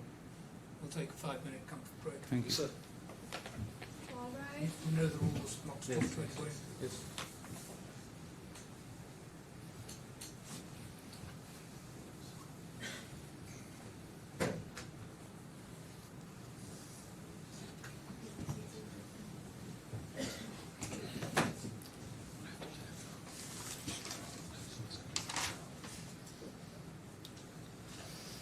one a question, if you'll honor, sir. Now, when was the first time you've met Zuzana? I believe it was October or November 2018. 18. 18, that's correct. Did you confirm this? You confirmed this? Are you sure? It was in 2018.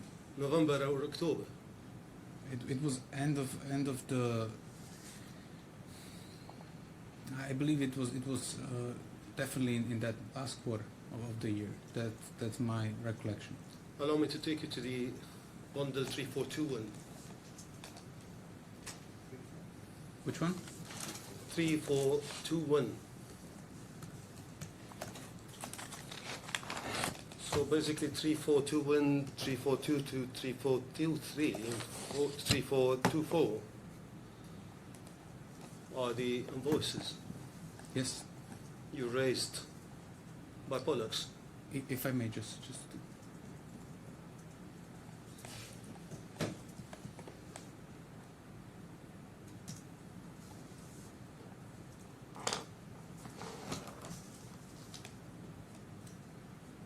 You agree?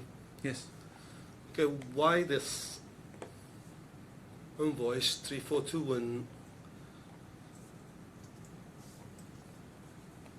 and 3422 are dated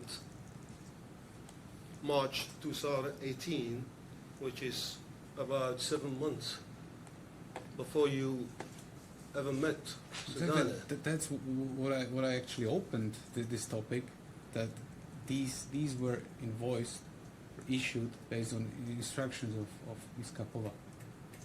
Any evidence is there? No. No. So you agree that these invoices dated before the date that you have met Zuzana? These invoices, yes, were issued according to her instructions. Fine. So first invoice describes the service only as a management consultancy. Is management consultancy by any chance the same of business consultancy? I'm not able to say. I'm not an expert on this. Then who's the expert then? If you are not, I mean, I'm just. I can tell you my opinion, but Fine, but I mean, management consultancy, business consultancy are services I told- under these two agreements Yes. that you have entered with your client to provide. Yes, exactly. So my question is by any chance business consultancy is the same of management consultancy? Yes or no? What I'm saying is Yes. strategic business consultancy. I mean, that was the true nature of the services provided is somehow subcategory or of these. That's, So that's this- my Okay. that's my impression. Or management consultancy is subcategory of that. So which one is subcategory to the other? I would say strategic business consultancy is more sophisticated. Let's put it this Which way. is a subcategory to this? No, I just said that's the main. Why I'm asking this, Yeah. because as per the agreement, services description should be mentioned into the invoice. I understand. So The invoice when- was issued based on the license of Pollux, right? fine, That's one thing, and the agreement also mentioned these services. I mean, it's not inconsistent. But for me, it's not so clear. I mean, when I asked you what kind of services you've provided, you've told me it's a business consultancies, strategic business consultancies. And now the invoice, which are the first, second, and third quarter, and even the fourth quarter, are under the same. No, the first three is, or all of them, management consultancy. So, as management consultancy is a subcategory to the strategic business consultancy. Honestly, I don't see any problem with that. Honestly, I don't see any problem with no, that. my question is not whether if you have problem with this or not. My question is, management consultancy is a services provided as per this invoice, right? It was a part of strategic business. So this is the subclause of Yes. strategic business Look, consultancy. you need to distinguish between the true definition of those services rendered and something that was mentioned, on the contract. There is. Okay, then can you please let me know or tell me why are these four invoices are almost identical? The three invoices. Do you find it's fine that you have three invoices for 3 quarters for the same amount and value? I don't, So why it is the same? because that was our agreement. Agreement, what does the agreement says? It was our agreement with Ms. Kapova. And also, it's a template, that's another thing.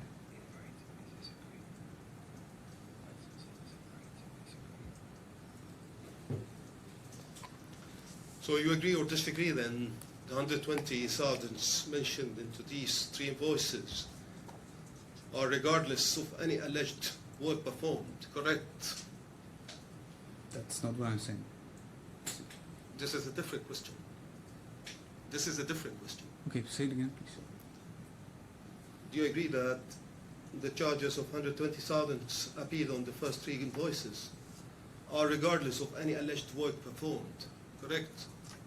Are regardless? No, Yes. no. That's So it's specific. it was for rendered services. And these services are it is as per mentioned here, right? It's a management consultancy for 3 quarters and same amount, and for dates before even you met Zuzana. I just told you those invoices were invoiced on the base of request of Zuzana, not in amounts, but the dates. Okay, allow me to go to the bundle 3425. 3, 4. 3425. we have invoice number 190602. This invoice is described as a reconciliation for 2018. During 2018, you didn't know. Yes, Zuzana. yes, that, it was me who pointed out. So you want to say that these invoices are backdated under a request of my client? Yes. Yeah, I put it to you that my client says that this has never been requested by her. I mean, does she have any proof? Do you have any proof that it has been requested? Does she have signal messages? Where is it? I mean, she had those signal messages as well. Why? Fine. And all those calls, we were in constant, daily contact. Almost, sometimes several times a day. And this is something. Okay, this invoice, you agree or disagree, does not attach any reconciliation, calculation, financial model, or supporting documents. Agree or disagree? I agree. We go to the bundle 3378.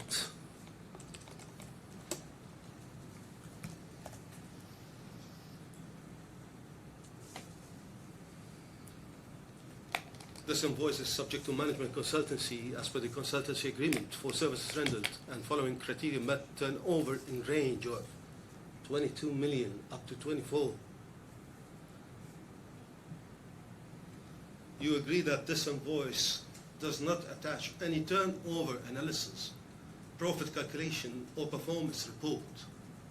That's correct, but that doesn't mean that we didn't discuss this in detail. Do you agree or disagree that there is no document anywhere in the bundle explaining how the amount and invoice, this invoice, was calculated in accordance with the consultancy agreement? Actually, we requested those documents that could prove it, but your side rejected provision of those documents. Fine, but do you have, Financial statements of PTS, for example. you have charged this amount based on this information? That there is a turnover 22 million up to 24 million. So you have the information. That's not what I'm saying. I'm telling you that we requested documents that would be able to prove the turnovers and. Well, how you have reached out to the amount of this invoice since you don't have these documents? What do you mean? I mean, this invoice amount was calculated on a basis of This amount. existence of turnover, Okay. 22 million up to 24 million, right? This amount was calculated based on our agreement that we had Okay. when the invoice was issued. Fine, but my question is that now no document in the bundle proves the explanation on how you have reached out to this amount of this invoice, is it? You agree? If there are no signal messages, then probably not. So how you reached out to this amount? Then at that time you want to say, at that time you received the documents from her which proves that there were a turnover of 22 million up to 24 million. So that's why you reached out to this figure, is it? I wanted to say that I have seen those turnovers. You have That's- received it. I have seen those turnovers. Where you've seen it? Claimant provided those because it was needed for the services provided. So how she provided these documents? By signal. I told you everything was. By signals which then these documents are dissolved again, is it? Unfortunately, I don't have. Maybe your client have access to it.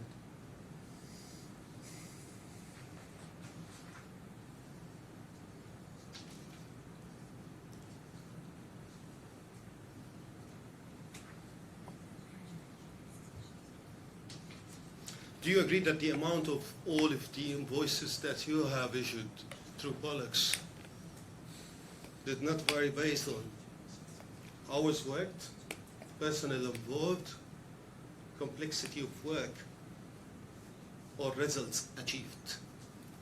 I disagree with the complexity. Complexity was enormous. So it was nominal. Again, complexity, what do you mean? Complexity of it wasn't. I'm trying to say that only several companies could have provided that kind of input because of the nature of the business.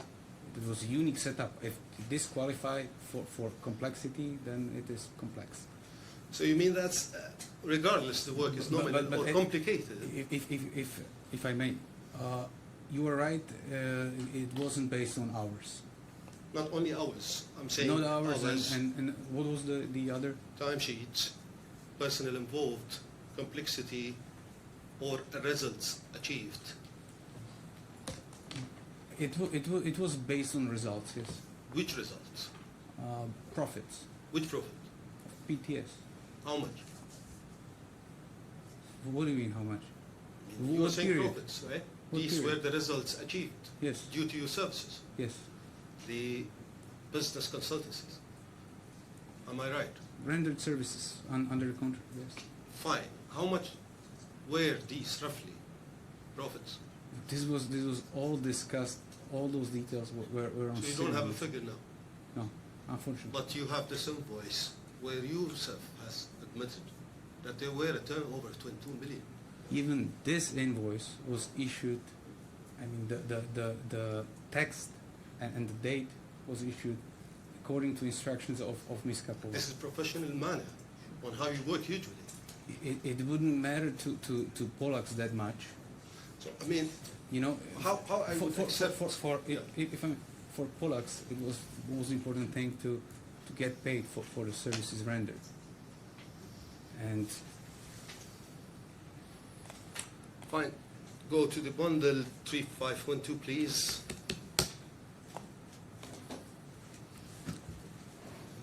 sorry, what was the number? 3512. 3580. 52.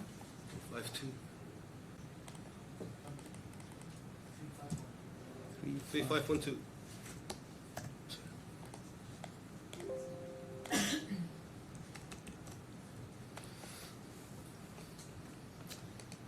So basically, these pages contain Pollock's tax declaration and turnover schedules I'm submitted. sorry, to so the- what page are we on now? So it's a 3512, Your Honor.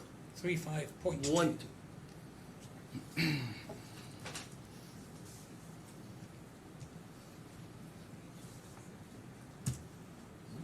So these, if we scroll down, we can see that some declaration letters signed by Pollux and you. That's correct. You agree that these are the declaration letter that you have shared with the FTA? Yeah, that was for registration for VAT. Yeah. No, it's not for the, this is the declaration letter. Yes, but it was For the VAT.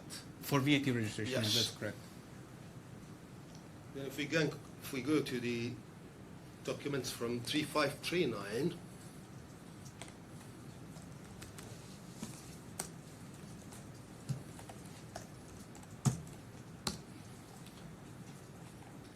we can see again submissions of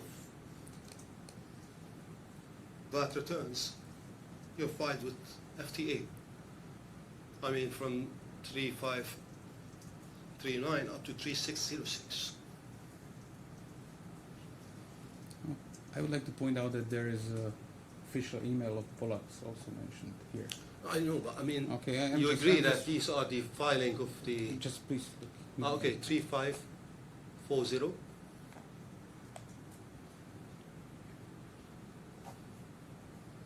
Yeah, I mean it seems correct. Should we go back to the I know. letter?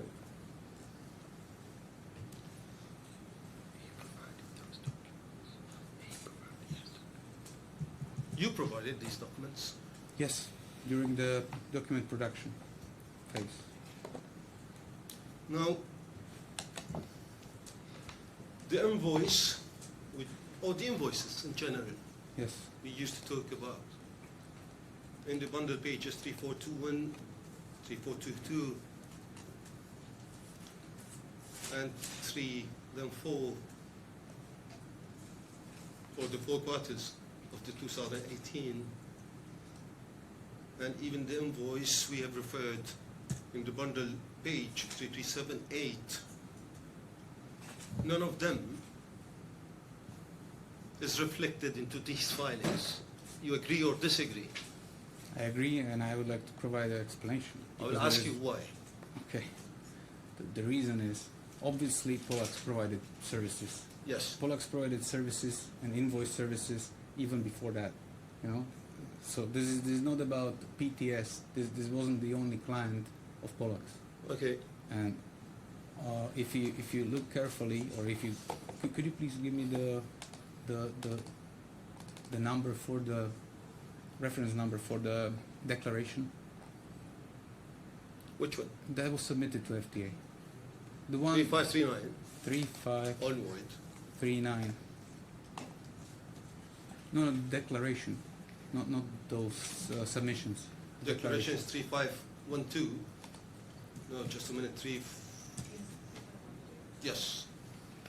35. Okay. Do you see anything out of ordinary?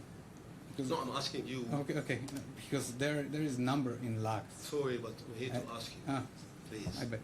So There is number in lakhs. I'm not talking about the declarations. I'm talking about the filings. Okay, it's related. This declaration was prepared by Haisha Pereira. Okay. It wasn't prepared by me. She was handling accounting of Polaks, not only at that time but until 2021, I think end of first quarter of 2021.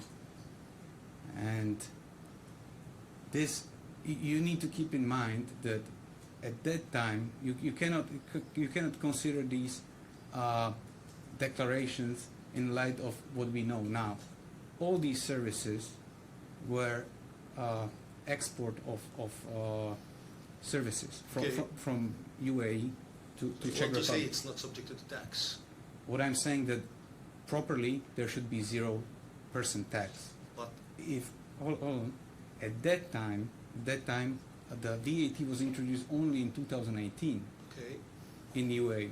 fine. Most companies had zero accounting at that time. So it all started in 2018, 19. It's the same way with the corporate tax, Yes, I right? agree. So my questions. No, I please just Yeah. let me because it doesn't. I understand your point. I just want to explain. At that time, it was quite common for companies. We didn't have the guidance. We didn't know whether these exported services are considered for actually declaration itself. So this was common practice, and I happen to know that the same thing happened to the claimant, and she had the similar declaration for her company, and I know that by the way that it was KGRN, external party, that was handling it. So it was Haisha Pereira that prepared this. She's Sri Lankan. That's why there are lakhs mentioned. I never even knew. So you that agree that are not mentioned, that are not reflected. You agree? it's not reflected. I signed it. It's my signature. I admit that. But this doesn't mean that there were no services rendered. You just cannot use optics of today. Right now, it would be clear that it's within the scope for registration itself. So now my question again is, you agree that none of them are reflected? None of them are reflected. Yes. Thank you. I don't think that the tax law of the UAE is mitigating this situation by any means. What do you mean? I mean, the law never No, gave a room. It's just it was clarified. So I mean, I can't say that I didn't know as far as there is a law in place. At that time, You were violating the law. I was relying on actually KGRN and Haisha Pereira. Yeah, sure. Thank you. I mean, you have seen the bank statements and you see that there were payments What made. makes it basically strange for me that you have reflected some in the back statement. We never denied that these were paid partially. But Just to it makes us just, it was strange for us. That's how come it comes as a income and it never been reflected into the file. for VAT, where it wouldn't have any impact, because that's what I'm trying to tell you. Yes, because services rendered outside of the Yeah, country. it would be under But 0%. still, as per the law, you have to report it as zero value. Yes, You I know. did it. I know now. Yes, I know Now you now. know. And if I would do it, at that time I would just be fined. The company would be fined, I think, 10,000 dirhams. 3347, please. This is the joint venture agreement. You have just confirmed that you're the one who drafted it to my colleague. You agree? Yes. So you agree under the joint venture agreement, you personally agreed to pay 800,000 to Ms. Kapova as a joining fee, and such has to be paid within 6 months. You agree or not? I think that's what it says. Yes. So the joining fee was a personal obligation payable by you personally to her, personally. Is it correct? Yes. Pollux is not a party to the joint venture. Is it correct? It's not. You did not personally and directly pay this amount to Ms. Kapova. Is it correct? That's incorrect. It was paid by way of assignation. No, you of didn't get my receivable. question. Okay, please. I'm saying personally and directly from your account. Oh, it wasn't paid from my account. So you agree? I agree. If that's your question, I agree. It wasn't paid from my bank account.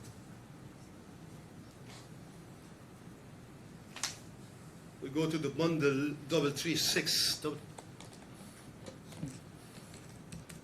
Sorry, number? 336. Sorry, 333. Sorry, 3336. This is an agreement to assign a receivables. That's correct. You have drafted this. Yes, that's correct. So now you have drafted this agreement, both services agreements, the joint venture agreement, all of you have been drafted by you. That's correct. Being an expert on what sense a lawyer. I haven't drafted this. Wasn't providing a legal service. I was just drafting what. Yes, I'm saying what I'm saying here. Do you agree with me? If someone is a lawyer, Yeah. like me and you, Yes. may have some advantage on someone who is not legal. Can we agree on this? In what sense? In legal profession, Okay, but in in what legal sense? knowledge. In legal knowledge. Yes. Yes. Have you made Zuzana at any time, of such advantage that you may have drafting these agreements and asking her to sign? I was mere. I wasn't asking her to sign. So I provided those documents. She could have any kind of comments. She could do whatever she wants, because these documents were just reflecting our agreement. you have not requested her to sign. Request her. I offered her those documents for her consideration. It's not like sign it here. Fine. So you did not make the payment personally and directly, as we have said. Instead, you entered into an assignment of receivables dated 17 December 2020 involving Pollux, Kapova, Ms. Kapova, and you. Can you point me to the? Okay, I have it. Pollux, Kapova. You are talking about agreement to assign a receiver. Yes. Yes. Now, who represented Pollux in this agreement? I signed on behalf of. So you have represented Pollux. I signed on behalf of Pollux. So it is your signature on the agreement, Let me check. on both parties, Pollux and Yusuf. Yeah, that's my. Not Justus. What? You said Justus? No, Oh, I'm sorry, I misheard. on It's both parties. Pollux and myself as an Yes. individual. Did you know that this may cause a conflict of interest In what sense? in the sense of the content of this receivables? How? That you are getting the ultimate benefit of these agreements and arrangement at the end, because you are getting a personal obligations distinguished by way of entering these agreements. I don't see it that way. I see it as Miss Kapova received 800,000 euros. Fine. That agreement, the assignment of receivables, records that Pollux claimed receivables of 902,000 roughly from PTS Yes? under an invoice number 200702, which we just referred in the bundle 3378, correct? Yes. Which was subject to a question and dispute in this case with respect to the services of these invoices. That's my understanding. You agree? It is also records that you personally owed 800,000 to Mrs. Kapova as the joining fee, correct? You mean the assignation itself, whether it was a record of me owning her money? No, I mean, Hold on, I just want to read it. I will repeat it to you. So Pollux claimed receivables of 902,000 euros from PTS Yes, that's correct. based on that invoice we have just discussed. Yes. It also records that you personally owed 800,000 to Ms. Kapova as adjoining fees, right? I don't Yes, think this is a matter of question. Yeah, it is. Sorry, I was just double checking. Under that agreement, the 800,000 of Pollux alleged receivable was assigned to Mrs. Kapova and set off against you personal joining fee obligations. You agree? Yeah, but you forgot one thing. There is also Pollux mentioned in the agreement, and Pollux. I mean, I had receivable against Pollux as well. See, I mean, my question is not Oh, subject sorry. to a question or even a dispute. Maybe you Okay. didn't get it. Okay. I mean, the ultimate outcome of this arrangement of these three documents, the invoice, the agreement for assignment of receivables, and the that board meetings that you have passed yourself, was that 800,000 euros of Pollux alleged receivable was assigned to Mrs. Kapova and set off against your personal joining fee obligation. This is the case. Yeah, with one little detail, it wasn't alleged. You know. This is my position. Oh, I understand, but it was quite clear from the document signed at that time that this was accepted by both parties, and I think it's important. Fine. So you agree that your joining fee obligation was extinguished by set-off, not by way of paying cash. Agreed. Yes.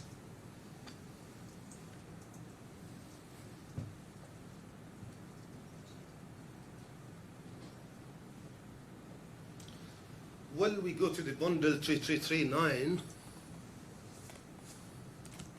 Yes. Board meetings minutes. So we have already agreed that Pollux is a company fully owned by you, That's correct. fully controlled by you. It was, yes. No one else is benefiting out of this company. If you are talking about dividends, yes, I'm talking about everything. I mean, technically, if Polacks provide services, you have a lot of people who benefit from this. Is right? there, is it, I mean, a question, is there anyone who's going to question you why you've signed this document? Regardless there is a case or no. Yeah, probably there is nobody to question. Only now I'm thinking about it. Maybe some creditors. I don't know who might be interested in. Well, so as per this document, you have declared a dividend for 2019 That's correct. in amount of 975,000 euros. You agree? Such declaration. I mean, I'm talking this document. I'm not Yes. talking whether this is the case or not. Yes. This declaration is not supported by any audit or supporting evidence. You agree or not? I disagree. I mean, we provided you financial statements. We reconstructed everything for this purpose. I believe you have justified your position saying that they were in a small business and not required for any audit. There was no audit. Yeah, that's true. So how you have supported this? But by the financial statements, you don't have to have auditor to prepare financial statements. And as far as I know, this is something that will be discussed tomorrow with experts, or today. I'm not sure. So allow me here. I can't Because accept. we provided these documents. It's clearly showing there was. I will just explain it. It's clearly showing from those documents that there was enough funds or profits or revenue for 2019 to warrant this kind of payoff. So excuse me, but I can't accept that an expert like you with full of resume and CVs, with such an experience drafting these agreements and arrangements, to come and say, as far as I know, it's not the case here. This is, I believe, this is the only expertise you have. But So when you are saying what that, are you suggesting? I don't understand. okay, when you are saying that audits are not required for dividend, Yes, they are not. always They are not required Always. here in UAE, and especially in UAE, in 2020. in Yeah. UAE, Yes, it's not required. it's not required for payout of dividends. So you agree that there were no audits at that time? They weren't requested. No, not me. No, let me rephrase it. They weren't required by the law.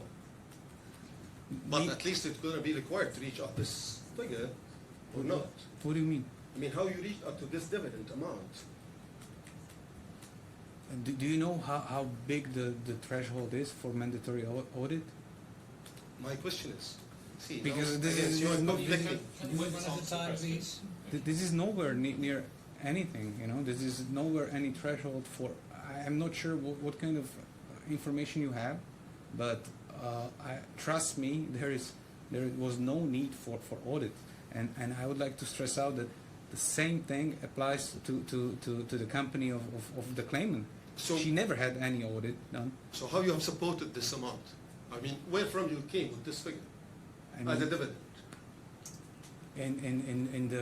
it was based on statements and also Bank statements. Hold on, let me finish. Based on bank statements, and also I kept evidence in an Excel sheet. Excel sheets being prepared by you for a company owned by you, fully controlled by you, Yeah, where no one can question you what are you doing. but there is nobody to. I mean, this is ultimate thing. If I as only shareholder decide that dividend is being paid, it's. I mean, why would anybody be involved in this? Yeah. And we went beyond, and we even showed you, and it took us a lot of effort to actually reconstruct everything, and I'm really looking forward for experts to talk So about it. can you tell me, please, when you're saying that's bank statements and Excel sheets, now what Excel sheets may add to this? Do you mean to say that there were some other investments that you used to do under Pollux, or some cash payments you have received, or what exactly? I mean, at the end, being a professional, you used to only to use your bank statements in which you have shared with reservation. Part of them are not provided. Which are not. This is not the case now. We'll come to this point later.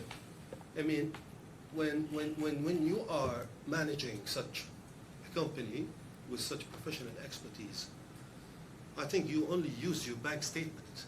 Then you are supporting and adding an Excel sheet you have made to support the conclusion of dividend of 975,000.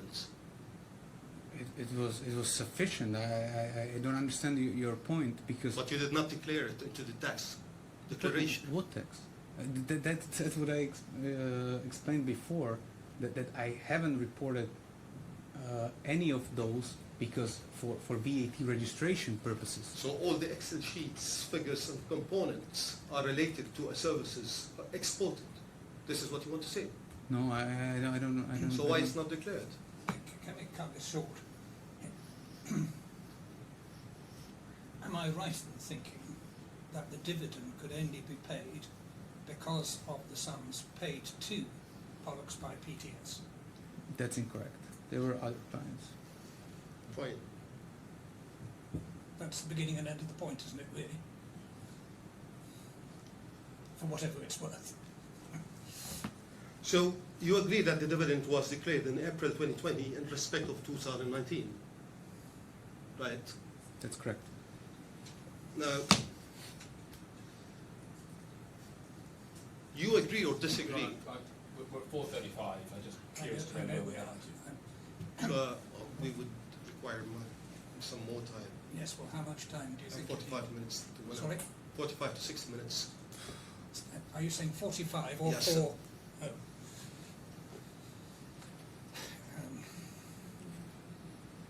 And I think this goes well with tomorrow expert cross-examination.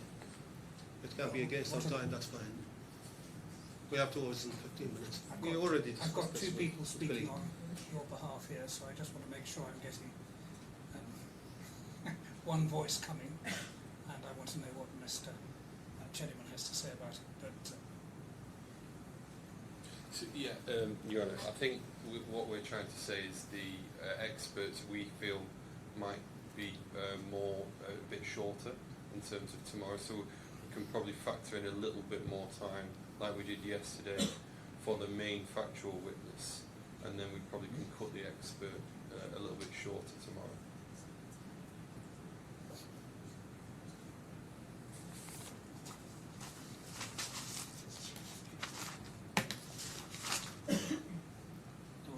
we were due to begin Mr. Keyser tonight and to have 35 minutes on. If we start at 10 tomorrow and we've got another 45 minutes of this witness plus any potential re-examination, we're not going to start on any expert evidence until 11 o'clock tomorrow.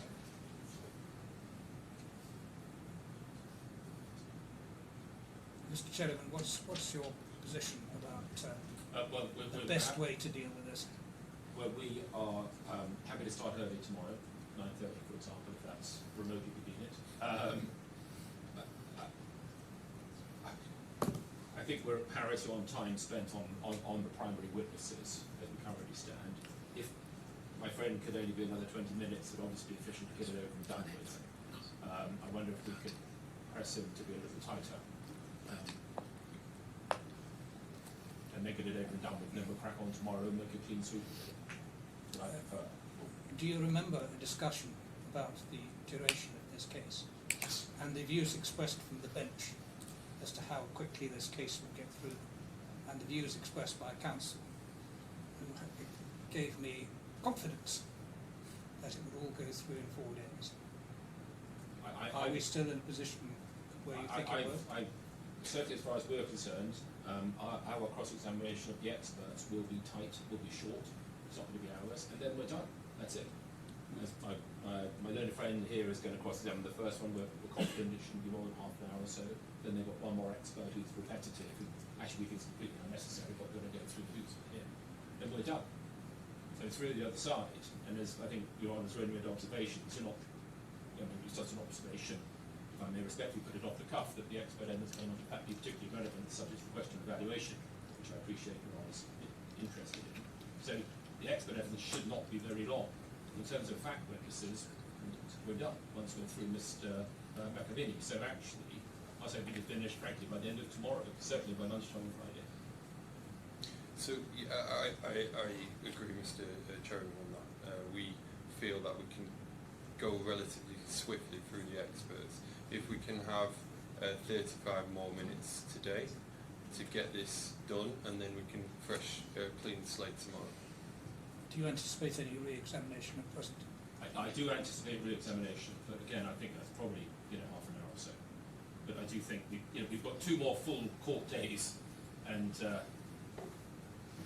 if that's the question, are we going to finish by the end of Friday? The answer, I would be very upset if we didn't. Right, but we're not going to finish this witness tonight on any view. So the simple answer is, why don't we sit until 5 tonight and then finish this, if I can use the expression, finish this witness. Forgive me if that sounds rude. It's not intended to be rude. Tomorrow, if necessary, I'll sit early, but from what you say, there's no real need. Yeah. Very So can we just go for 20 minutes more tonight, and then you can resume tomorrow? But bear in mind the need to be as succinct as you can, and not to interrupt the witness when he's giving an answer.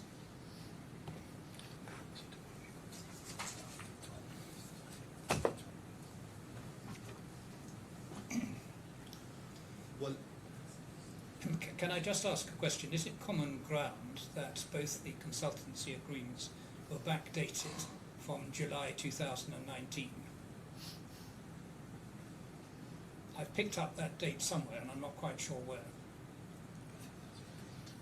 I can't agree just at the moment. Well, perhaps you could both check that Yeah, we'll overnight, check. but we'll check. Yeah. Plainly, there was backdating. The only question is where it went from. I can't recall now where the reference to July 2019 came from, but that's my recollection. Yeah. Yes, Mr. Hanford. sure. So we agree that you agree that the dividend declared in April 2020 was in respect of 2019, right? Yes. Okay, we go to the document bundle 3512. 3512. Yes. Pollock's own tax declaration shows that its total turnover for the year 2019 was approximately Sorry, please. 31. 3512. Yes. So Pollock's own tax declaration shows that you have only For declared VAT registration. Yes. turnover. It's not. We're not talking about a taxable amount. We're talking about turnover. So you have declared turnover 79,800, which is roughly 18,000 €. So, do you agree that a company turnover, regardless, a company with turnover of approximately 18,000 €, can generate 975,000 € in distributable profits for the same year? Do you agree or disagree? I think you misunderstood what I told you before, because I explained that this doesn't reflect the reality. Now you have the financial statements. It took us a lot of time to do it, a lot of effort, and please just because I think this is not going the right way. Thank you. Now, okay, let me take it other way around. Did you actually sign this document? Yeah, it's my signature. It's not an electronic signature.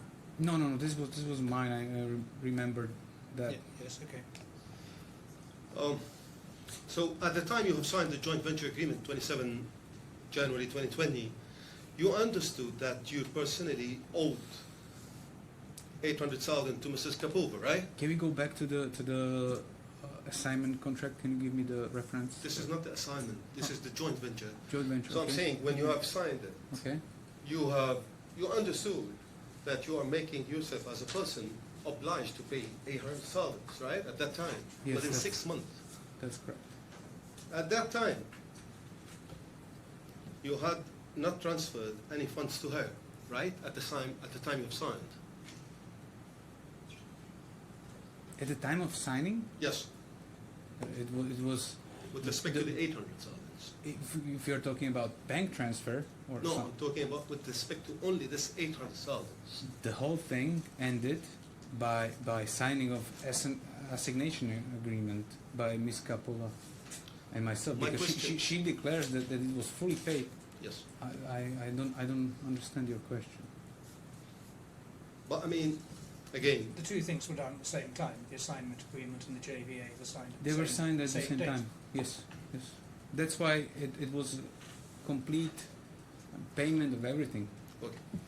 At that time, you had no agreement in place assigning any receivables to fund that payment, right? I mean, there were no assignment at that time when you have signed the joint venture agreement No assignment of what? of receivables, Uh, because it comes later, right? let me think, because I'm not sure I understand your question. No, my question, the agreement for the assignment of receivables signed only after you've signed the joint venture agreement, right? Yeah. Okay, so at the time you have signed the joint venture agreement, you made yourself as a person liable to pay this amount within Yes. 6 months. Yes.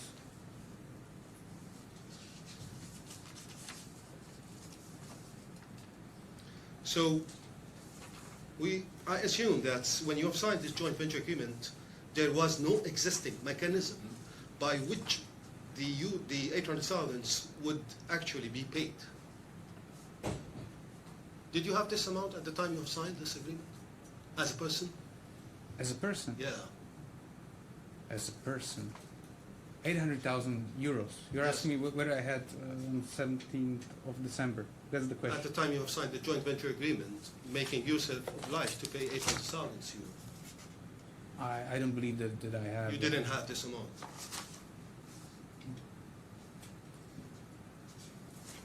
Well, the dividend was declared in April 2020, which is 4 months after the joint venture. That dividend was declared in respect of 2019.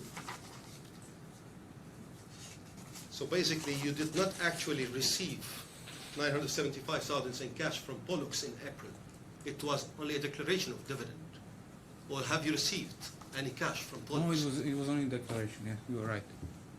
But that's all you need to actually create the Yes. liability for the company and Yes. receivable on the other end, right? So you have created this liability yourself. You agree? I agree that I did sign this board resolution. Okay. So why you did not receive this at the time of declaring the dividend from Pollux? Or let me give you the question other way. Does Pollux at that time have the 975,000 available in cash at the time of dividend? I cannot say, Declaration. but you have the bank statement. I have it, but now at the time you have declared. If you point me, I will be able to. No, sir. What I'm asking, you have declared at that time a dividend of 975,000 euros for yourself, right? At the time of declaration, there was a cash available in the accounts of Pollux to be paid to you at the same day. I cannot say, but you have the bank statement, and if So you don't know.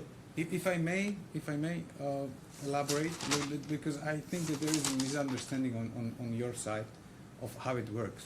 No, sir. Because My question is, I'm declaring a dividend today. It's very simple.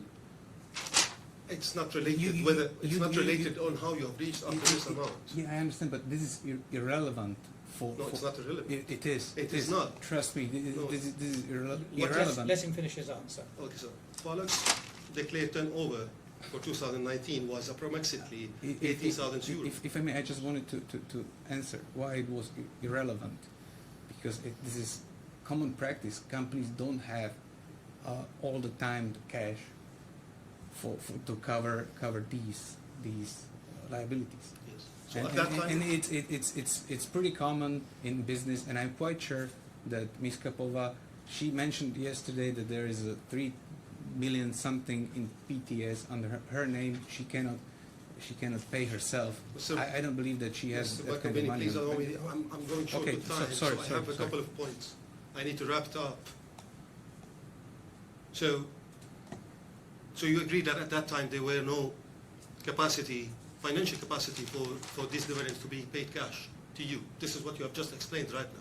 I explained that it wasn't necessary, but Well- you have the bank statement, so if Yes, my question is, do you agree that all of these statements of accounts that you have shared from 3 banks at any time, since it's been established until today, has the financial capacity to pay you the 975,000?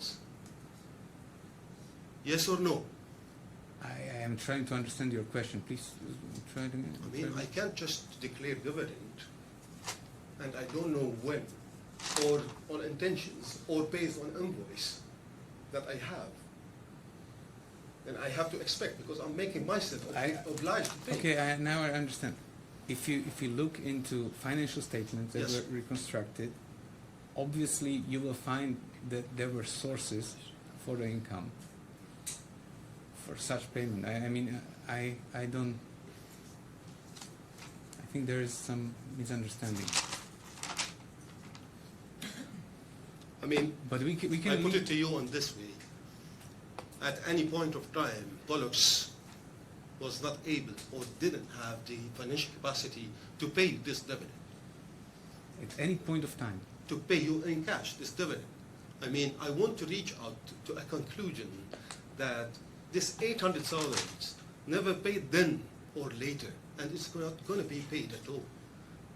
It's only payment on papers, But that's invoices on papers, that's not the right assumption to make. and everything was only on papers. This is what the fact shows. But this is common practice. I don't understand. So I told you, I put it to you this way, that at any point of time, we have checked all of the bank statements that we've Yes. shared. Pollux was able Able. to pay this money to you by cash. Please check the bank statements. I have checked. I cannot comment. We on it. have checked. I'm putting this to you this way. But it's really irrelevant for the liability to exist for the company. I think that there is a misunderstanding on your part. Sir, basically, why see, maybe it's irrelevant in case if my client's rights with the joining fees is not a part of Okay, all so of this you arrangement. have some different So agenda. okay. I mean, as long as this payment is related, okay, then I can't say. Okay, it's I'll irrelevant. let you Yes. finish whatever. When we have checked the entry in these statements of accounts,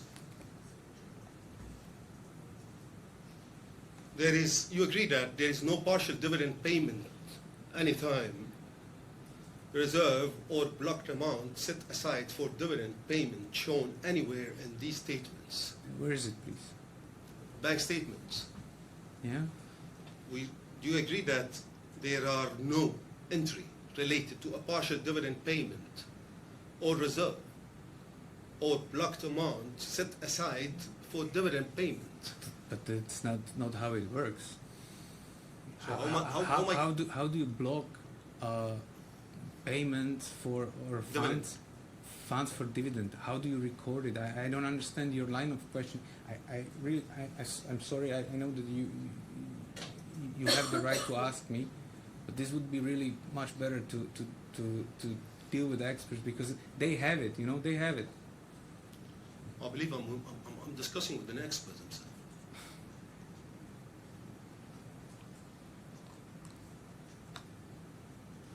So I put it to you this way again, Pollux did not have the liquidity to pay the declared dividend for 2019. You agree or disagree? You mean in cash on bank accounts? Yes. We already discussed that. If you have bank statements and it wasn't, So is it yes or no? how can I know? I don't have the inputs. Is it in bundle? I will check. Sorry, I don't do these wild guesses. Have you received the difference between the 975,000 and the 800,000 from your company? Did you? Which difference? The difference between the dividends you have declared and the 800,000. Okay, Joining and fee. how much is the difference, please? It's going to be 175,000 euro. Have you received it? I think it was offset Offset against what? against. I mean, when the company was liquidated, Did you prepare any financial statements or audits at the time of liquidating the company where you have announced a notice for all creditors to come and claim? Did you? the notice was prepared, and no What about the creditors. audit? Audit is not required. Not required? No, not required. Not for the liquidation process? It's not. So the regulatory is not asking for this audit? No, So you have not prepared? no, So how did you know that this amount being set because off? there were no creditors left. About the setup of this 175,000? I don't understand. So there is a difference between the dividend you have declared for yourself. 800,000 you have already benefited out, claiming that you have paid the joining fee from a client. Now the rest amount is 175,000. You have the right to get it from your company. You have just said now it's been set off. Let me rephrase it. I don't remember that I received the difference. So I assume that it was Set off. Set off means you received it. Hmm? It means by any mail or other. There was you just- offset with some But other. set off means that's something against something. Then I've received it, right? I get benefit out, right? Is there any evidence in the bundle? Yes or no? I'm not aware, but I can tell you that. Okay, thank you. I put it to you as there is no evidence of such at all. I disagree. When you became a chairman in PTSK in October 2021, you assumed an active role, correct? In what day? On what date? October 2021, Chairman of PTSK. You assumed active role, right? in PTSK. PTSK. Yeah. Yes or no? But on what date? Because this is really important. October 2021. It was, I was chairman for just brief period. It was maybe 6-7 days. So, and we need to be really specific with the dates here. So I would refer to the bundle itself, because I explained everything into detail, and I don't have it in front of me. Fine. Can we go to the bundle 869? 8-6. Yes. This email, you're advising Ms. Zuzana to change the legal form 8-6. of PTSK into a joint stock company. Yes or no? 861 869. 9.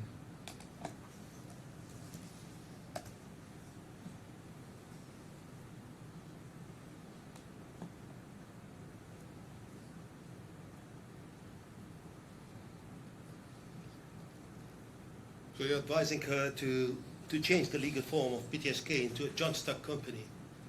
I mean, I think the email is so clear. My question here, No, I disagree. This wasn't. This wasn't. This wasn't advice to change it.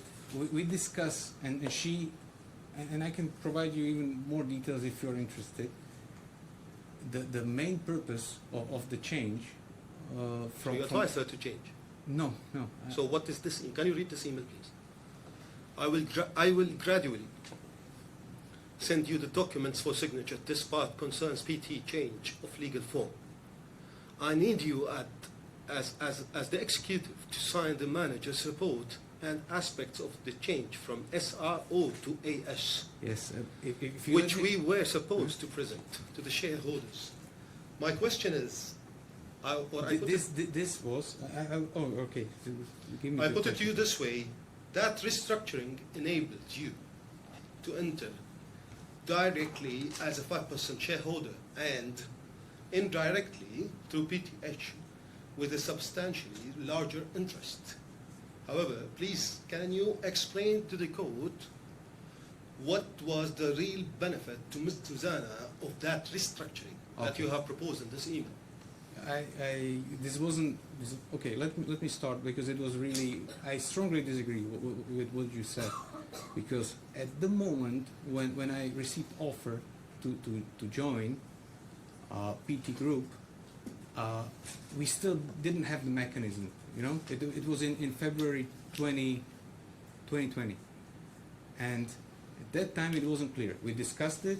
We discussed that we will incorporate PTH. This was all planned. This was all based on our communication, and we had constant communication. It was unbearable. So you disagree that this is an advice? Let me just finish because I have a last question, please. I need to Let him finish. just this is important. And if at any moment, let's say that she gave me the offer, if I tell her, okay, let's do it, let's be 50-50 partners right away and just register my name under, do the transfers at notary office, that would be it. She would be okay with it, and we wouldn't be in this kind of situation halfway, you know? So this wasn't really needed. And you also asked, what was this for? That's a great question. For anonymity. Zuzana, she didn't want to be seen as a shareholder of the company, and technically under Slovak laws, you need to declare only shareholder in case that you are the sole shareholder of the company. That's why we have those 5% shares as well. That's why it's not 100% PTH. Thank you. Now, the services were provided on behalf of PTH. You used to provide. What services? PTH has issued many invoices to PTS Yes. and PTSK, Yes. right? Yes. You're aware of this. Yes, of course. Is there an agreement with them? It is. It's There oral. is? Yeah, it's oral. We have Oral, oral, verbal. verbal. Verbal agreements Yes. for services, Yes. for and- this big amounts, Yes. no and grants. I mean, you have so much evidence of those services being provided. To so whom these much. services were provided? To To- PTS and PTSK. To PTSK and PTS, yes. That's right. Where from these payments come to the PTH? From these companies, Only based on invoices. for these services. Where are these services? Do you know where is it? What do you mean where? I mean, where are the services? I mean the services that Yes, that were yes, provided from yes. PTA. The bundle is full of them. Which one? I mean, it's clear. There is so much evidence. I mean, Thousands of Do you emails. refer for these documents where my client yesterday in the cross-examination being provided on a cup of coffee? Oh yeah, yeah. Is it? Actually, she couldn't. I'm really Without happy. agreement. I'm really happy that you opened So I this. put it to you this no, way. no. One at a time. I demand. I would ask for permission to respond to this. There cannot be any question about services being provided from PTH. There is so much evidence on file. We can go on. I don't think that we have that much time. So, if I may, I would be happy to provide you all the details. But the file is full of them.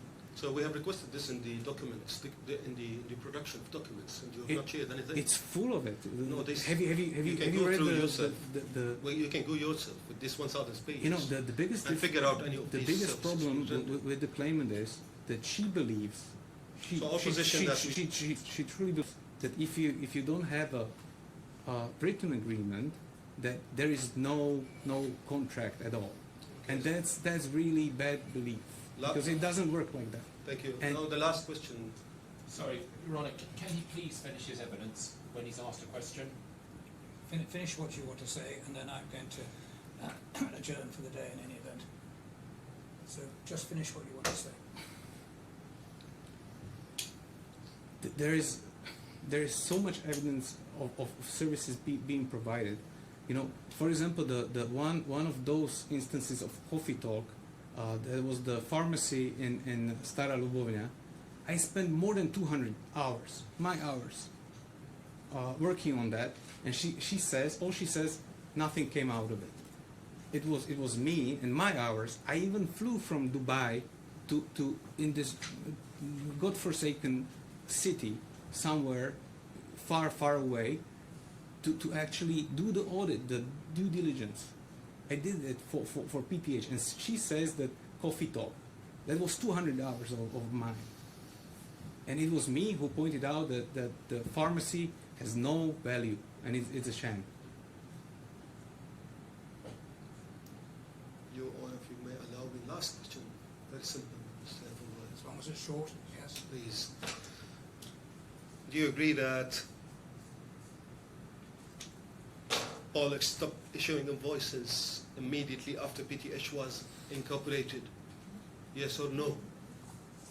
I don't think that I cannot tell exact date. So you disagree? Okay, let me rephrase it. I know for sure that it wasn't invoicing after in May, Why? because Because my client was the only client.